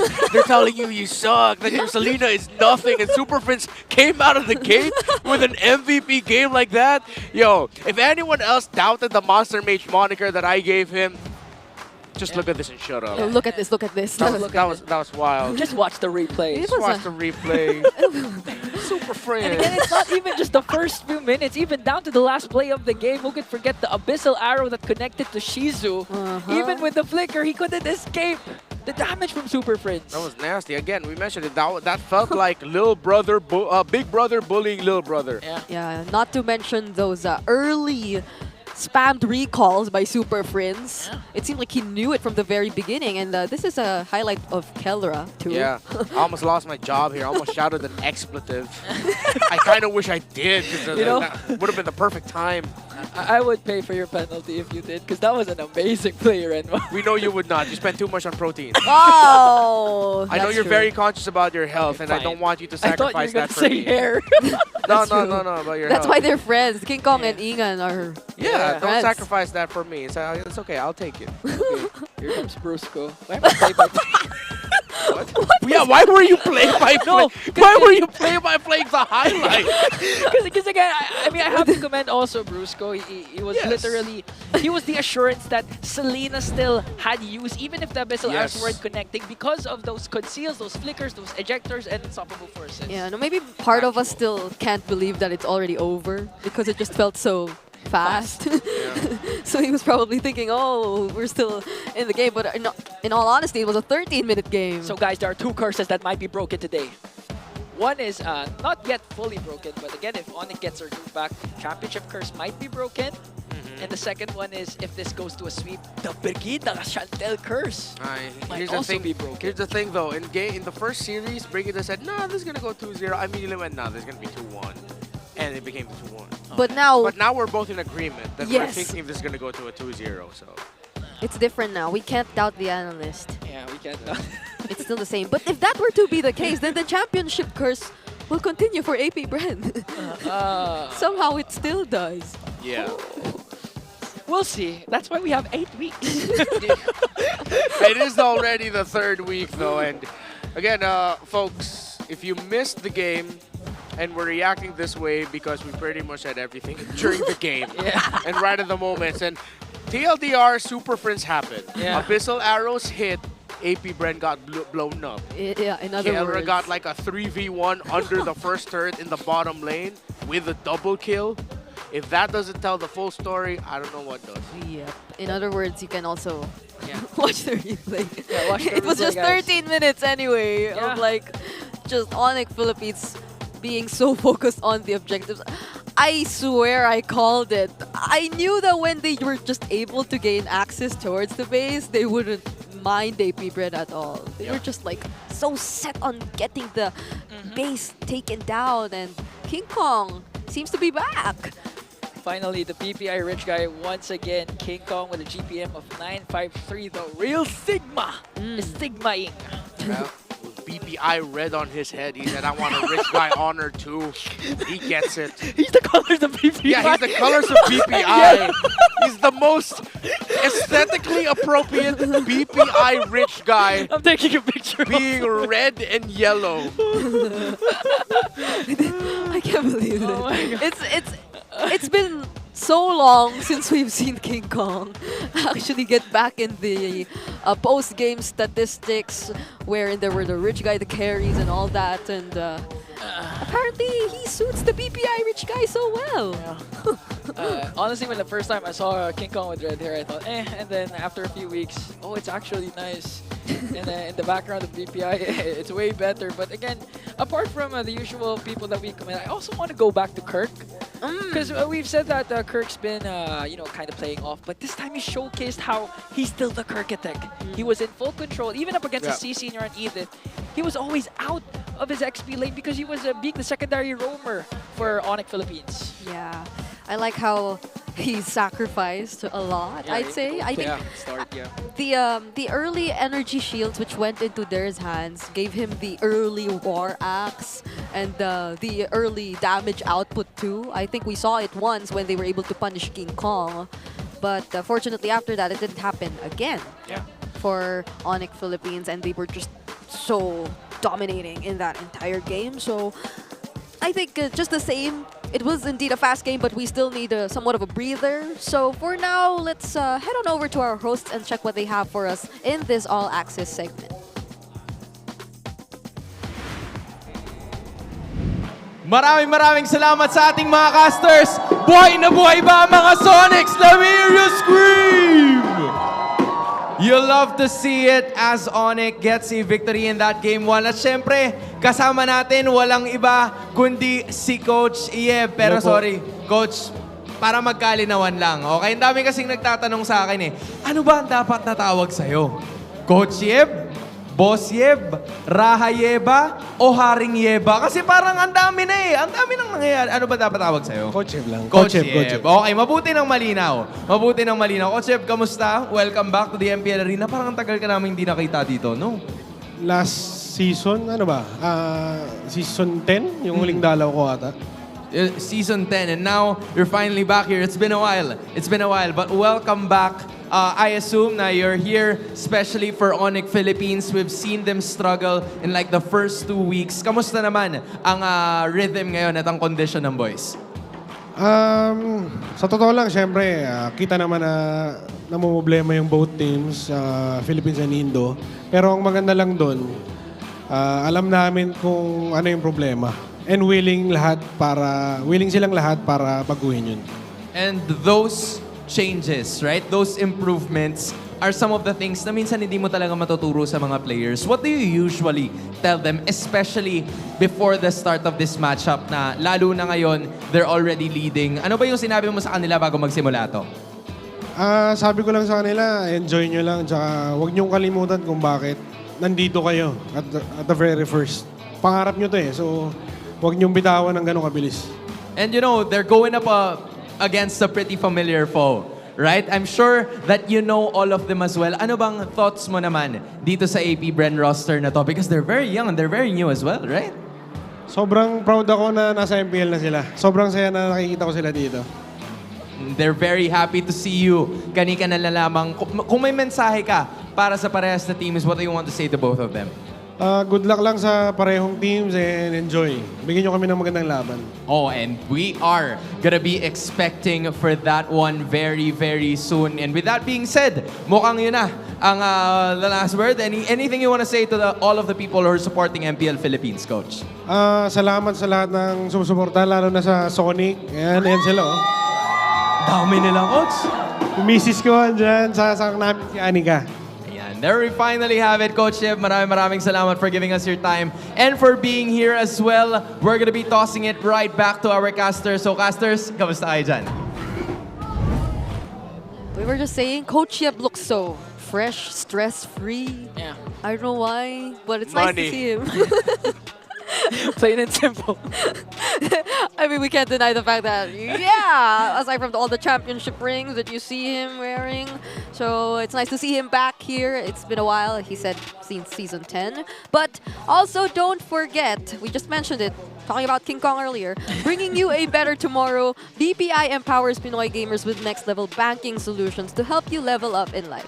There's digital deposit accounts, insurance investments, loans, and many more. Yeah, so you can start saving for an epic future. Open up a #SaveUp account today via the BPI app. All you need is one ID, 5 minutes of your time, and then you already have an account. Open an epic future with BPI. That's the Bank of the Philippine Islands. Yeah, you can visit them here. They have a booth or your nearest BPI branch to get started. And this is one for all those Edith users out there like Kirk. There's a new skin, the Prismatic Sentinel. It's now available in-game with 30% off. You can also get it from a chest, so join Edith and experience MLBB Esports charm now. It's not just Edith, honestly. There are so much skins available in store. Have you gotten your hands on either of the new releases, the Selena? I got the Selena one, but really? I had 10k diamonds now. Oh, you heard that? One. I have one left. Oh, no. No more. Okay, it's okay. It's okay. At least you didn't spend 6 million diamonds to get the KOF skin like Naisu, because that's what they always say. But side selection update as we head on back into the match. It's AP.Bren now on the blue side. Okay, so I don't know. Earlier, it just felt like they really wanted to go for their comfort picks. Yeah, honestly, there's not much to say in terms of the draft that AP.Bren did. It was a very solid draft. They were just straight up crushed. I'm sorry, no sugarcoating. They were decimated in that game. Yeah, literally blindsided. I mean, if you're AP.Bren, you wouldn't expect a Selena to be showing up again, especially it's in the track last record, right? Exactly. If you don't want to get blindsided, don't pick a hero that in the canon is blind. Wow. So don't pick Farsa. No, but I'm kidding. The Farsa wasn't the problem. There was no problem with the Farsa. No problem with their drafts. They were just straight up outplayed by the Monster Mage and the rest of Onic. I think one major change could be the blue Yo for AP.Bren. Where Max there has is been using light, it, and there are when it also comes shadows. to his Suyo, it's better than expected. So I think they have a fighting chance if ever they secure that Suyo for James Max. Yeah, and probably just some sort of Always on the way. a glimpse of why most mages do tend to come in later in the draft nowadays, because of what AP.Bren did experience in earlier's game number 1. But so far, AP.Bren surprisingly banned out the Badang themselves. It's surprising to see this. It's because earlier it was Onic Philippines really doubling down on the XP lane, their heroes. So let's see how this goes. I mean, earlier still there got the CC, and I think this is also one of the picks he's really comfortable playing either. Sir, But what's your command? oh, Fanny. Oh. Why does this look like a red side? Nah. It's gonna be a red side. Harris? Or it's not gonna be a Granger. But there's a Suyo Joy. It's for sure Suyo. Magic is my Oh, life. so if they take out Harris. Granger for Shizu? Huh. Are they really gonna take it up first? No, the stuff, they have to pick Joy first. There's... If they want the Granger, they pick up Joy. But Onic will get the Suyo, Suyo Granger. No, yeah. Okay, so you block the Granger pickup potentially with a Joy. So it's going to be up to Onic if they're going to pick the Granger, even if there's a Joy on the other side. If they don't pick it, then they pick it. But they said, you know what, we want the Suyo instead. They hate me. That was personal. They heard you, they hate you. Now they're gonna show you that you're wrong. Yeah, it's okay. So it's a Joy Granger, Granger Phovius, maybe? The experience. You saw it on the device, didn't you? Were you looking at the phone because they showed it? Nah, go ahead. Okay. Oh. Well, at least there's no Suyo. Oh, there's no Suyo Jawhead for AP.Bren. But okay. I don't think AP.Bren will Phobius. Oh.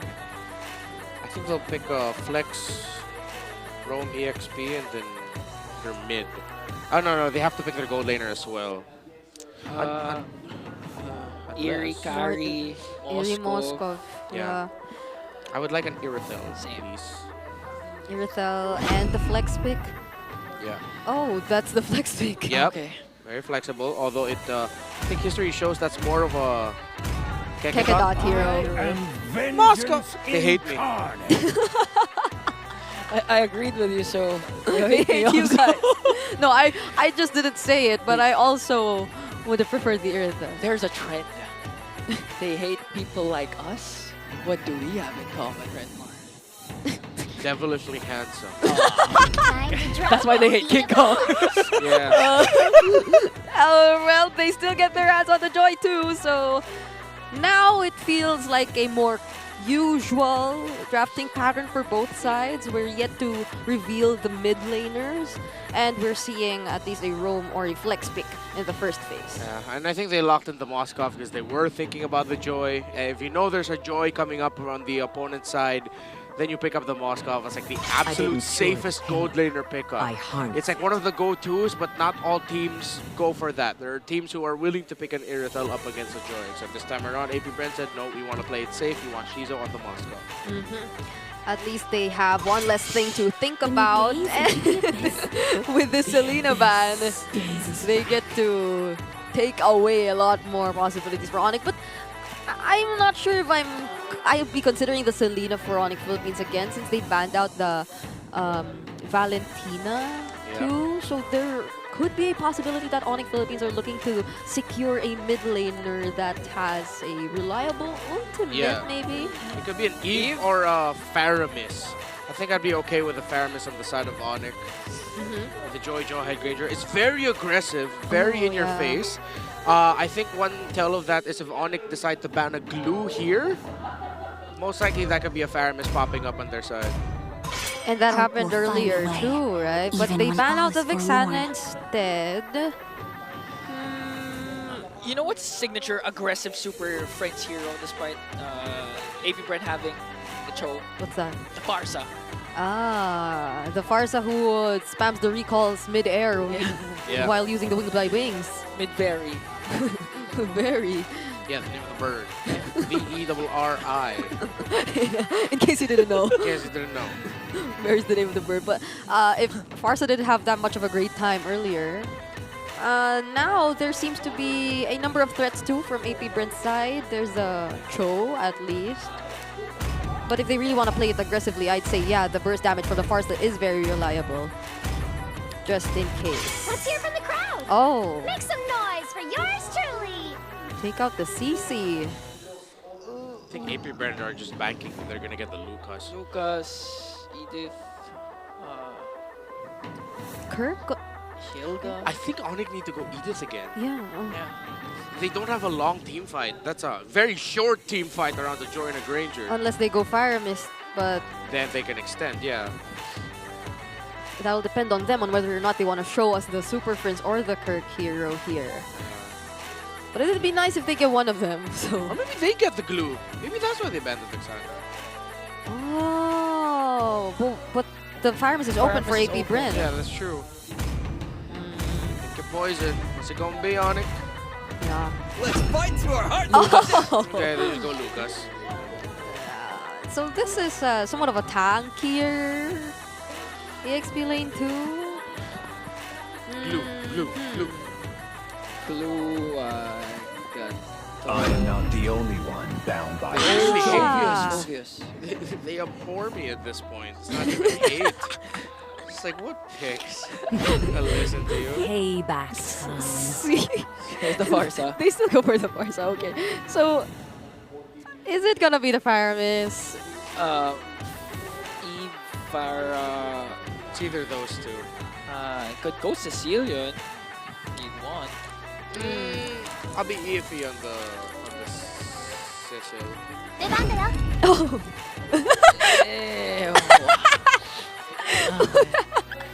Compared to Super Friends Abyssal Arrows, he did not hit the mark. Yep.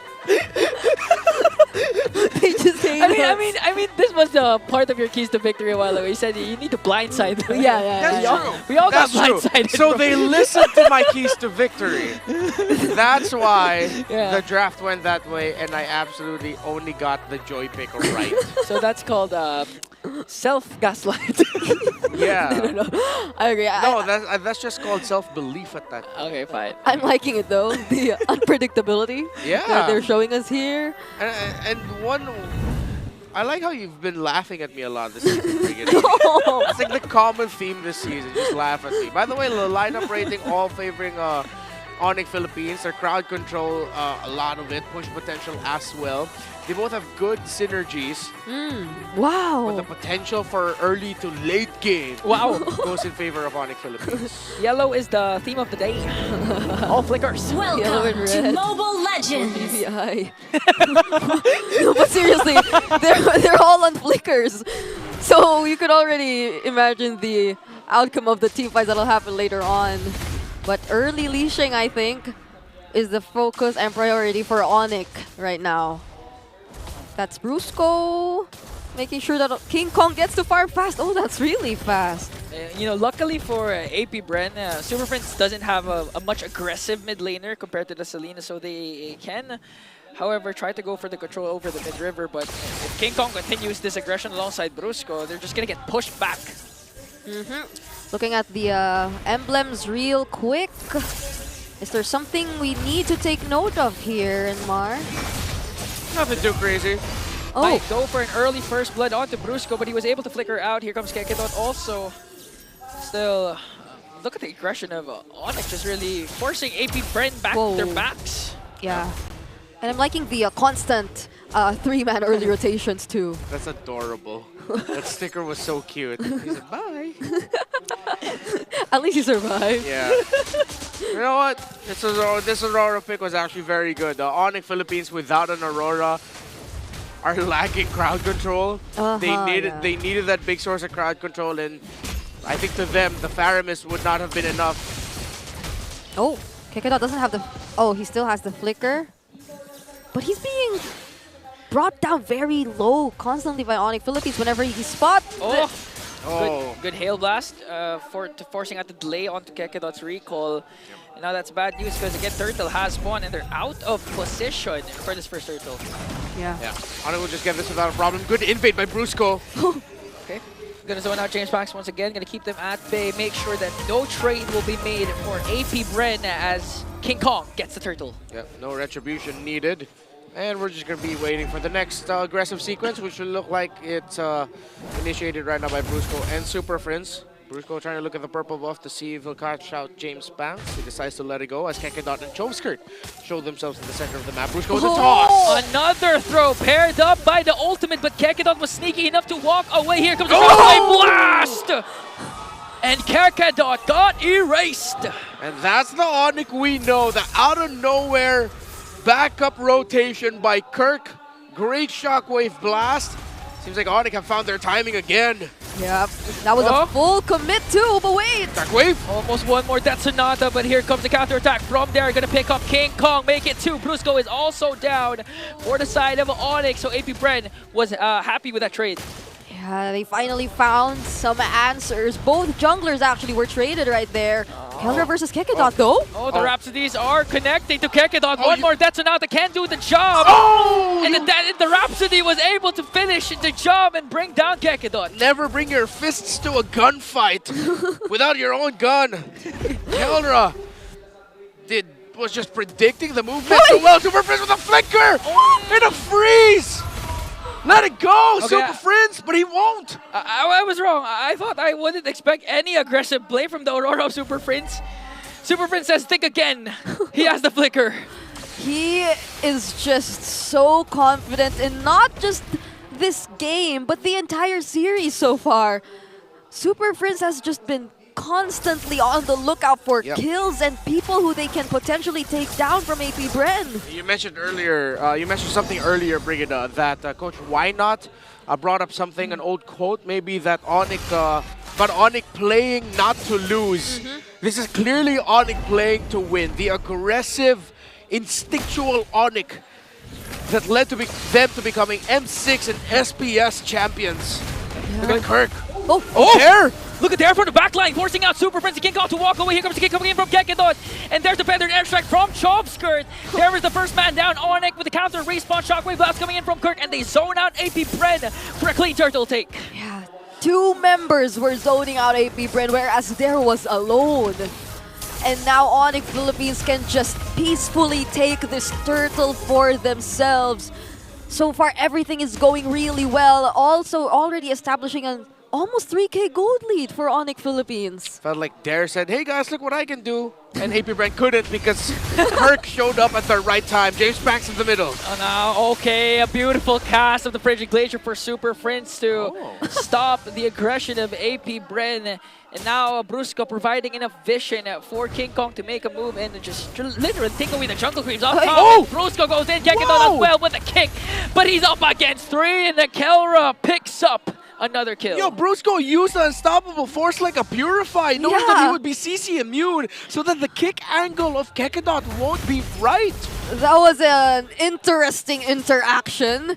Not one you'd usually see, but we learned something new again today just because of Brusco. Oh, mid lane! Okay, Brusco keeping there and Choveskirt at bay. Here comes the feathered airstrike as Onic focuses their target on the mid lane turret. Now Terror gonna feel the wrath of the god in the goal lane. Kelra once again picks up a kill. It's not just Super Friends who's mad this game, it's Kelra too. It's Brusco, everyone. Everyone is actually I'm mad. also mad. Not because Onic Philippines is winning, it's just, where was this Onic?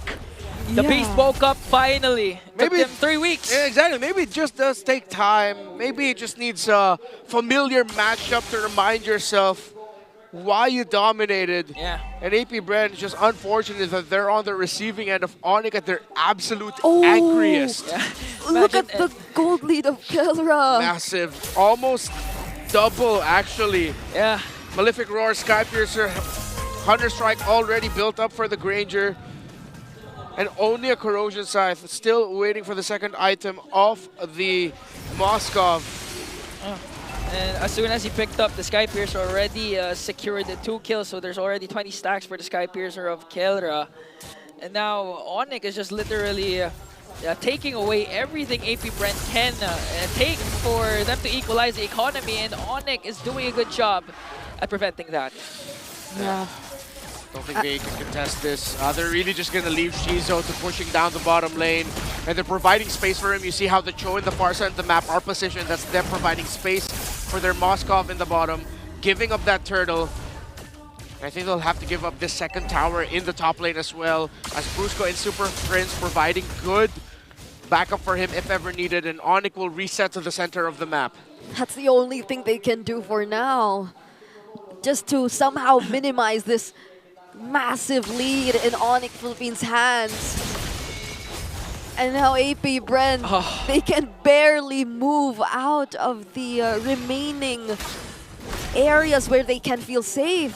I mean, look at this. Yeah, and not to mention, all throughout the skirmishes, King Kong was just focused on his objective, the jungle creeps, continuously farming up. His KD is just 0-1-2. So the moment that King Kong makes his presence felt, it could spell trouble for AP.Bren. Oh, Brusco. Is he gonna look for someone? Yeah, he's zoning out. He's pushing them back. Okay. So he popped that. He knew it would be an obvious angle, but it forced AP.Bren back so that Onic Philippines will be able to get the tower in the mid. King Kong now has the Holy Crystal, and I think we might just be waiting for the inevitable victory here of Onic Philippines, as the lead has gone to the point where it would be difficult to come back. Very difficult to come back for AP.Bren, but they still can capitalize on Onic making a mistake. Yep. I mean, there are no purifies to be found. So Kekedot with possibly one great setup, but speaking of Kekedot! Okay, Kekedot was able to flicker up, but there comes the Unstoppable Force plus Ejector feeding off the kill to Kelra. King Kong goes in right after Choke Skirt.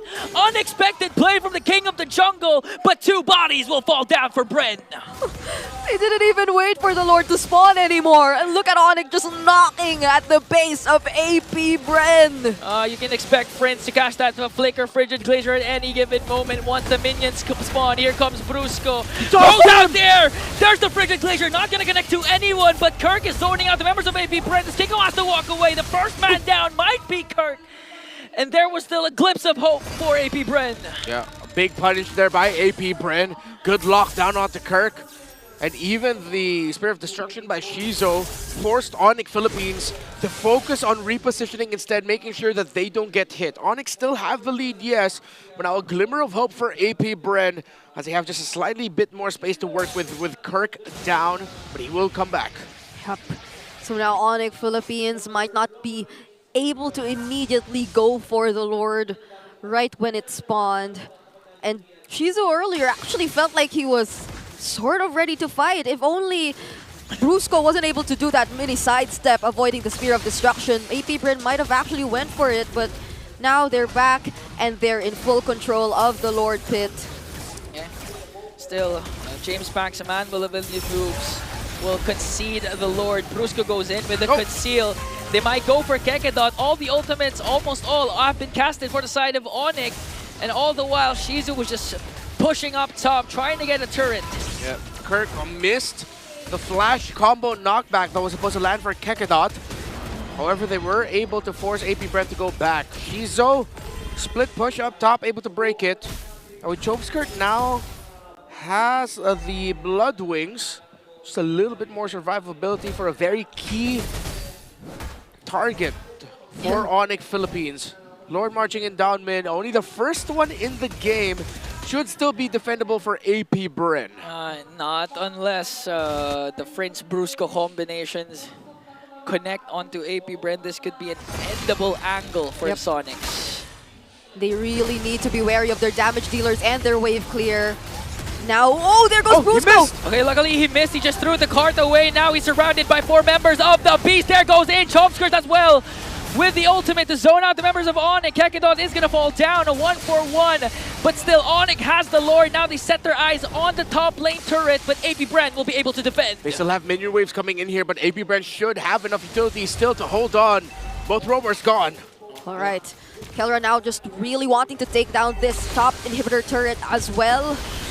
Oh, there goes the Frigid Glacier, buying enough space and time. And King Kong goes for the back with the electrifying beak against the man with a million moves. He will do so successfully, take him down. Here comes the SOD coming in from Shizu. The Silent Kid no more as he's making his presence felt and bring down the King of the Jungle. All right, one base turret still stands for AP.Bren, but they're slowly showing signs and are able to fight back. The Trinity build is already intact for Shizu, so they really might want to look for openings against Onic. The next one should be endgame for Onic Philippines. But AP.Bren has 50 seconds to work with. 50 seconds to get a pick, to get advantage, so that the Lord won't be an easy take for Onic Philippines. King Kong, great read on the movement of James Banks, but the SOD coming in big time for Shizo to make sure that King Kong goes down. Yeah, and also the pick-off from Kekedot used up the Way of the Dragon to make sure King Kong won't be able to escape that anymore. It's a full-built Granger. Ooh. Conceding this next Lord should not be the decision for AP.Bren. For defending the next push should prove to be almost unstoppable for them. Yeah, no one's able to look for Kelra just yet. They're protecting him so well, even whenever they're trying to go for the siege. So now what will be the plan for AP.Bren? You said it, they need to contest it. So which angles are they going to take? The Kelra route might be the way right now because Keller has no defensive items, no Wind of Natures or Winter Crowns. So a beautiful pickup from Kekedot can't do the job as he goes in for the conceal, but gets stopped off by Super Friends in a dodge from Kelra. Point blank shot right in the face, but Shizu answers back, bringing down the God in the gold lane. Kirk working on Shizu. He pops his Wind of Nature, and it looks like a green light for AP.Bren, but Kirk will fall down in the hands of Chomskirt. Look at the positioning of King Kong. This might be an angle for King Kong to wreak havoc against Chomskirt. Electrifying beam to bring down the mid lane. James Max is the next one on the top, but Shizu brings down the beast incarnate. He was silent for a long time, but he finally comes up big time. Divine intervention, a knock-up from the Lord, and Shizo and Kekedot secure the Lord. A miracle for the Bees. 4 members of Onic Philippines just taken down like that. And what perfect timing have we seen from Chomskirt?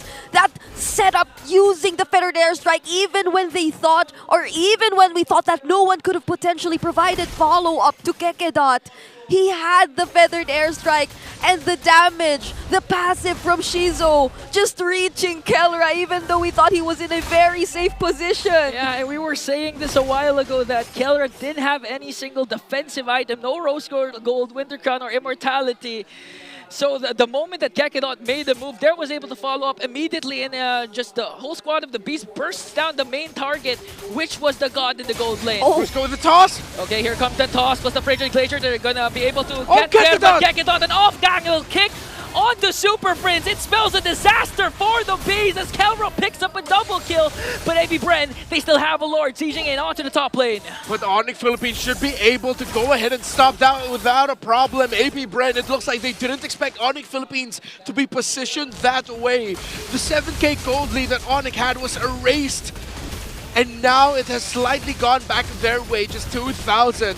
But a lot of people, a lot of players here are already item locked. King Kong, item locked. Kekedot just built up an immortality. And still we're waiting for the last item, potentially a BOD for James Banks. Still, Onic now have a chance to build more advantage. Yeah. Honestly, Kekedot is becoming really scary for Onic Philippines. He's been making or opening up so much possibilities, looking for Kelra, hunting him down. Not to mention the damage that Shizu already has. But Onic are back. They're knocking again. and they might want to put an end to this. Okay, so Shizu actually built up tough boost for himself. He knows the crowd control that Onic Philippines has. He needs to reduce it one way or another. Now 55 seconds. We set the timer earlier for AP.Bren. They needed to contest, and they contested. And it is now a very even ball game that the next contention for AP.Bren should actually be a 50-50, depending on a very important factor, the minion waves and how they're positioned in the map by the time the next Lord begins. James Max, BOD, Jove Skirt with a Winter Crown, and that item can be big for him in the next big team fight. Yeah, because honestly right now, the waves, Onic Philippines are able to take care of them really, really well. But look at where they're positioned right now. Oh, they might actually want to go for something. They really check out every single member. Was that the Retribution? Yeah. Used by King Kong. Okay, King Kong used the red 3 just to make sure AP.Bren won't have a sniff of that purple buff. 17 minutes in, when we thought this game would be finished before 15 minutes, maybe even 13 minutes, it has gone to the very, very late game. Minion waves are pushing out, and it looks healthy for AP.Bren. Onic don't look like they're going to be playing for the macro. They will play for this Lord, and it could be one last big fight. Okay, Brusco trying to get the information, zoning out the members. They're going for there! Here comes Unstoppable Force, but they was able to flicker out. There might get bursted down. The Immortality will be popped. Here comes the SLT. Chop Skirts with the ultimate. It's going to be a retribution battle between the Lords. But Shizu goes in. Brusco with a beautiful the man with a million moves secures the Lord. Plus another kill. A chemistry coming in from the God in the gold lane. If AP.Bren gets the Lord, Onic gets the bodies of the bees. It's only the Silent Kid remaining, but it looks like the gods will march in and strike thunder in his heart. Thunder has never sounded this loud once again as Onic reigns supreme and bounces back in 3 weeks. After their 3-match losing skid, Onic Philippines have found their way back, taking the sweep up against the Bees. They look like they're back. But a bit of more questions for Onic Philippines though, because AP.Bren almost looked like they were gonna force game number 3 on the back of Shizu going God mode before Keldra went God mode. Great performance by AP.Bren, and they get better every week here in MPL Philippines. Next week, we should see their first win come in. But for now, it's Onic Philippines who break their losing streak. I am honestly thinking of what to call this James Pax and Shizu connection already. Because that game was nearly turned around by these two players. It wasn't just Shizu, it was also the retribution coming in from James Pax. The confidence, right? These players, they're really showing up. They're starting to show up. So a lot of hope for the Bees who are here to support this team. But definitely, we are going to look out for them in the coming weeks. But again, the happier side of the arena, the Sonics once more. Finally, they're seeing their idols, their favorites. Once again, they will be in the winner's interview. I know a lot of you have missed this, so let us not prolong this any longer. Let's hand it over to our hosts and talk to Onic Philippines after winning this match. And finally, back on the winning column is Onic Philippines! Grabe ang cheer ng Super Family. And now, gusto kong tanungin si King Kong. King Kong, Onic is back. After ng ilang matches na nahirapan kayo, you're now at a win with a 2-0 sweep. Feel mo ba ito na yung start ulit ng pataas na pataas niyo pang momentum? Tingin ko po, hindi pa rin start ng momentum namin kasi may malalaman namin sa sa second leg. Kasi nanggigigil na rin kami bawian lahat ng mga nakalaban namin nung unang leg eh. Nakikita ko si Keldra umiiling na. Hindi pa tapos yung question. Keldra, bakit feel mo na hindi pa ito yung tuloy-tuloy yung momentum?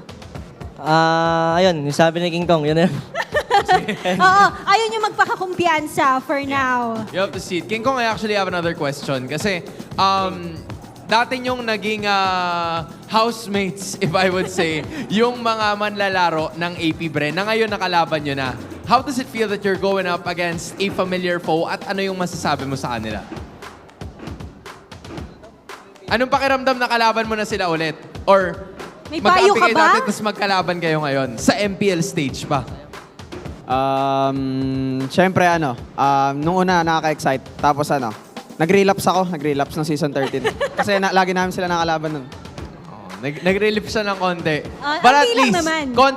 konti lang kasi kinakailangan din nila nung panalo. Coach, why not? I wanna give you this question this time kasi I think for the longest time, right? This is, after a very long time, ito ang unang chance na nagkaroon kayo ng losing streak, which doesn't happen very often. What do you usually tell the boys, especially before the start of this game?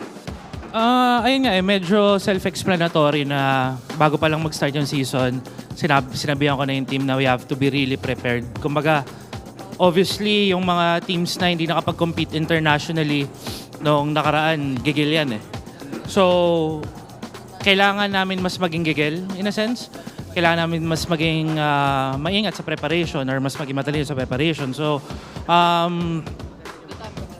yun talaga eh. Tulad na sinabi nila kanina, tinanong nyo kung eto na ba yung bawi. I think could be the start pero we'll see. Kasi we want to work on some things talaga. Yeah, for sure. Aside from those, can you give us like at least one without deviating or giving your strategy away? Ano ba yung kinailangan mong i-address na isang bagay siguro na talagang nagbago yung perspective ng team moving forward? Wala naman masyado. Siguro, sinigurado lang namin kagabi na nagmamahalan kami. Bawat isa. Okay. I guess we leave it at that again. Okay, yun ang mahalaga. Once again, your winners, Onic Philippines! Gentlemen, you may now take your walk of victory.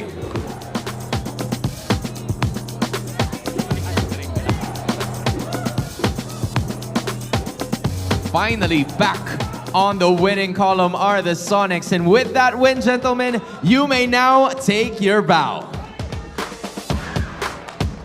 After a long while, the taste of victory talagang mas matamis, especially when the defending champions have claimed it. And even so, hindi pa rin sila complacent sa pinakita nila. And we're excited kung ano pa nga bang makikita natin, ipapakita ng Super Family. There's no way to go but up para sa Onic Philippines. But where do we go next? It's back to the casters. This could be the start, but for them, it isn't completely being back just yet. Onic Philippines are still looking to fully redeem themselves, but still, this was a clear victory that they secured up against AP.Bren. Even if it's not complete, it's the start that the fans, the Sonics even, are hoping for the reigning defending champions, and they put on an amazing show. A lot of credit also goes to this young man, the MVP of our game number 2. And who will that be? Because,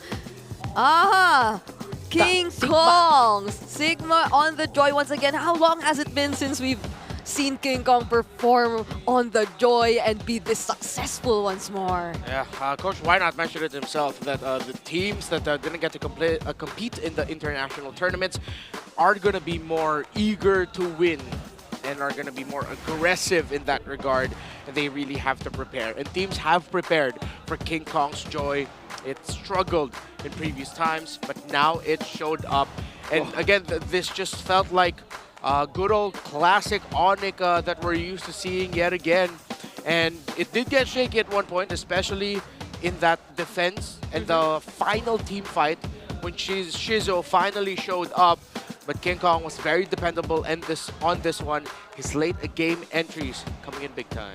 Yeah, and the amount of space created, the protection that they were able to just make sure was there for Kelra. It just really felt like Onic being back once more. But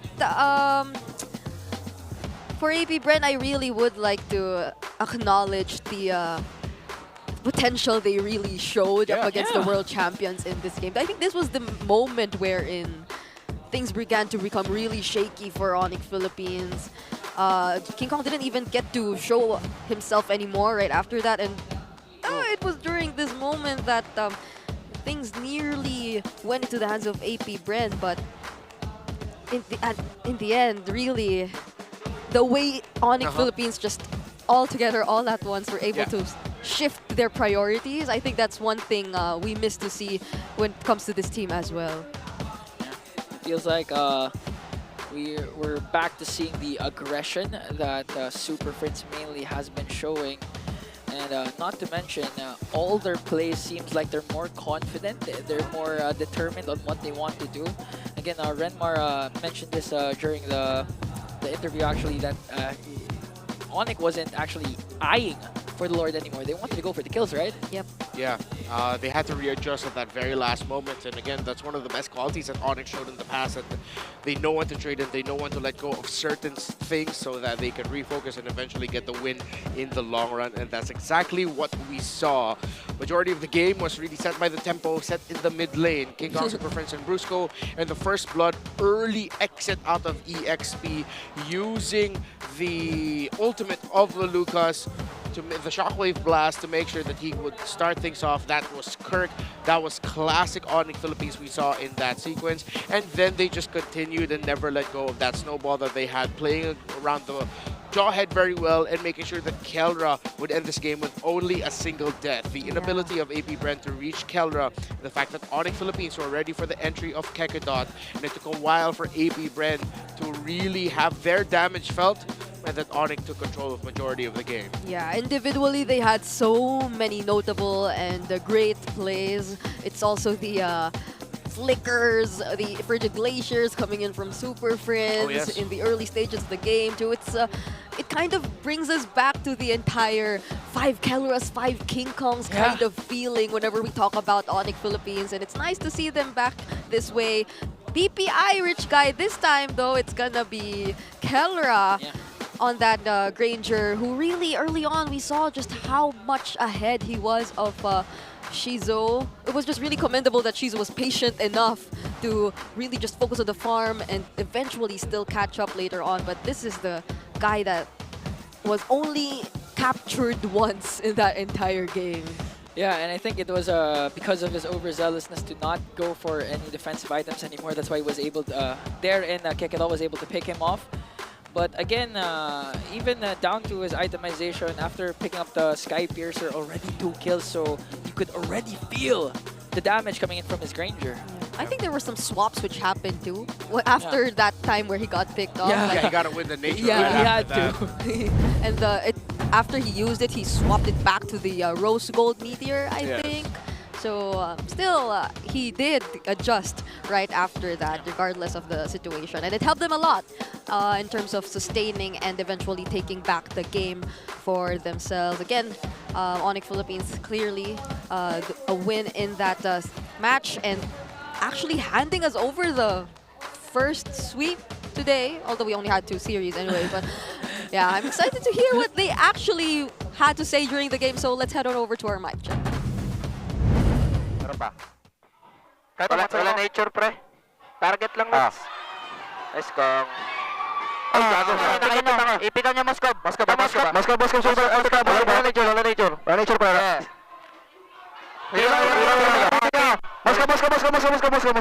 pa 11 seconds. Endable, pre. Wala pang Lord. Endable. Lord niya na. Endable na.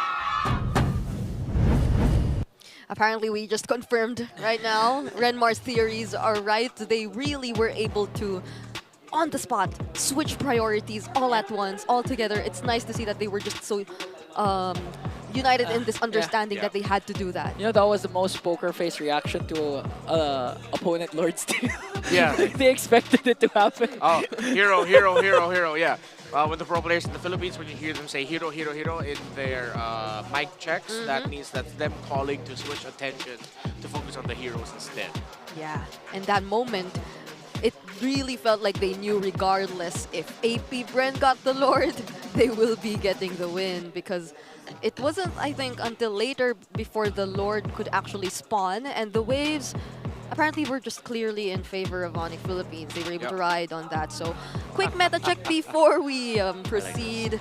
Look at the statistics of Granger so far this season. Yeah, so based on the data, teams opt to ban the Harith instead of the Granger. So the best marksman option will be Granger. So that's one of the things we always talk about in the drafts. The trading of the best gold laners in the game right now, the Harith and the Granger. With Harith gone, Granger's the next best option. Then it becomes a trade for Granger and Irithel for most of the time. The next option after that would be the Moskov. Then way after that would be the Carries, the Claws, and the Brunos of the world. So it just really goes to show because of how good Granger is with his reach, how fast he gets to, of course, snowball, get his items, really be a big damaging presence early on. That's why he's so good at this meta. By the way, in the head-to-head matchup between the Harith and the Granger, they're actually both 8 apiece. So 8 wins, 8 losses for both. Yeah, but that's really surprising. I mean, the 67 or 62 to 57 win rate of both the Granger and the Harith. I think that they're the most common gold lane matchups. Yeah.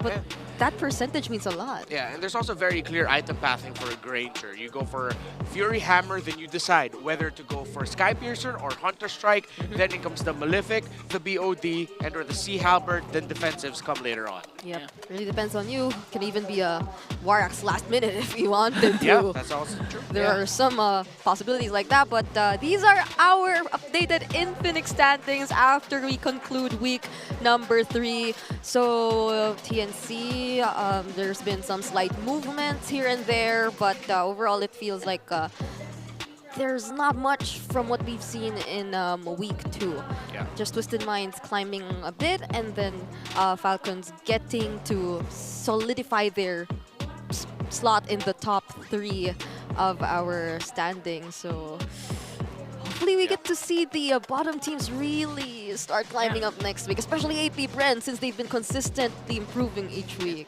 This is what Why Not has mentioned a while ago during the interview, that the teams that failed to qualify for the last M series are more aggressive, more eager to come back stronger, and we're seeing it actually right now in the standings. Yes, and for our Fancy Laban standings, the fans who compete every before our MPL starts, it's actually AP.Bren leading the standings, followed by Twisted Minds. Wait, this feels like an inverted version of what we see in the MPL, except that Falcons still stay in 3rd.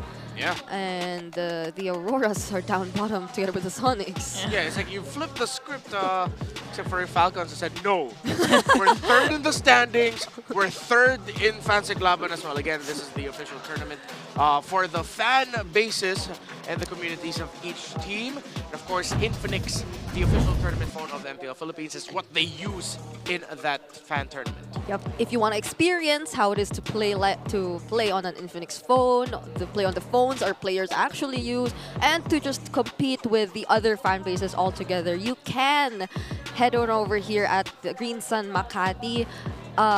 Be here a bit earlier since the Fancy Laban starts right before the matches actually happen. So it's been a blast. I know it's been very fulfilling.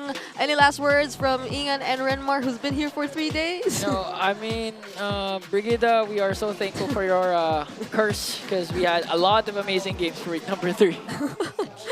I love my job. I really love my job. Yeah, this will mark Renmar's final day this week, but we'll see him again next week, and we'll see you guys next week. Let's head on over to the stage and throw it over to our hosts. Don't you guys love your jobs too? Yeah, I do.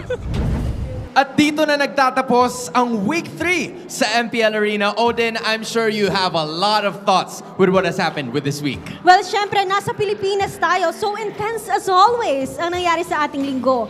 My favorites, highlights of the week are Smart, Omega, and Twisted Minds finally getting their first match wins for the week. At hindi lang yan.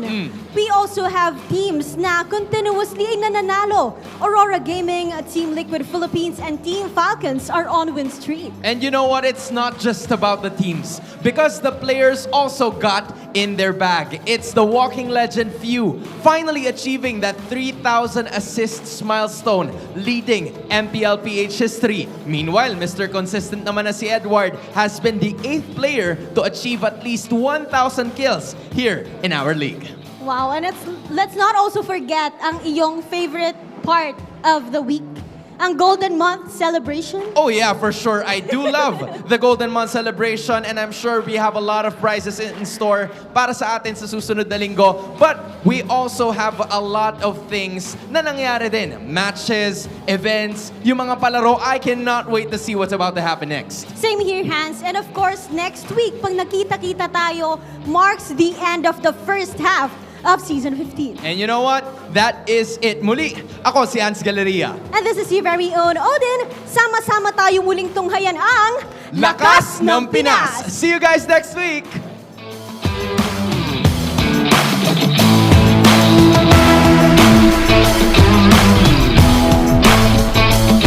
The 15th season of MPL Philippines is brought to you by the following sponsors.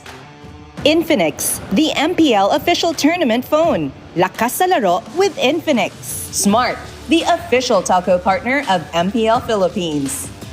BPI, the official bank partner of MPL Philippines. Mas magandang bukas, buksan sa BPI. Our partner in esports, Time Zone. Join the fun at Time Zone. TT Racing, for those who dream, work, and play. TT Racing has your back. Don't miss any MPL action by following our official Facebook and subscribing to our YouTube channel. Follow MPLPH on TikTok for more content. Experience the Lakas ng Pinas of MPLPH Season 15 action live at Green Sun Hotel. Grab your tickets now via official MPLPH website. All the regular season tickets are now available at 200 pesos. MPL Philippines is monitored and supervised by the Games and Amusement Board.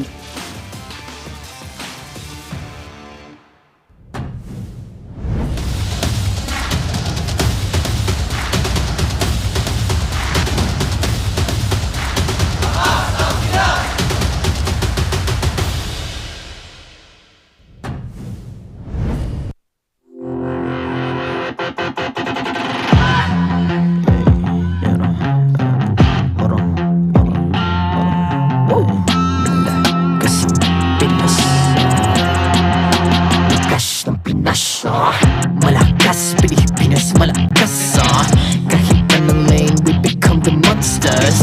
Malakas, Pilipinas, malakas Face the golden sun and ribbon for the 3 stars. Look at us to the top, no ifs, no buts. Winning any game, para to sa yan na yes. Di mo matitinag aming boses on your level. Nasa kalye man o mobile, you know I become a legend. Open fire, we unite, we winners. Built with pressure, the diamonds are made of. Switch na lane na parang gera. HP Racing may reset up. Tagatang buhat ni Hilda, full load SS parang Laila. Susundan ko ang iyong bakas, kasama patas. Tagumpay natin to dahil tayo'y malakas. Para sa Pinas, nasa amin ang alas, hindi tuwa atras. Kinikilala sa taas kasi kami ang malakas. Para sa Pinas, nasa amin ang alas, hindi tuwa atras. Kinikilala sa taas, ganito kami sa Pinas. Wow!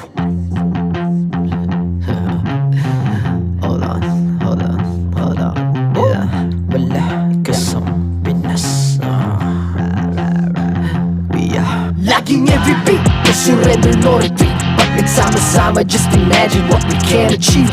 Laging every beat, no surrender, no retreat. Giving 100 all my all, cause we just cannot be defeated. We are unstoppable, immune and invulnerable.